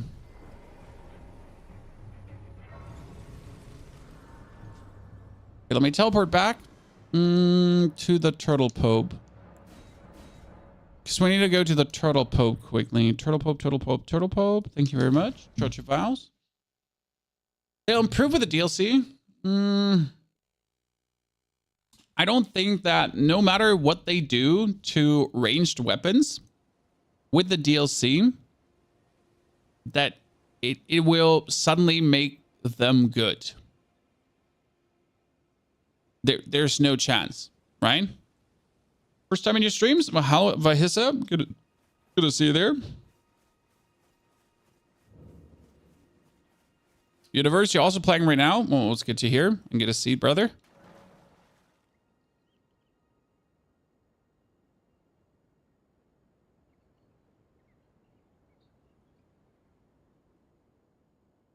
Also, I feel like we lost YouTube, chat.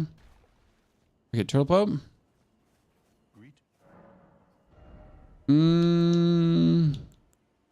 So how long does this one last?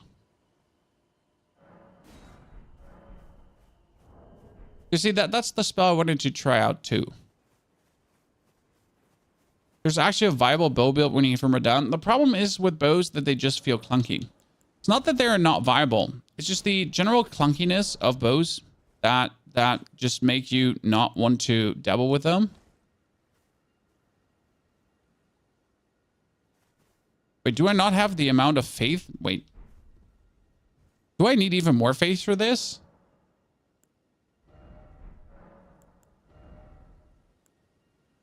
No, why can't I use it?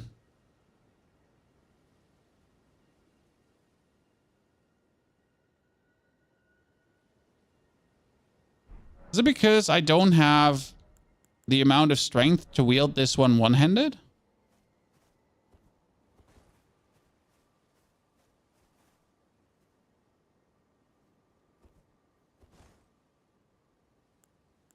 Yeah. Am I blind? No, I'm... I mean, mixed wondrous physique. You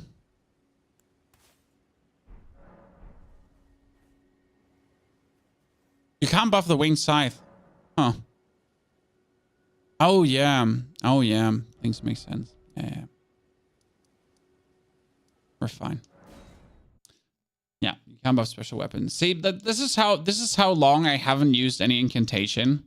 Goodness Christ. You're right, Chan. You're absolutely right.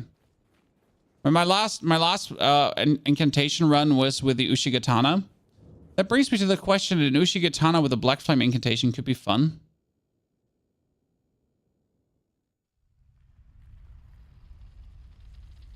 Right?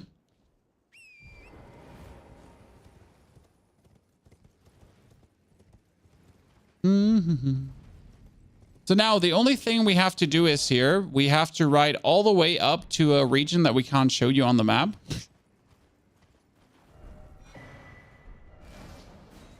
So now we only have to get here, right? It's funny that's actually being shown there. You only have to...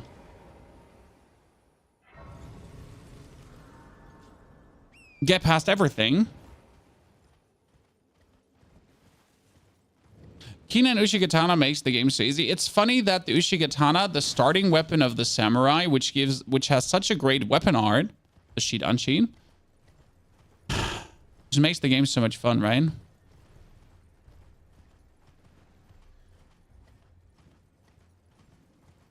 You tried playing Dark Souls 2 and 3 after playing Elden Ring and you always get bored. Rightfully though.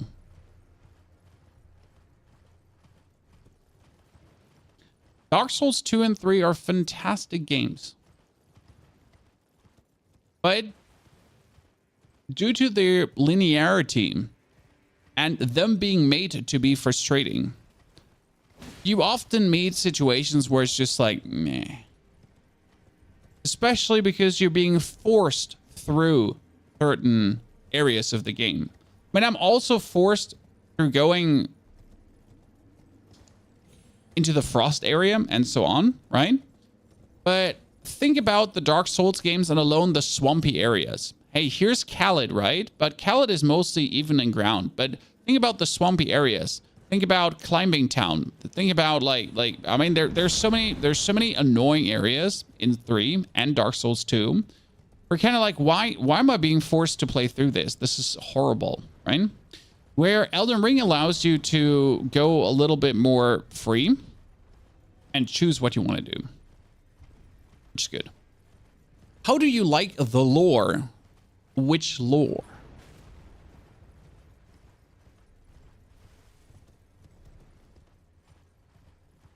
I mean, I watched some Vati videos to understand the lore, and it's obviously a brilliant one once you know what's going on.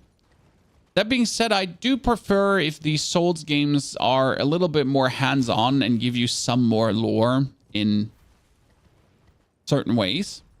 Like, I think Lies of P did it a little bit better, storytelling-wise. You did understand the full Lies of P story by essentially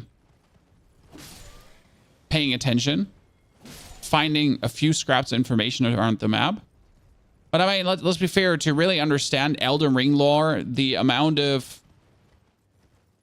deep diving you have to do, of digging, of bonus understanding and all that kind of stuff, is kind of like, you need a PhD in loreology to know that every single piece of helmet and so on gives you like another puzzle of understanding. If there was at least somewhere, like if they would release at least after the game is out for like 2, 3, 4 months, if they would release an encyclopedia where you could read up everything that you have missed, right? Like a glossary of Elden Ring explanations where you're like, who was the Golden Order? Who were the Erdtree Knights? Why is this and that? Like, sure, why not? I mean, they could just release like short lore videos on their own channel to just explain things because they have all the explanations, right? But honestly, for if I want to understand an Elden Ring story, a Dark Souls story, I go on Vati's YouTube channel. I mean, most Souls players have heard of Vati, right? And he's like, yeah, that's where I get my understanding from. Like, it's to the point where I don't even bother to understand it while I'm playing through. And I do understand why it's being done, and I do get it, but it's okay to wish for different, Chan. Okay? Like, it's okay to appreciate the mystery and the what's so on sits, but you know, I also like it different. Did you ever play Sekiro? Yes, I've beaten every single Souls-like game, Souls-esque game. Sekiro was more story-driven. It was, yes. Bloodborne also felt somewhat more story-driven, I have to admit. Despite not being more story-driven, but it just felt somewhat more. Even though I had to Google the Bloodborne story too.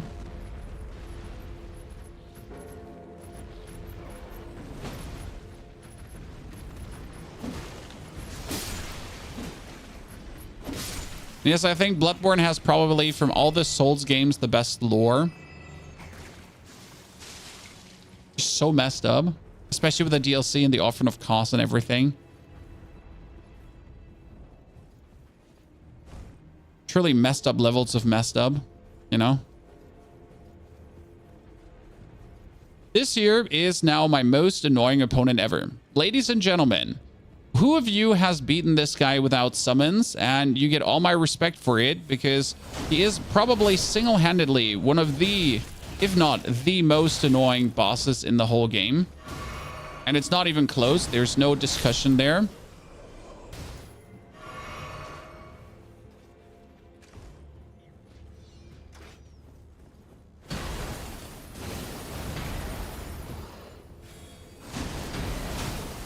Oh, that's great that you didn't stagger him straight away.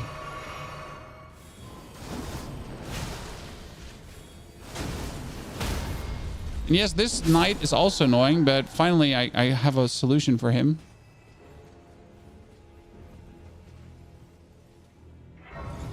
That guy's really hard. He was really the one where it got frustrating. Like he was giving me the absolute frustration. Like he was goddamn annoying. Like goddamn levels of annoying, that's for sure. I mean, not only does he have his two friends that you have to take care of, right? He also has like, he's just crazy. I mean, when he goes phase 2 and goes his lightning form, I mean, I was very happy once I had beaten that fight, but holy. He's also one of these enemies that makes you think, yeah, never without my mimic tier, you know?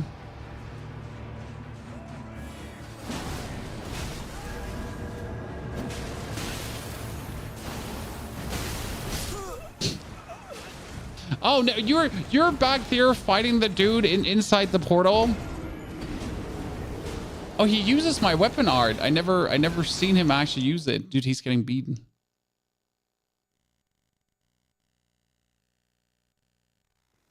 So Commander is the one where you go your mimic tier +9 upgraded, and then you just bully him and then laugh in his face because he's so stupid, right?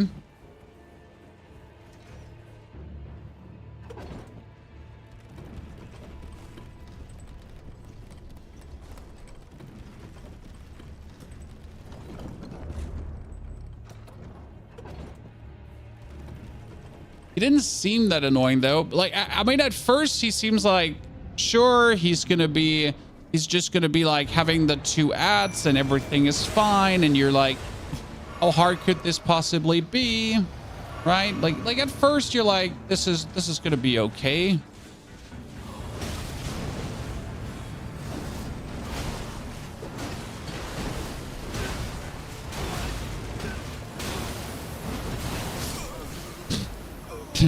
And then like you're getting bullied by his poor little knight there already.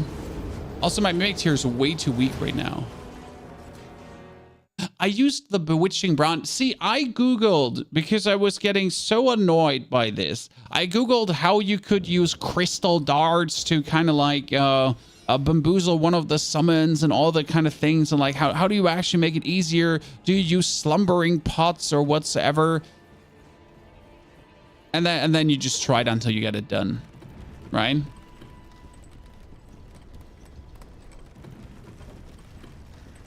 Didn't they nerf the mimic tier? That's already a while back when they nerfed the mimic tier. It's still absolutely fantastic. Mine is only +5 though. Like at this point, you usually have a +10 mimic tier. So I just have a low level mimic tier, you know, at this point.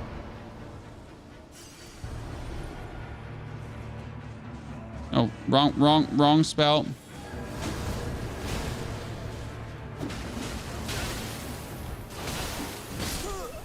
It's like my confusion is just high when he doesn't want to stagger him again, you know? It's like, I should technically stagger him there another time, but I don't. That makes me sad.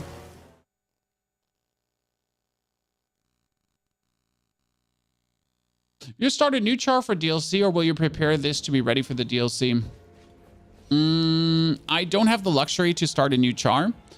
We'll probably prepare one char for the DLC so I can straight up go in, because obviously as a content creator, I need to dive into the DLC straight away on release as hard as, oh God, Jesus, really, as hard as possible, right? Whereas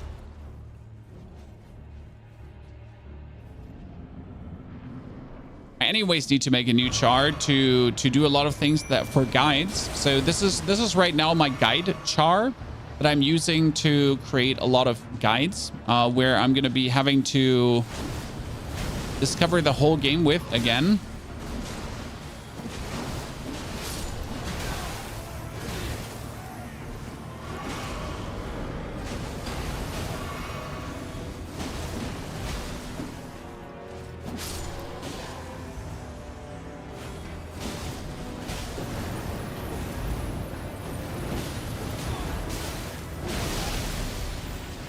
One thing that I never understood about Niall was how to avoid like certain of his attacks. I mean, most of the things made sense, right? But there was one of his frost attacks where I'm like, no matter how often I did that fight, I was like, I don't know how to avoid what you're doing there.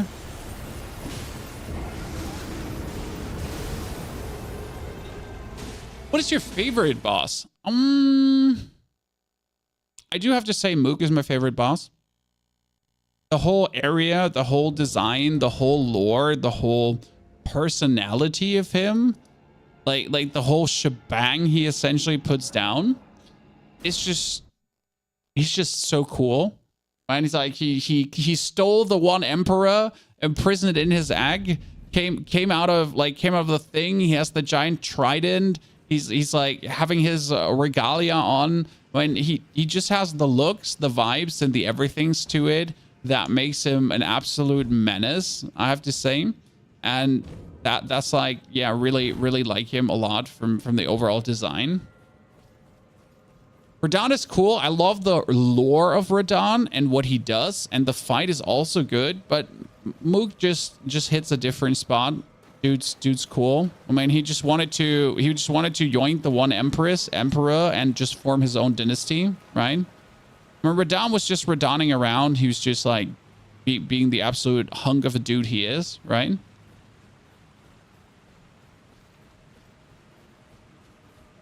Melania is your favorite boss. You know what? I just simply don't like Melania because she's just a very not nice lady.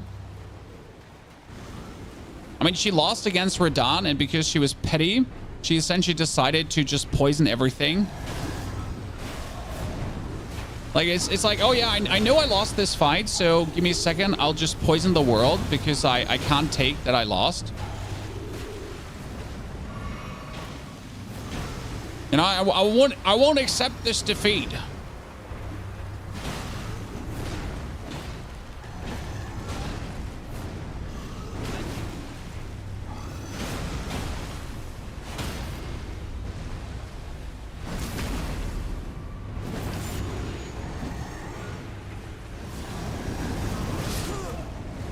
What? You hit me with one hit? I don't have that few life that should kill me. After trying Mook 40 times, I still hear him yell Nihil. But you do know that there's a potion that makes Mook easier, right? Chan? You do know that there's a potion for his mid phase to make him easier. I'm asking this to make sure that you're not doing him and you're not aware of this.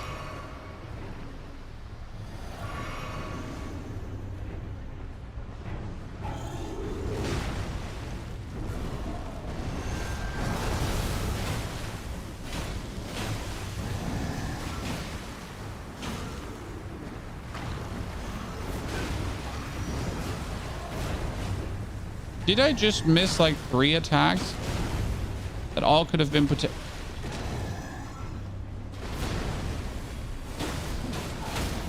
Thank you very much.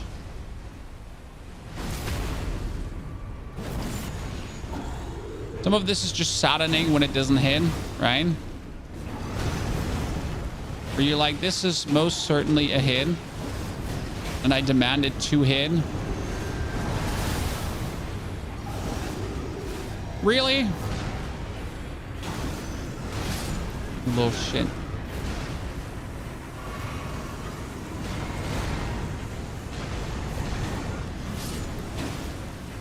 Hitting double gaga with a passion shot.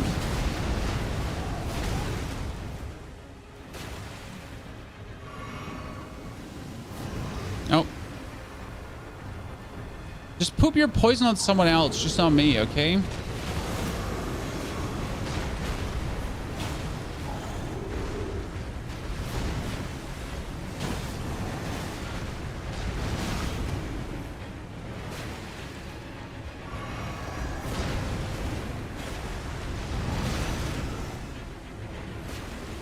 Oh, no.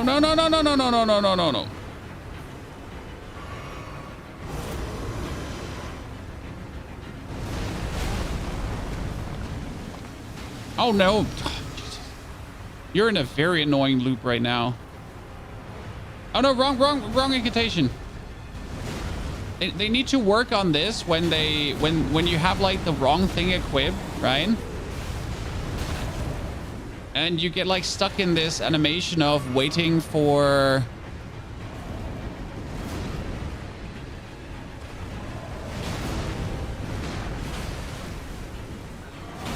I was pretty sure that would actually stagger him. Yeah, I'm like I was like confused. How much more often do I have to hit him now to stagger him? This went a little bit too easy. And I'm not saying that to sound cocky. I'm just like surprised that I wasn't struggling harder.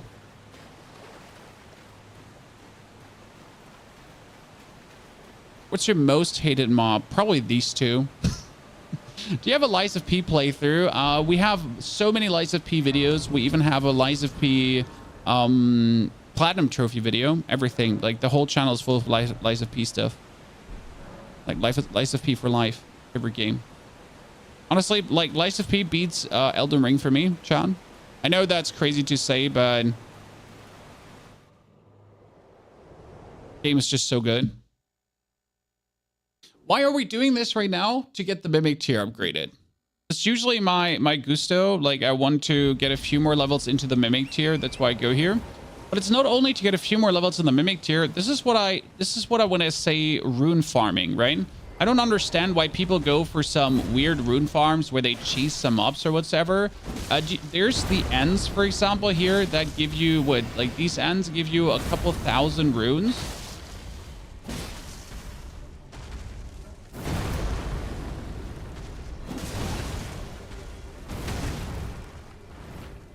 Right? Like if you kill all of them, we're getting like what? 120,000 total?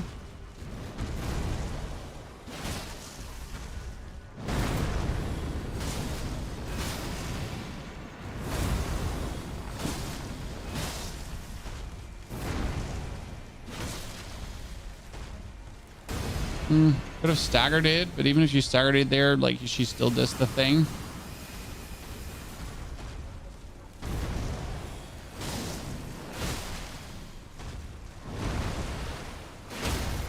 Do you wonder why she's cooking? That's because I'm honest. Fuck.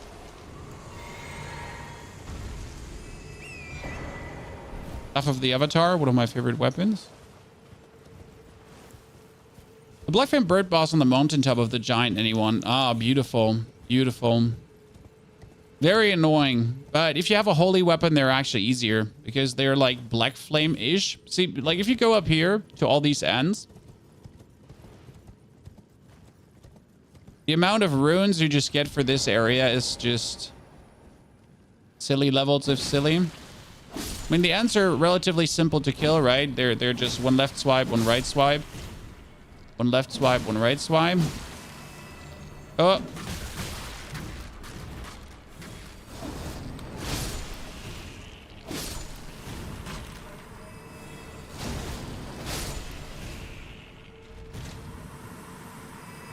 As I said.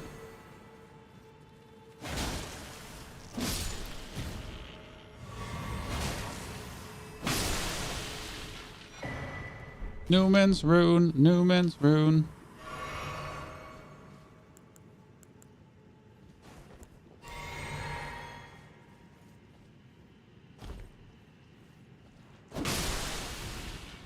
Gotta look out that not too many at the same time are falling down, right? Technically very, very easy, but I always tend to get like too many of them falling down, and then suddenly I have like 20 ends trying to kill me at the... Yeah, that's what just happened. You suddenly have 20 ends trying to kill you at the same time. And that gets like kind of silly. It's like one-on-one, that's fine, right? But when 20 of those are swarming you... I hope you took my input. The good thing about these stutters is it actually does have the game stand still. So these are not like some weird stutters where the game secretly continues in the background. No.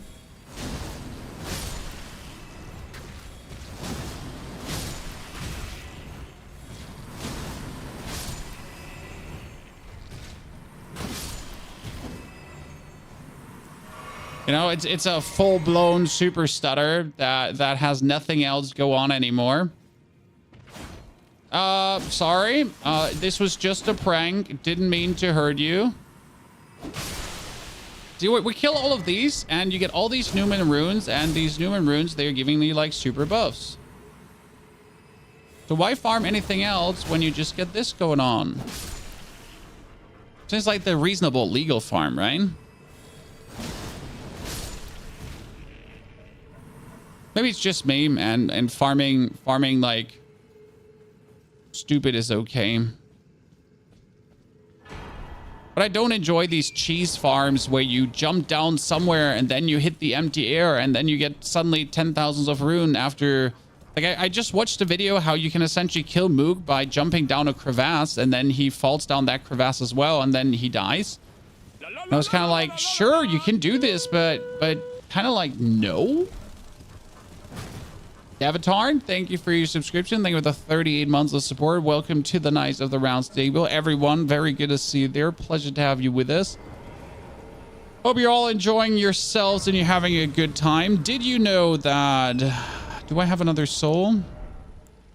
That down here is another time to upgrade a remembrance. Right, chat? Because down here, there is the next part where you can find one of these remembrance turtles or dogs. But people have been calling them dogs for some reason.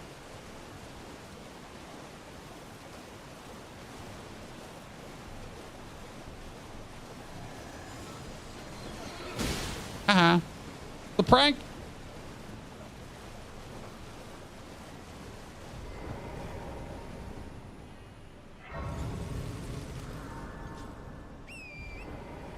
Can't wait to see how the DLC, what areas we're going to see.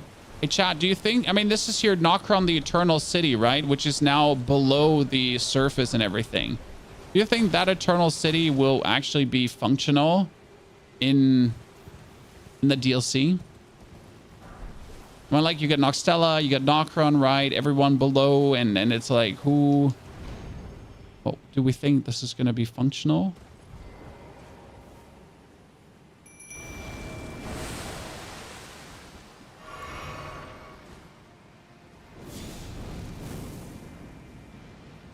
Did I just throw this attack too short? I did, Chan. Ow.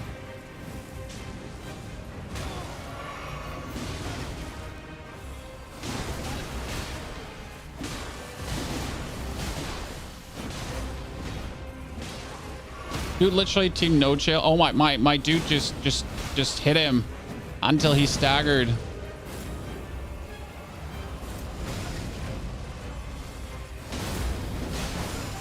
Oh, what? What? You will one-hit me there. Thank you very much. That's what I like to see, Mimic. Thank you very much, chat. Mimic has no problems there. He just tore his ass open. We're probably going to port into a different chest that's not connected to the existing parts of the game. I would enjoy more of it. So what would you like more, guys? A complete different part or a time travel? I know that it's going to be taking place in more different parts, but I was hoping to get more time travel, you know, because there's so many destroyed parts of the game that I would like to see in action.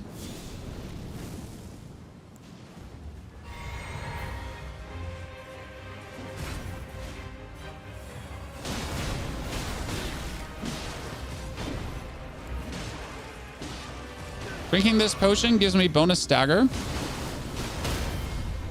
Absolutely worth it, as you see.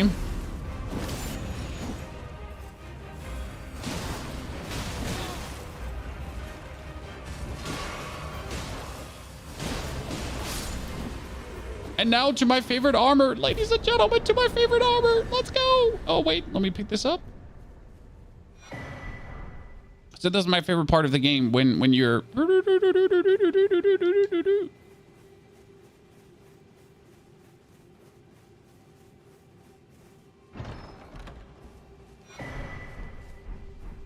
Always my goal every single time. Yes. I have become him. The Avenger. The dude of dudes. The lord of lords. The smicker smacker. The clipper clapper. Okay, 4 hours into the game, ladies and gentlemen, and we are now officially about to get to Mook. We are currently level 71. It's actually a bit slow on this end, so we could have been a bit faster. But I think all in all, it's a good tempo. Making the Mimic tier leveled up because most people are going to be playing the Mimic tier.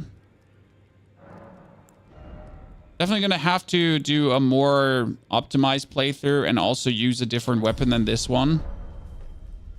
Plus upgrade my... I think I have like not much to upgrade, but at least have a little bit.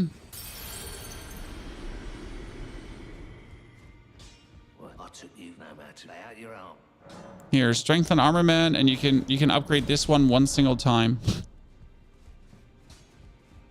Afternoon, Chippy. Good to see you there.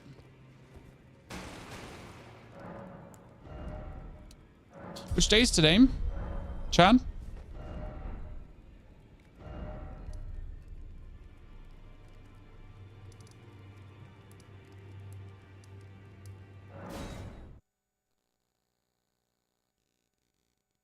Today, Wednesday? Or Tuesday?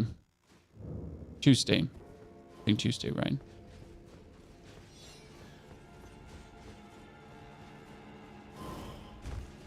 That's okay.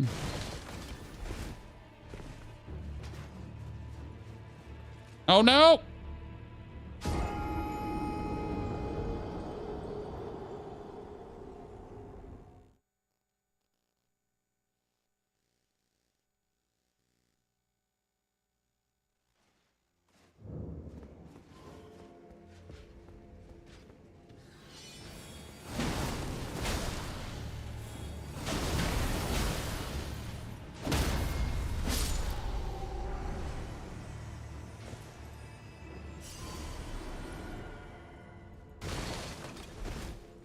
I don't want to talk about it.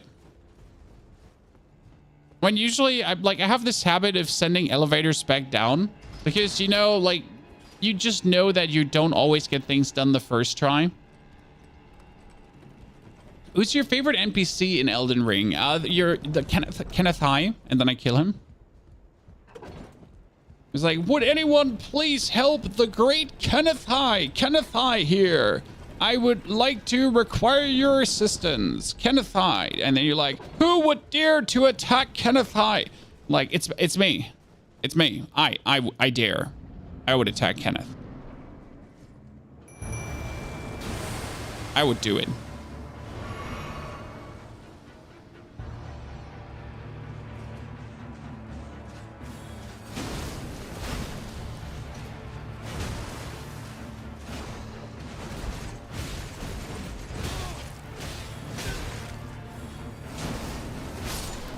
Did I just survive with, like, nothing? I did, right?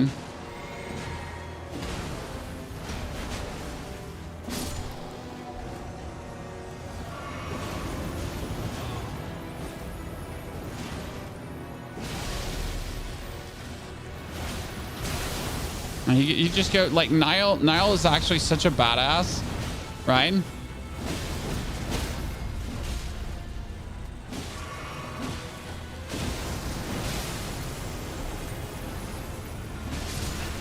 See, this one, I like always had a hard time dodging because it just kind of hits the whole screen. Right?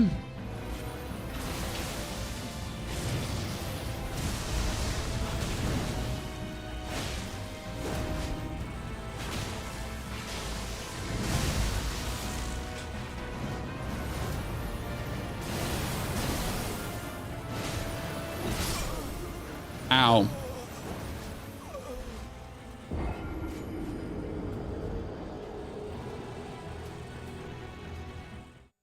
Kenneth Hyde, you always kill him for the golden seed. Yeah, you do. Right? So have you played Helldivers 2? I have tried Helldivers 2. I didn't enjoy it.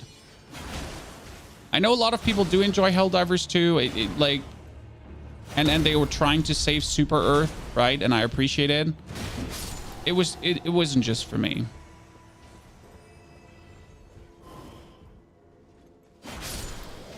Oh wow, just one hit that poor guy. Yeah, it wasn't just for me. It's a good game. Couldn't find fun with it. I mean, right now, I really want to play some Elden Ring, even though I'm getting frustrated about this weapon. I have to admit, this weapon is getting me annoyed to a degree. It is fun to use, but it's just sad to see how few damage it deals.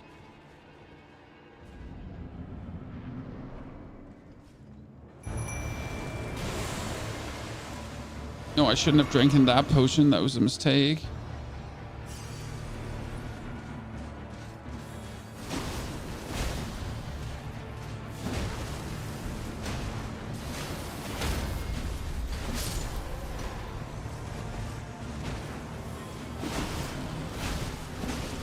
Actually, I usually let my dude fight a little bit versus him because you can get some damage in on Niall.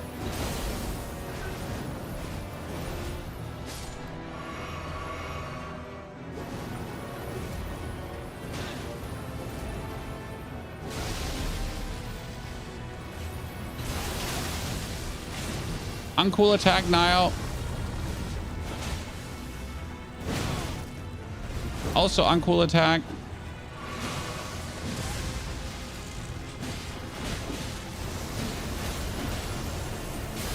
No, I wanted to. No, I was hoping to actually do him with, to stagger him out of this, and then I get frostbitten. That's an issue with a lot of early weapons. Their scaling is mediocre or even just bad. It's horrible. It's horrible. I mean, this one has a CC scaling, and like, yeah. It's really not that good, especially for a two-handed weapon that you want to take all the way into the end game. You're kind of left with something that will have its issues to perform in the long run.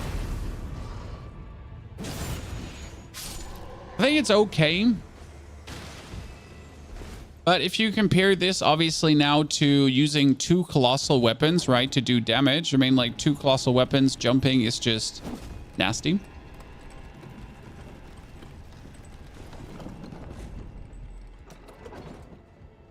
Also, if I can compare this to my to the bleed, slice, and dice build, also way weaker. It's just kind of like interesting to notice how much stronger you can be, because I've done stronger builds, right? And it's interesting to see how many levels of stronger you can be with the different stuff. How many magnitudes of stronger. That is bullshit, and I refuse to accept that that was not hitting.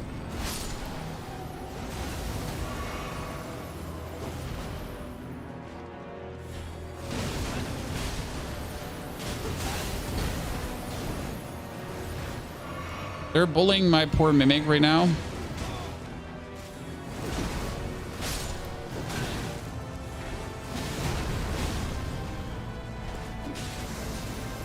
I am way too close to you right now, and this is bad. Yeah, like, you notice how I like have no chance to like dodge this?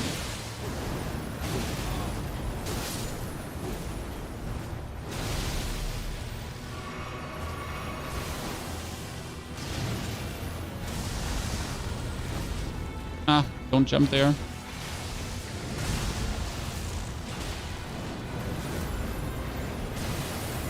Am I just using... I'm wondering how few Ow. I'm wondering how few damage we're currently dealing to Niall. Like seriously, like we're barely scratching him with one hit.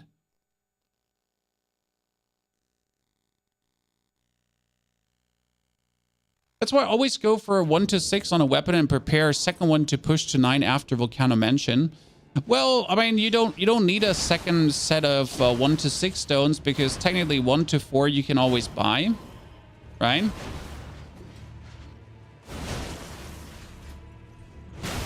Oh, great. I mean, one to four you can essentially buy from EG, and 5 and 6 you can get the. I mean, where's the 5 and 6 Somber Bell? That's a good question. Do you consider using Black Knife Teacher instead of Mimic? Well, Black Knife Teacher to get Black Knife Teacher at this point is possible. But it's just about achievability, right? Like how soon can you get Black Knife Teacher? And getting Black Knife Teacher at this point, sure, I would have to do the quest.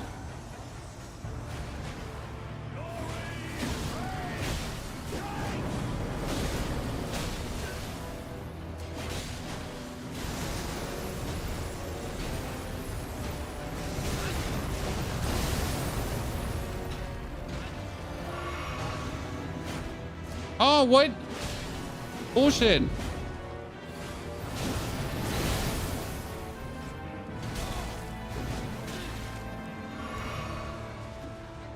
Let my Mimic Tier hold on to dear life there.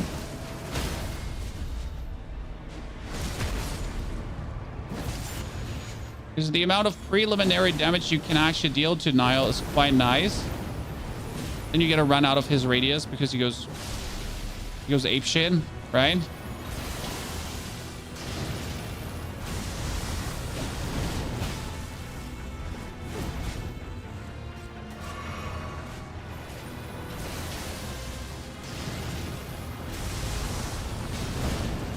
I'm trying to like get out of the range of that one. Oh, really? Nile? I mean, what I've found most successful so far has always been like just baiting out that move, because he goes for this, right? You roll through, then you just sidestep once or twice, and then you usually you manage to not get hit. First playthrough, no. If you get all the summer bell rings, you can purchase all summer smithing stones 1 to 9. Yeah, but they're just like, you know, in the beginning, it's too expensive.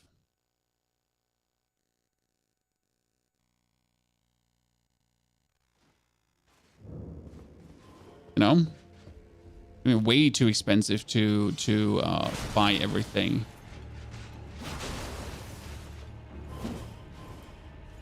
I don't know why I insist on killing this guy, but it's just like so annoying when you don't kill him and he jumps with you on the elevator. Then you have to like kill him again. The problem is he's just so annoying to fight against. I hate these knights. So in the beginning, like you pay for a tier 4 stone, you pay 6,000. For a tier 3, you pay 4,000. I think a 2 is 2 and 1. I think it's like always like 2,000. It's like double, and then just 2,000 plus. Or was it 8,000? Wait, was it 4 or 8,000 for a higher tier? A 4 was 8,000. I think it was double, right? I sent that down.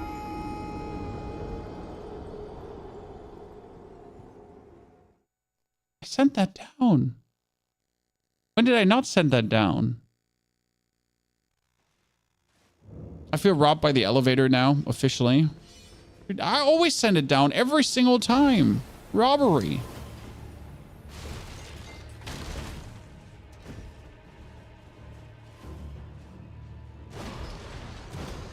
That's what I was talking about when I meant like when he just decides to, for some reason, come down here with you.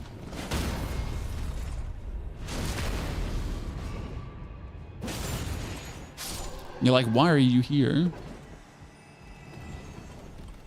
It's the #1 rule in Elden Ring or any Souls-like game. Whenever you get to an elevator in front of a boss fight, you send that down.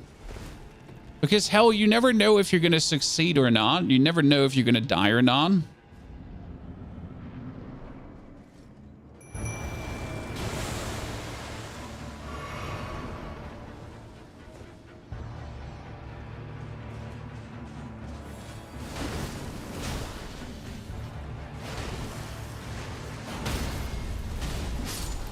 Was this bad?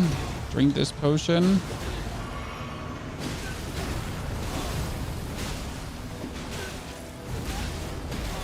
Oh, really?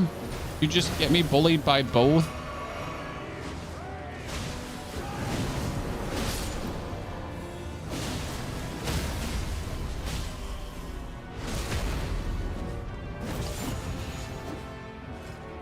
No, I need to step back because yeah, see, this is like Commander Nile at its finest, right?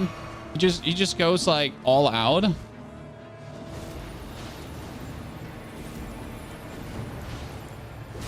know what? I should probably take my time here to do this. And then get blasted by him. Oh no, that's bad. I'm dead. I'm dead. I'm dead. I'm surprised I did survive that. No, I knew that wasn't going to happen.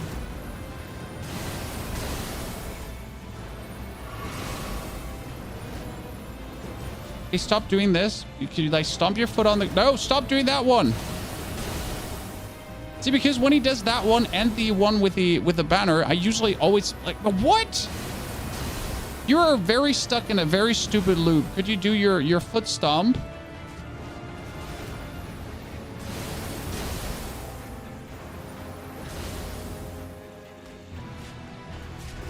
Yeah, thank you. Could you do your...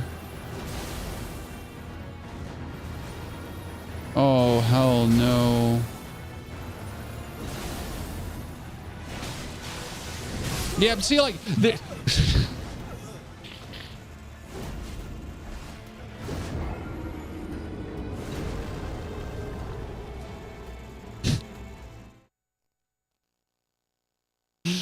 The moment I'm like, you know, he's gonna do it. He's gonna do it in a second. He's gonna stop changing the pattern. If he's learning and getting good, well, they are. That's the thing. They are, right? That's the beauty about Elden Ring algorithms or something. But if you fight the boss the first time ever, and if you actually first try bosses, they're usually at their easiest, and then they progressively get more complicated. Haha! I'm better. I know he teleported behind me, chat.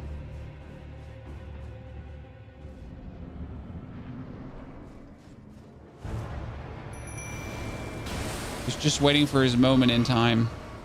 So yeah, winged thingy, fun until now, but I wouldn't recommend it for a full playthrough. Definitely not a DLC weapon, chat. Oh shit, I didn't jump. Yeah, definitely not a DLC weapon in terms of damage output.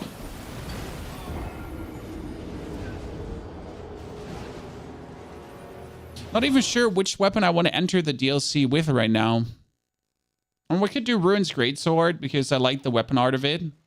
The Rune's Greatsword is this one.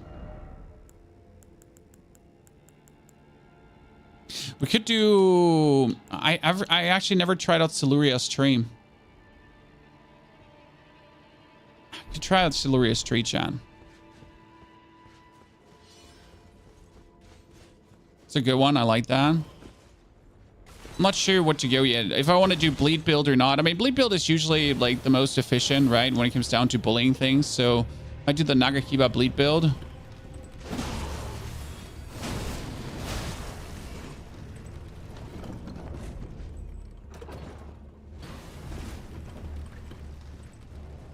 Nagakiba bleed, or we could be doing... And I have another account currently that's level 1. That's essentially having all Somber Smithing Stones just waiting. That's very good.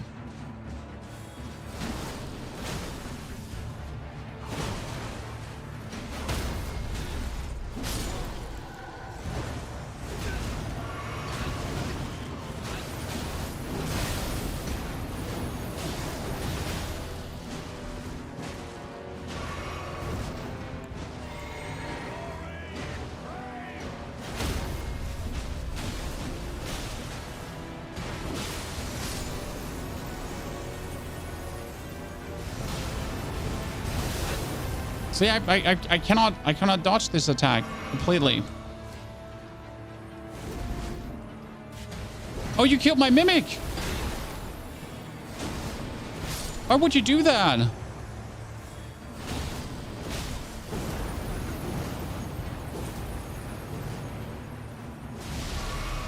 mean, seriously.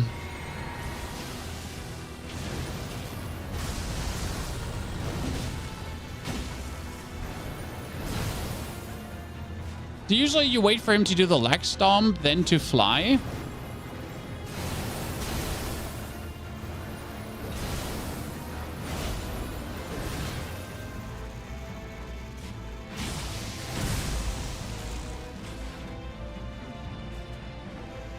At least what I do.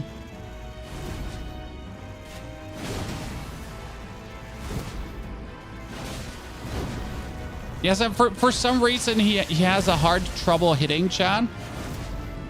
I've never understood that about him. Like that half of his attacks when you just jump seem to just phase through you, you know?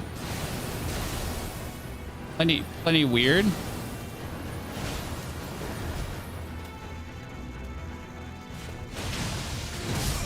Ow. I think you've seen that, right? Where we just jump up and it goes through, jump up, it goes through, jump up, it goes through. I'm gonna go Melania build for the DLC. True. True. That makes actually perfect sense.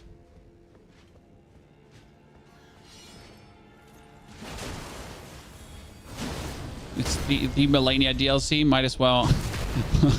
Might as well be Melania's Blade of Michaela. I mean, we still don't know how Michaela's actually involved in this. I mean, we're still assuming that Michaela's involved, right? We don't know yet. I mean, the dude doesn't seem to be Michaela, but seems to be Michaela, but we don't know. Maybe it's Michaela's power fantasy.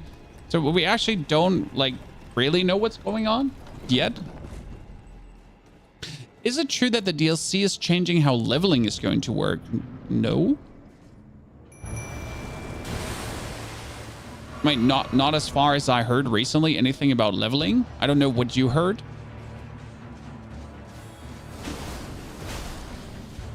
I mean, there's always a world where you listen to one more interview than me and you know more.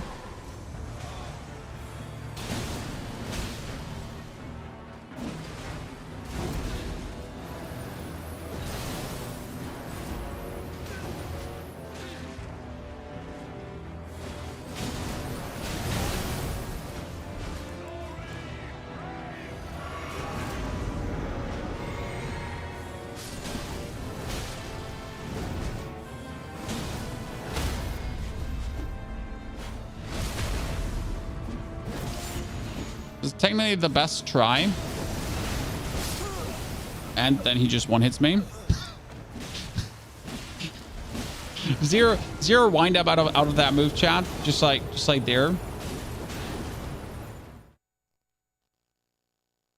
Leveling in the DLC is going to take after Sekiro and be completely different from the base game. Well, that is interesting. But what does that even mean? You know? I mean, end of the day, the question also is like, how different is the DLC going to feel if I go in with level 180, or if I go in with level 200, or if I mean, I could go in with rune level 799, right? Oh god, I didn't send it down. So yeah. Didn't know you enjoy the Soulsborne game. I mean, it's the #1 game after ARPGs and battle royales that has my heart. Also, we really need to stop using this weapon, guys. We need to start using a different one. I guess it's about time to swap, ladies and gentlemen. Either to double colossal build. I kind of want to do single colossal build. I actually have never done rune sword, so we might do rune sword instead of this to just see how it feels. Oh, I forget to summon my mimic. That's fantastic.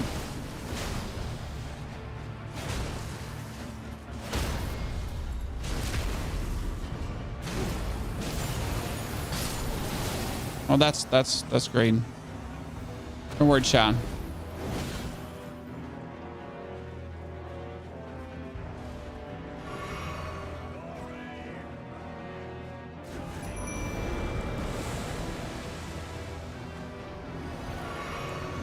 Oh no, I didn't mean to drink that.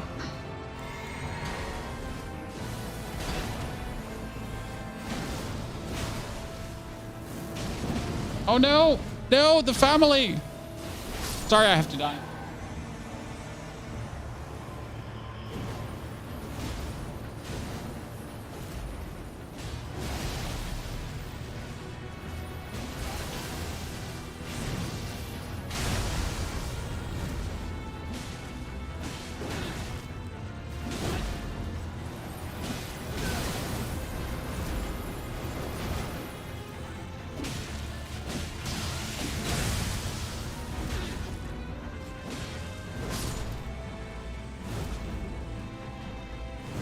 This is the try, chat.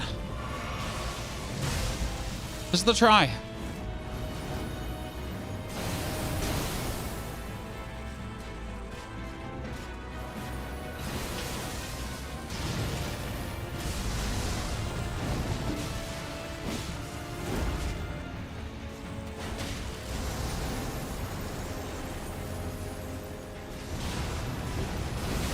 See, how do you dodge that one, chan? Someone explain this to me.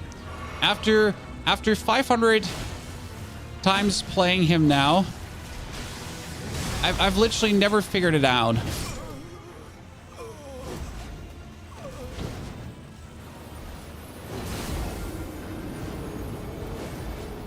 Out of range, but he has no range. That thing seemed to always hit everywhere. Surviving longer than I expected to. My dude is a machine. Okay, wait, let's quickly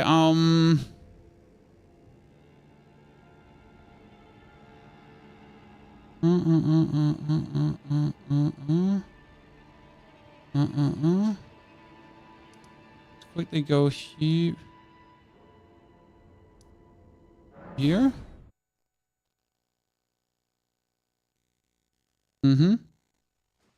Because I want to swap the weapon, but in order to swap the weapon,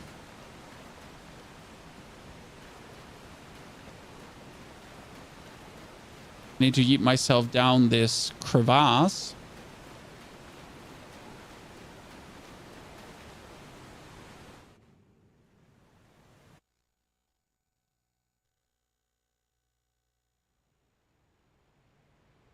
Beautiful. I never knew if this was a random coincidence or if the thing always dropped that. But recently, when you do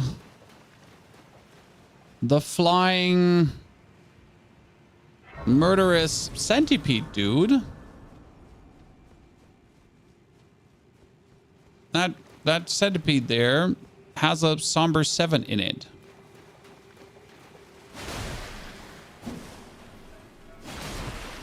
Usually.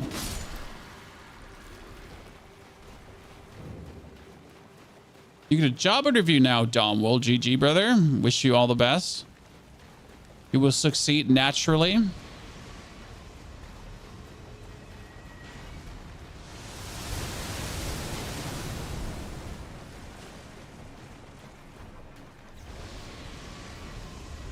I don't know if this was like a coincidence because, you know, mobs can drop things, right?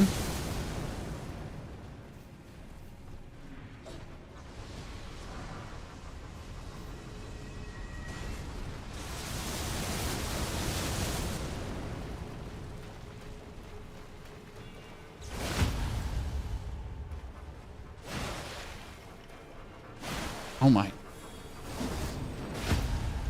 Hey chat, my weapon might be OP for this.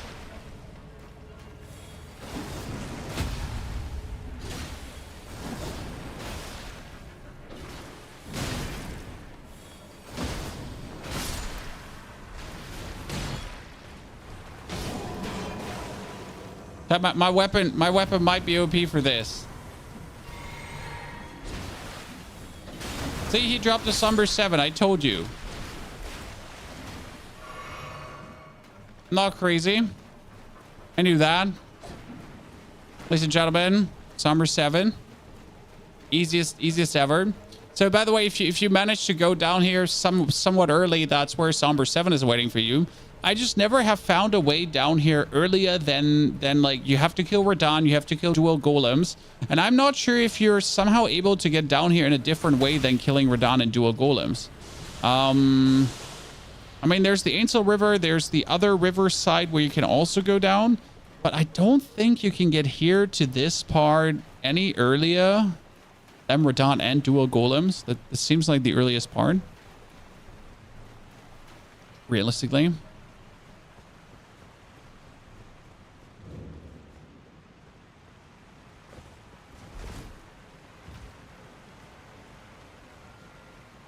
Might be wrong.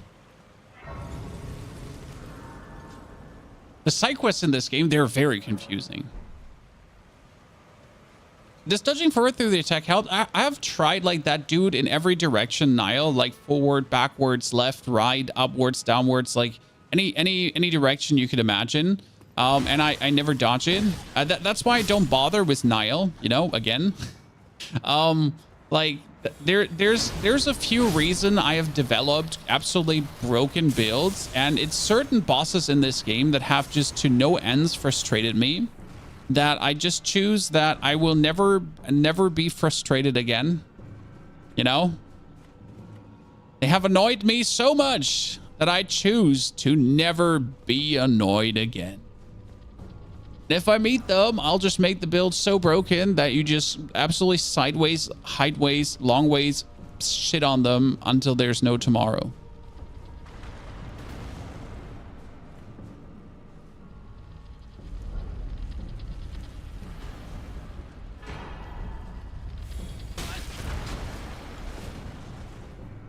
I got balled on, Shan.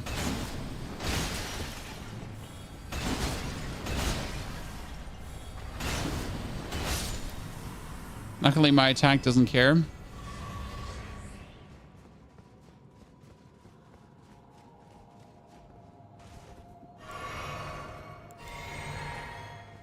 There's another wump ball just waiting for you. You're not a Souls fan. I don't think that this is your traditional Souls game. I mean, sure, it's your traditional Souls fighting, but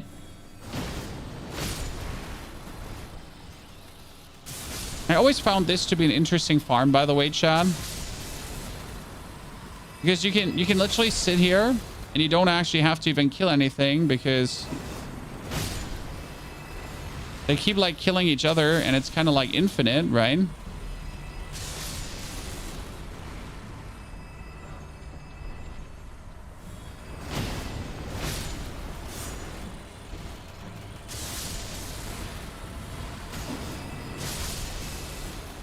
And then they just keep playing.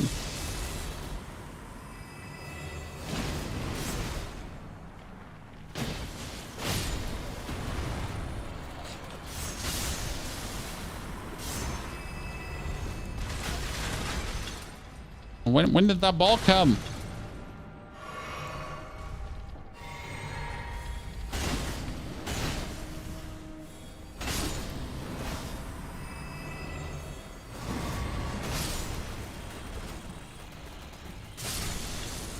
I always liked this farm here.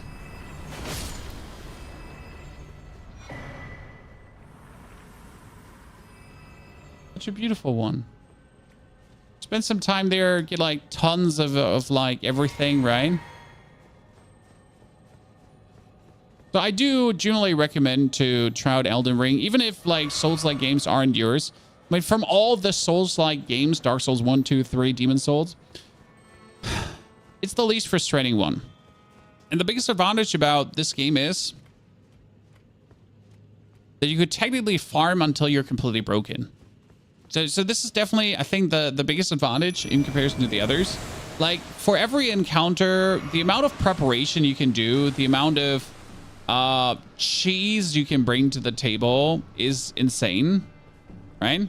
You don't ever have to do a boss and feel like, I am not prepared for this. You never have to do that in this game. Whenever you're gonna fight a boss, you're gonna be like, you know what? I'm gonna fucking fuck. I'm gonna clappity clip clap. I'm chibbity chip chop. I'm like dibbity dap dap. You know, I'm absolutely insane. This is like, I'm gonna show them who the boss is. It's not even gonna be funny. This is gonna be an execution. You know.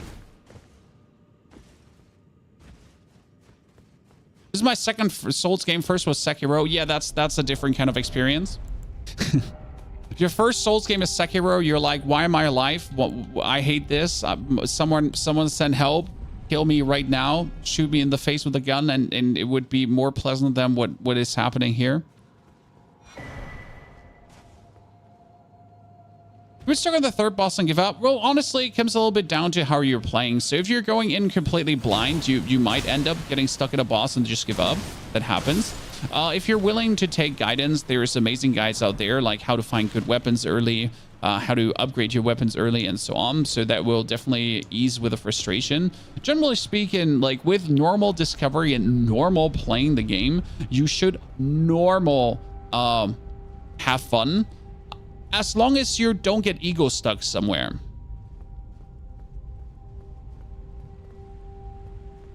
That's like one existing issue. You might get ego stuck. AKA, what is ego stuck? Well, you decide that you need to kill a certain boss at a certain level, despite there being no need to kill a certain boss at a certain level. Like when you're like, oh yeah, this specific boss, he needs to die, like right now. That no matter that he feels like I'm doing only 50 damage per hit. I guess that's the biggest point of frustration. Not necessarily that people can't beat the game. It's kind of like, you know, they just refuse to give up.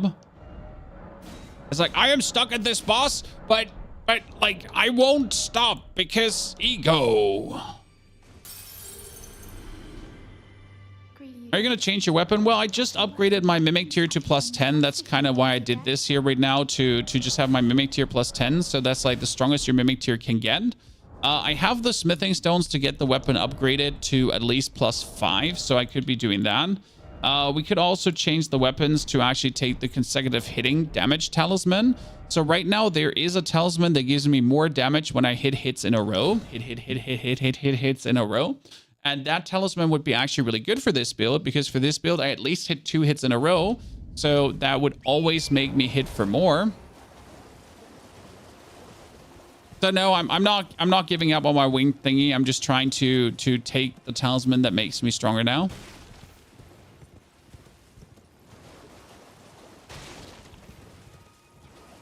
I was just explaining to someone who's stuck on a boss that maybe a different perspective of what they need. Take the fight in phases and learn to dodge specific things one by one. You need an analytical mindset to play these kind of games. So you can't just be the bash your head against the wall, do the boss 20 times in a row, and just not learn anything. Every single fight needs to be a learn. Every single fight needs you to heighten your understanding of what's going on, kind of. And if you're unwilling to do that, like you'll get stuck and it's pain.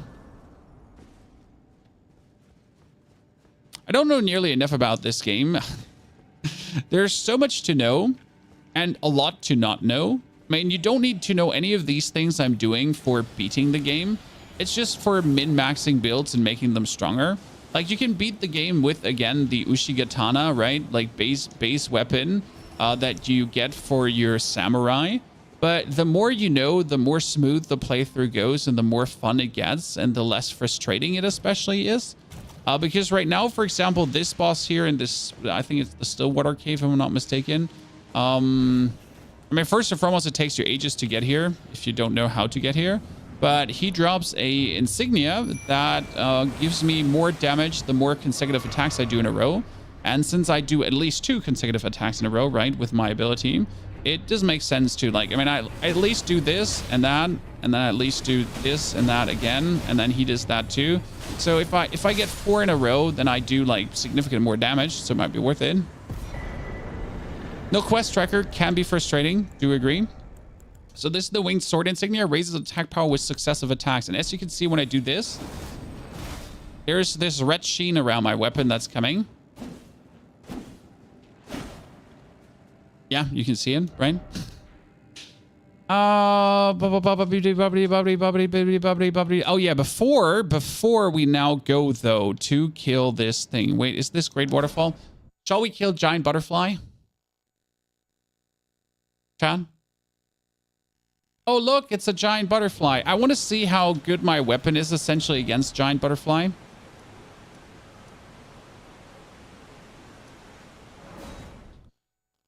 Because your actual... Like, well, we have just seen it. Like, I can hit the head. So good.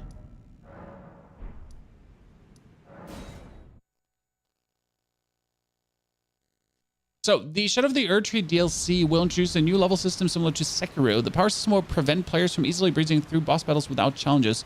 New weapons types will be added, offering unique approaches to gameplay and familiar boss encounters.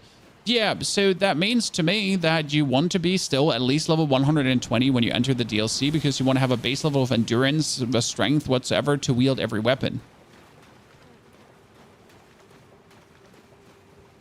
Right, that's important. You want to have a base level of everything to essentially approach things, right?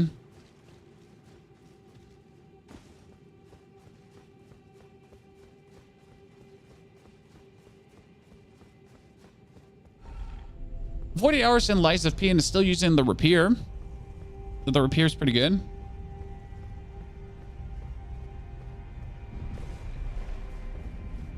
Hey, chat, have you ever found the boss on the Lake of Rod? In case you didn't know this, there's a boss in here.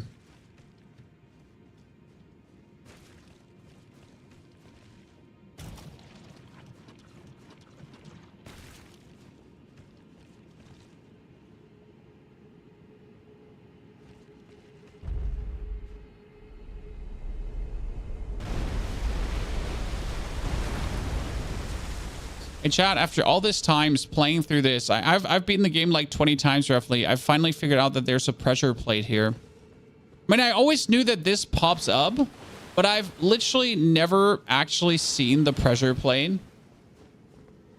I do feel to a certain degree stupid because that's like the first time ever I have actually noticed the pressure plate. There's pressure plates here.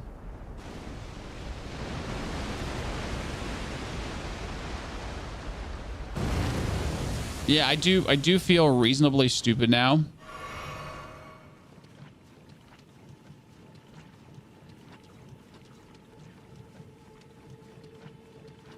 I've been always wondering how you make these things pop up. I am so stupid.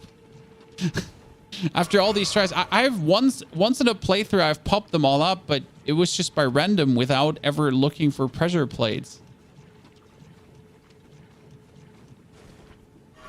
Yeah, man, I'm literally like hundreds of hours into the game, and now this is what I notice. Wow.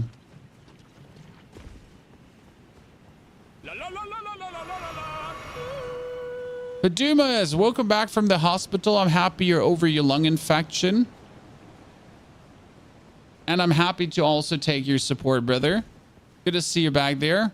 Hope everything is cured and you're fully healthy, functional, ready to slay.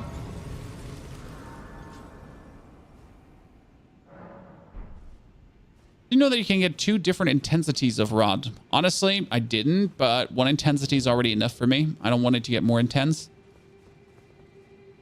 Like, this is as intense as I'm comfortable with. Anything more intense than that is not cool.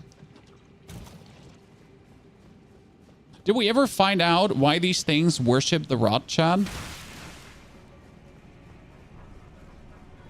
I think that's, I guess, the last thing that I'm missing lore-wise. Why do they worship the rot? Are they just... Is it just what they are? Bunch of weirdos?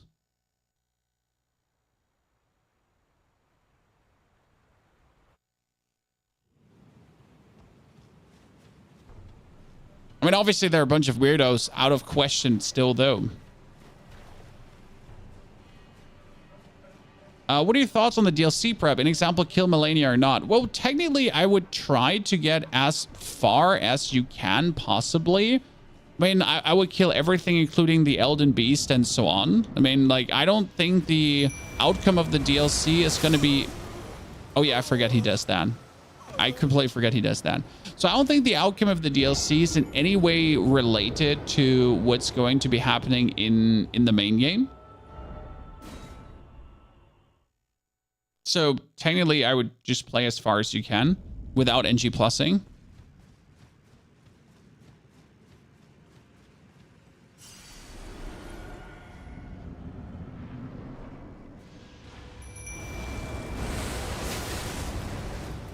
Haha, this time you didn't kill me. Also, I do hate you. Okay, let's see how good my winged sword is going to be against that thing. Because usually I have a hard time getting to the head, right? But now with my jumpy attack, Chad.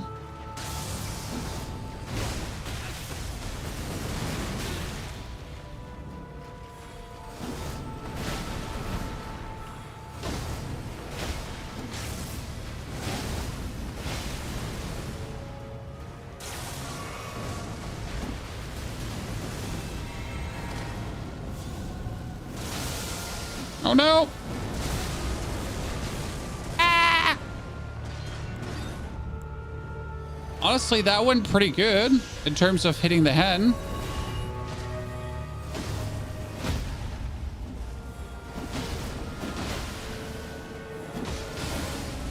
Jesus Christ.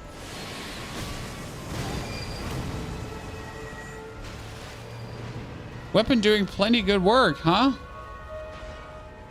Ah, tempo, tempo, tempo, closer, closer, closer. Ow. Oh, that was clutch. Yeah, that was surprisingly simple. I mean, that was like, usually hitting the head can be like an absolutely nightmare. That was way too easy. You get a beginner's guide for this game. I don't only have a beginner's guide, John. We have a whole Elden Ring playlist full of best summons, weapons, easiest start into the game, early guide. I mean, like everything, okay? Everything you could imagine, everything that you could dream of, it is there. I got it. It's waiting for you. Enjoy.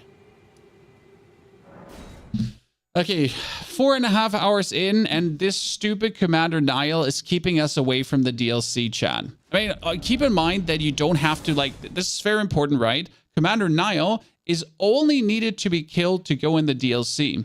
So technically, if you want to go to the DLC, you do not have to kill him right now.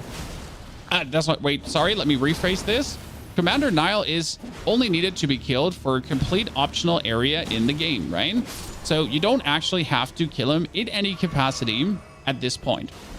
Because usually what you would do is now you would finish the mountaintop of giants, you would kill the fire giant, I would say, and yeah, that's like right now, correct?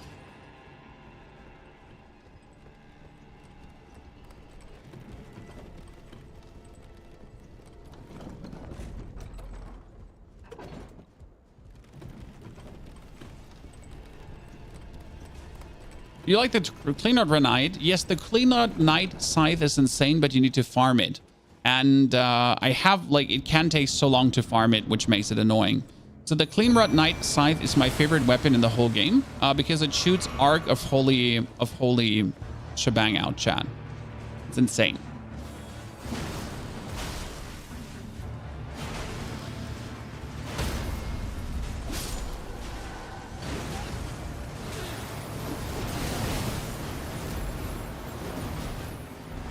You have no right to do this there right now.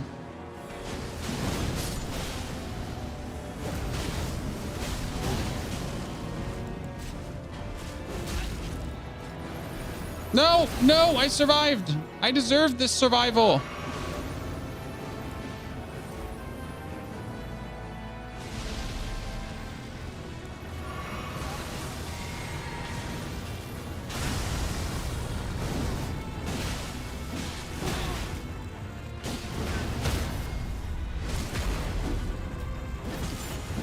Wait, you executed him?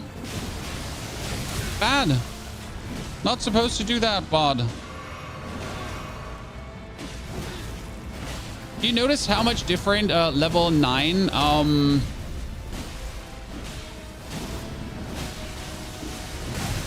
a level 9 mimic tier at level 10 mimic tier makes and a non-level 10. Oh shit, not intended.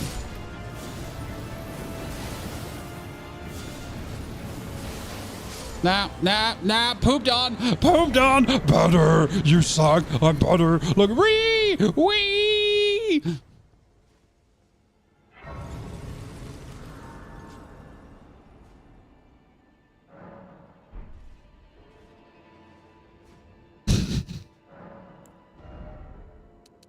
See, this is why I use mimic tier, because I just simply can't be asked.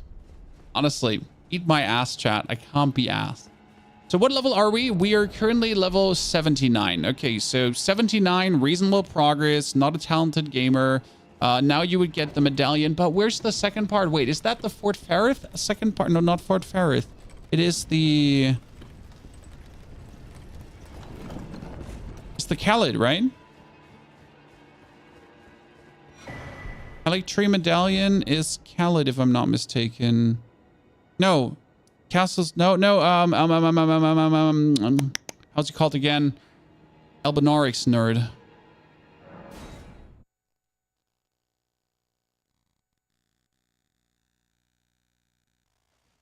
I mean, alone this will keep you away from that. Like, it's funny to me because if you're a complete new player, right? A complete new player, and the DLC is out, and you're like, I don't even know how to get to the DLC, right? I mean, even if you're someone that has beaten Elden Ring, let's assume you have beaten Elden Ring and you have discovered things. There is such a high chance that you miss this, that you miss out on this, right?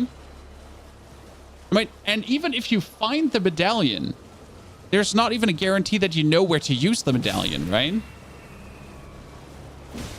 There's so many layers of fuckery with this because you might find it, you might not find it. You might have it and simply not know where to use it, right?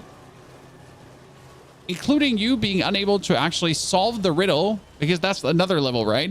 You might also never find Melania because you're unable to solve the riddle on how to find Melania, correct?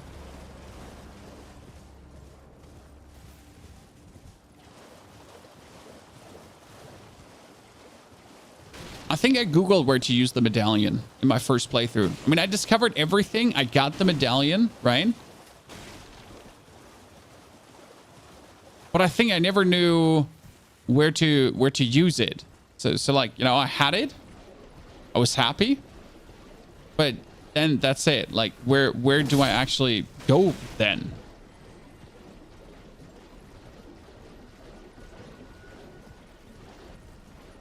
You found it by chance and use it by chance. The best kind of things. Medallion is not needed for the DLC. Just do the VAR quest line. Well, I prefer the medallion, but thank you.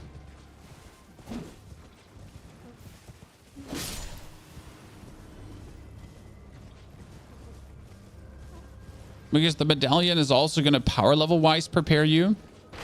I mean, you might say that that you can't be over level for the DLC, but who wants to go into the DLC with level 20, right? Because at the end of the day, you need to kill Moog. And unless you're cheesing him, that dude is a challenge.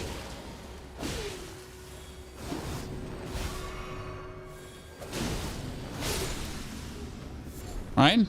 Unless you're going to be cheesing him, he's going to be a challenge.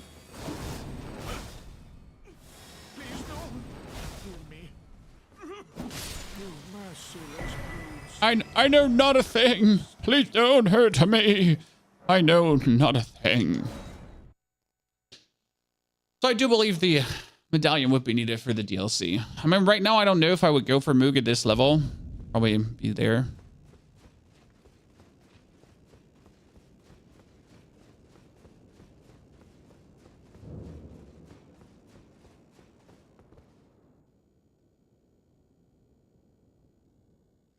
Did I use the different medallion?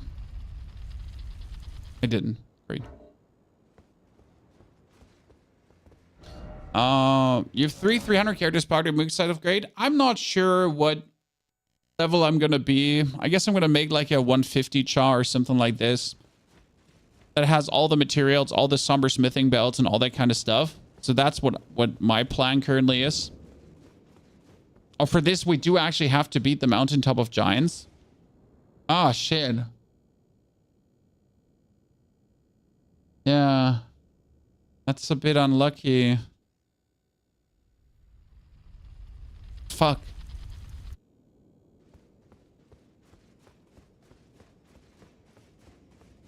Why? Well, I need to go to Fair Mazala.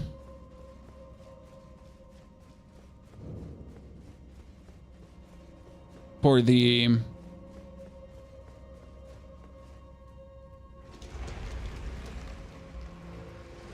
Somber Smithing Bell.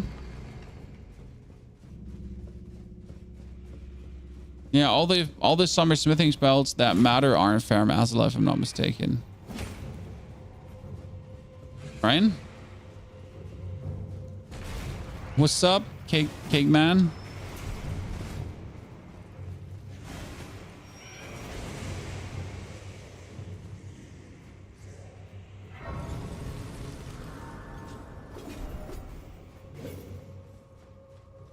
I want to try some monk shenanigans in the DLC. Yes, it's going to be very interesting what 4 builds we can try out.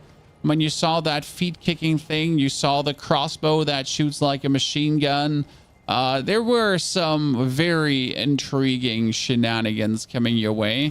Maybe I want to use the Golden Order Greatsword. That would definitely be one that I'm interested in putting out there. Also, there's some really interesting graphic artifacts happening here in the snow.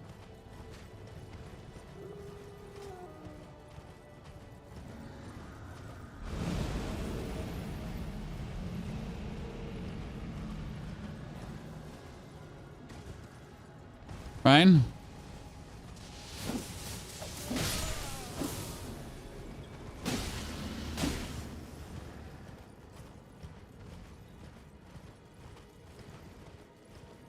I'm on the right track? Right track. Let's go.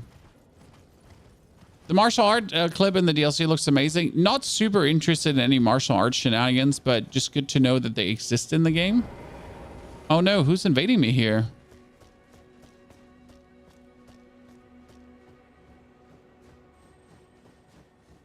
I don't want to get invaded before... No, not Anastasia, the Tarnished Eater.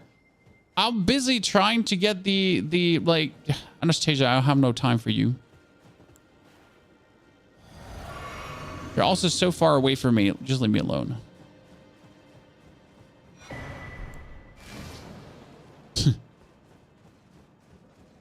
Lady, I'm trying to just get to the waypoint, okay?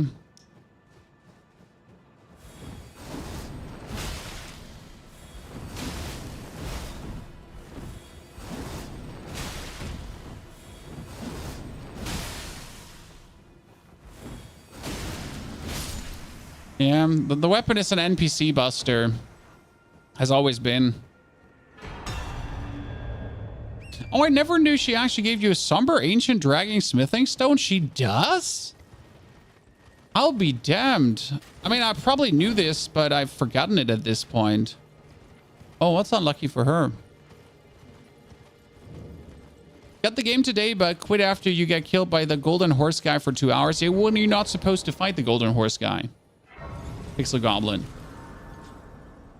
We had a discussion about this today about people getting stuck at points where they shouldn't get stuck because they got they get ego stuck, you know. I might keep this Dragon Smithing Stone Chan. You know?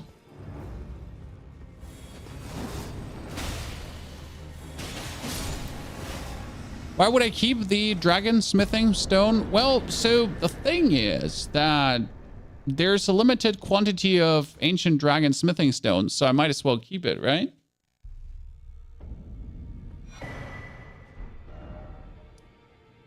Okay, Mountaintop of Giants, Fire Giant. I have this one. Okay, come on. Like, it takes me 5 minutes to ride to the Fire Giant. Let's try him. Yeah, Tree Sentinel is absolutely optional. But see, like, that's the thing. If you're not used to Souls-like games, imagine you start the game, you go in, there comes a boss, you die, You're frustrated because you died. You get reborn. You come out of this tutorial, right? If you actually find the tutorial, I'm still bamboozled that the tutorial is made that it's completely optional. But I would at least like an arrow down there, like here, tutorial, go there or not, right? But no, tutorial is like completely like blah, whatever. Okay, my shaders are going crazy. So weird. So yeah, it's like whatever, tutorial.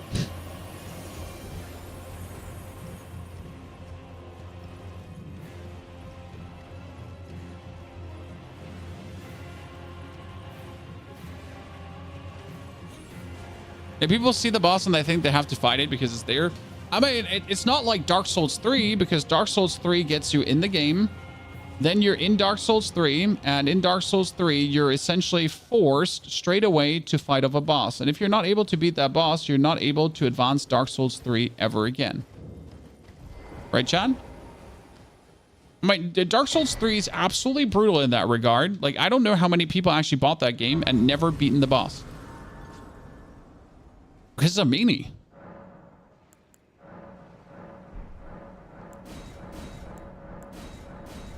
I mean, like, seriously. The game just puts an impossible challenge in front of you. For some. Not for everyone. For some.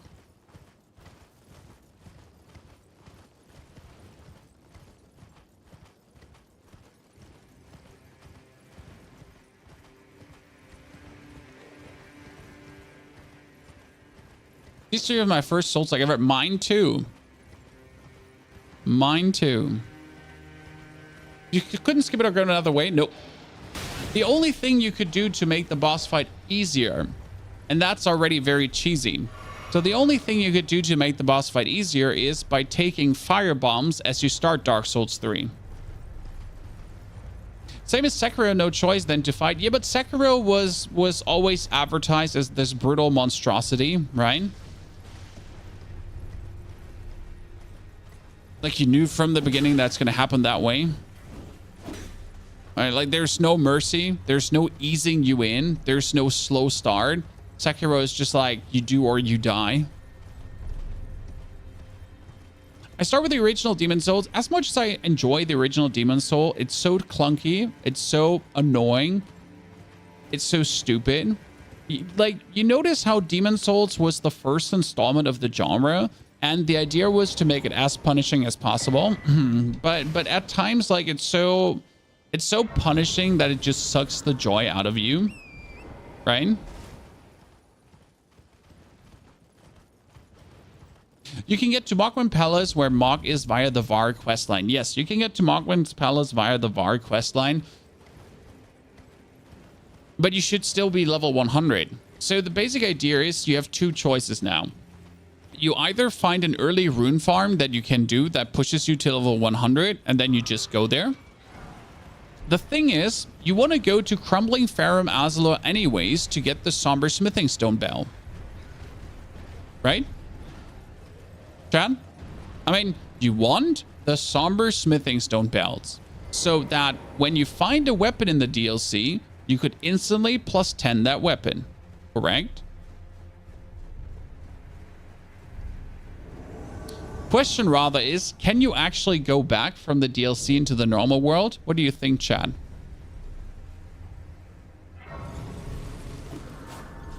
Or are they going to make it weird once you're in the DLC, you're actually in the DLC?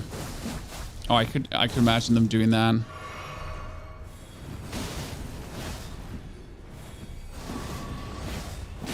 Really?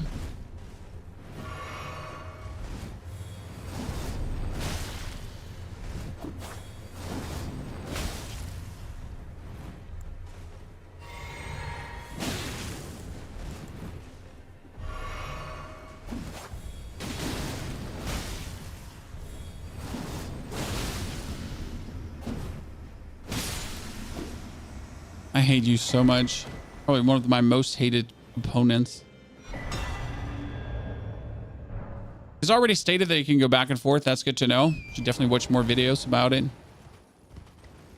But yeah, like, if you can go back and forth, then there's no reason why you wouldn't have every smithing stone bell, right, Chad? Every smithing stone bell and every Somber Smithing Stone Bell.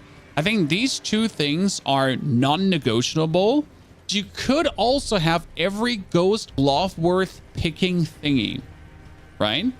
Because that too would allow you to upgrade any kind of summon you're finding. Because we're probably going to get exciting new summons too, right? I mean, I like the Mimic tier, but I personally would like some cool summons. Won't mind.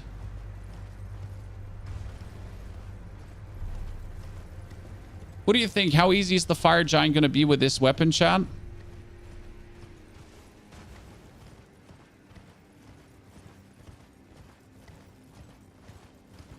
And with my latest Bleed build installment, we absolutely destroyed him.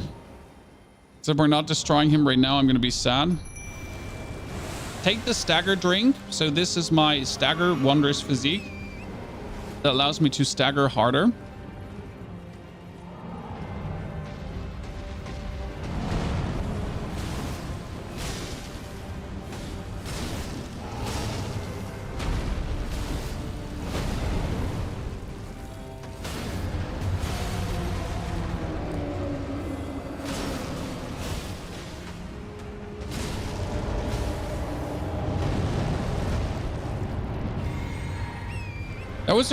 That was a good array of attacks.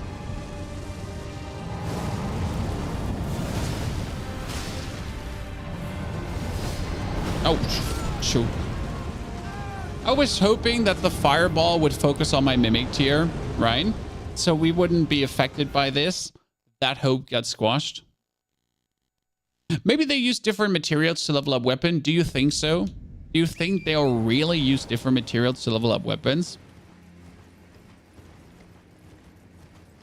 I mean, it wouldn't be uncalled for, but I doubt it. I mean, you have these smithing stone bells to essentially get infinite resources, and the enemies are supposed to be the level of the like the level of the Elden Ring endgame. So it kind of wouldn't make sense to me to not give you like the ability to upgrade any weapon to the level of the, well, endgame that you're used to right now. That would feel kind of silly.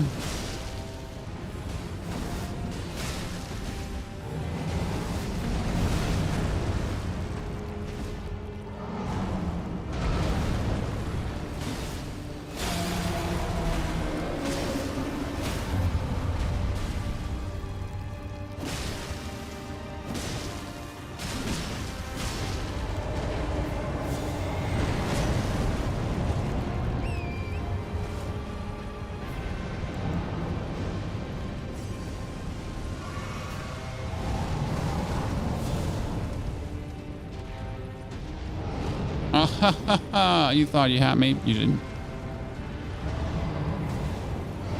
Ow. You had me.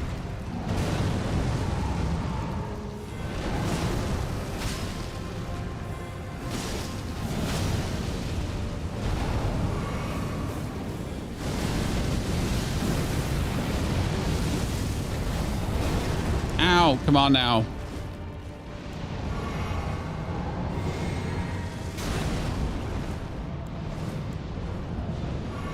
I feel like you're having an unreasonable hatred for me. I mean, like, I'm literally the guy that's just poking your leg. You shouldn't be like that mean to me.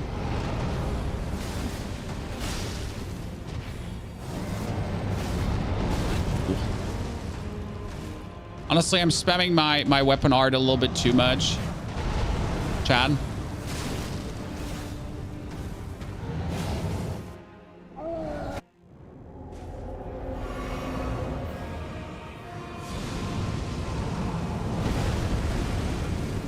Shit.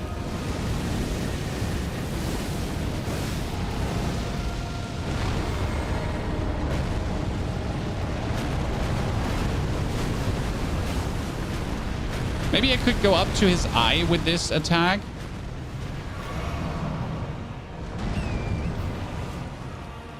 Oh, in his bud.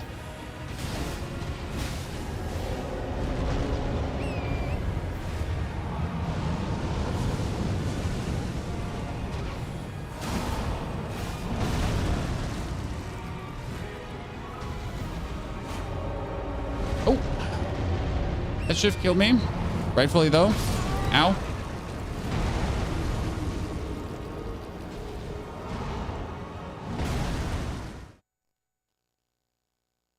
How do you change your hub to invoke your mimic and horse? So if you hold your triangle or your Y button, you open like your belt pouch menu, and that's how I summon my horse and my thingy. If you play mouse and keyboard, I don't remember how you did that. I played this on mouse and keyboard to figure out how it works, right? But I literally don't remember how you do that.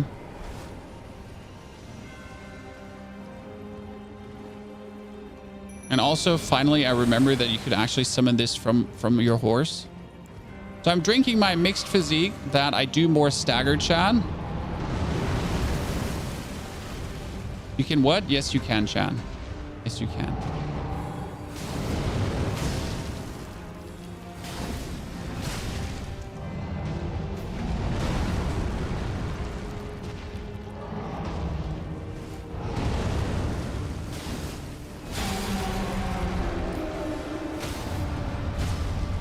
This is now an official stagger.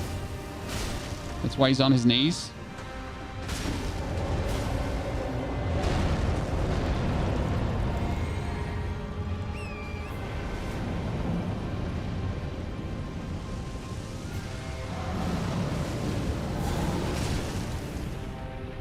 Totally not stuck.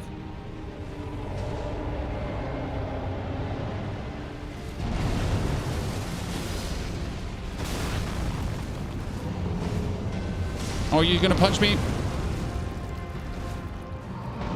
Oh!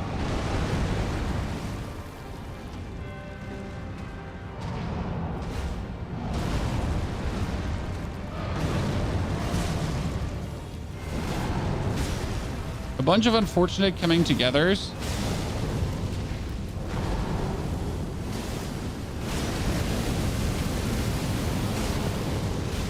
I feel like my thingy is hitting a bit higher than it should hit, which is good, right?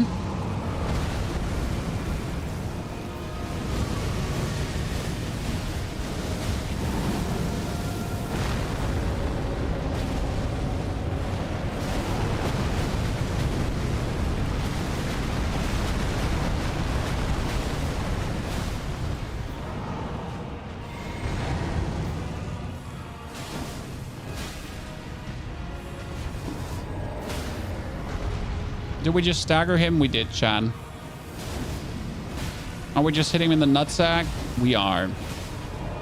Is this illegal? Most certainly.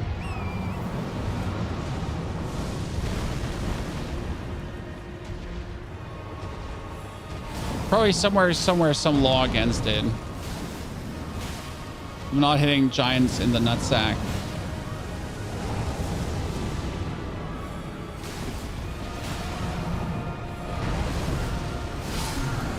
Dead. No, no, no, no, no, no, no, no, no, no, no. Not when the giant is about to die. I am not going to get hit by the fireball. Not happening.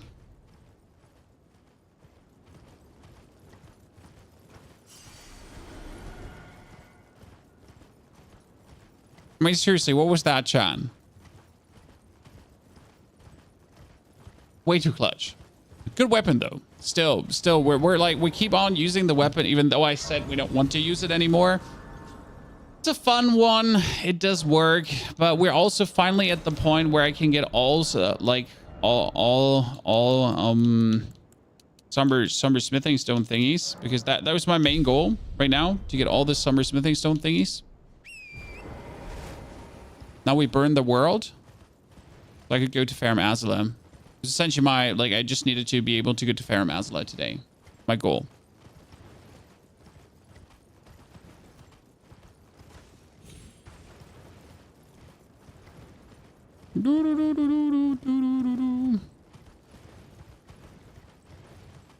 Okay, we made it to Mogwin's Palace. We made it to Farum Azula. So that is now an official, like, 5 hours and a bit. That we have invested so far to get to this point. So we're almost rune level 100, right?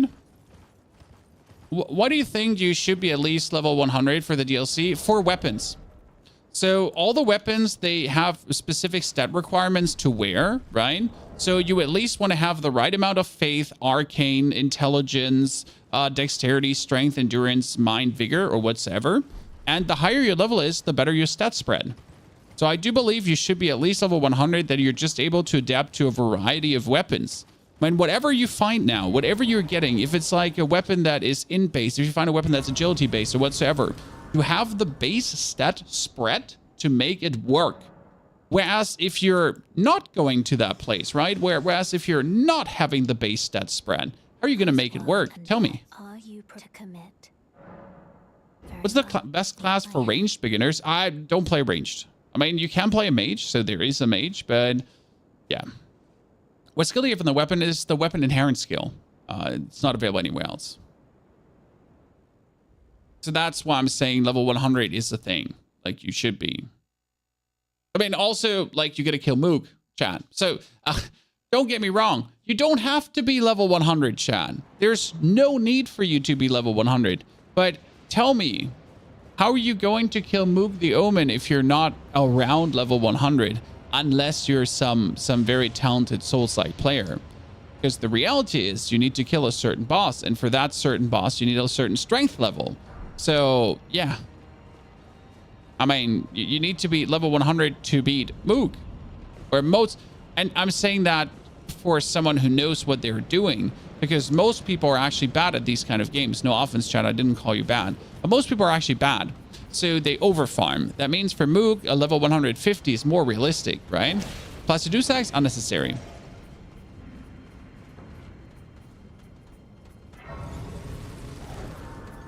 Yeah, if you don't clear the game being level 1, you didn't clear the game, yes.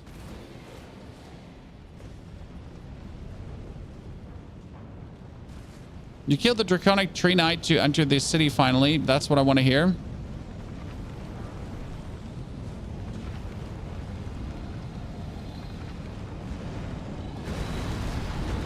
And you're like, oh, wow, that's a very cool dragon you got there. Not interested.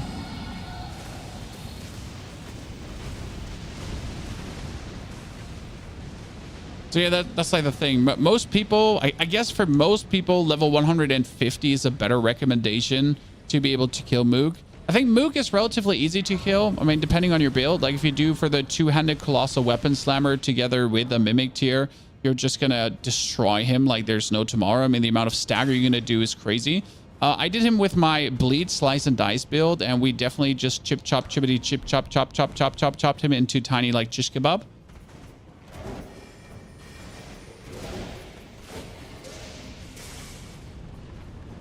Has anyone beaten Ishin the Sword Saint multiple times? He's something you want to do, or you want to have experience once as a Souls-like gamer.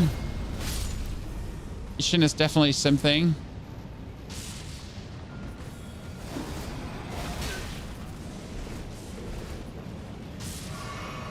But Ishin is kind of like on the level of the, what is it called again? There's one boss in the whole Souls-like game genre, and he's called the Orphan of Cause. And I always felt like Ishin was on that level for me, intensity-wise. Complete two different games, but god damn it.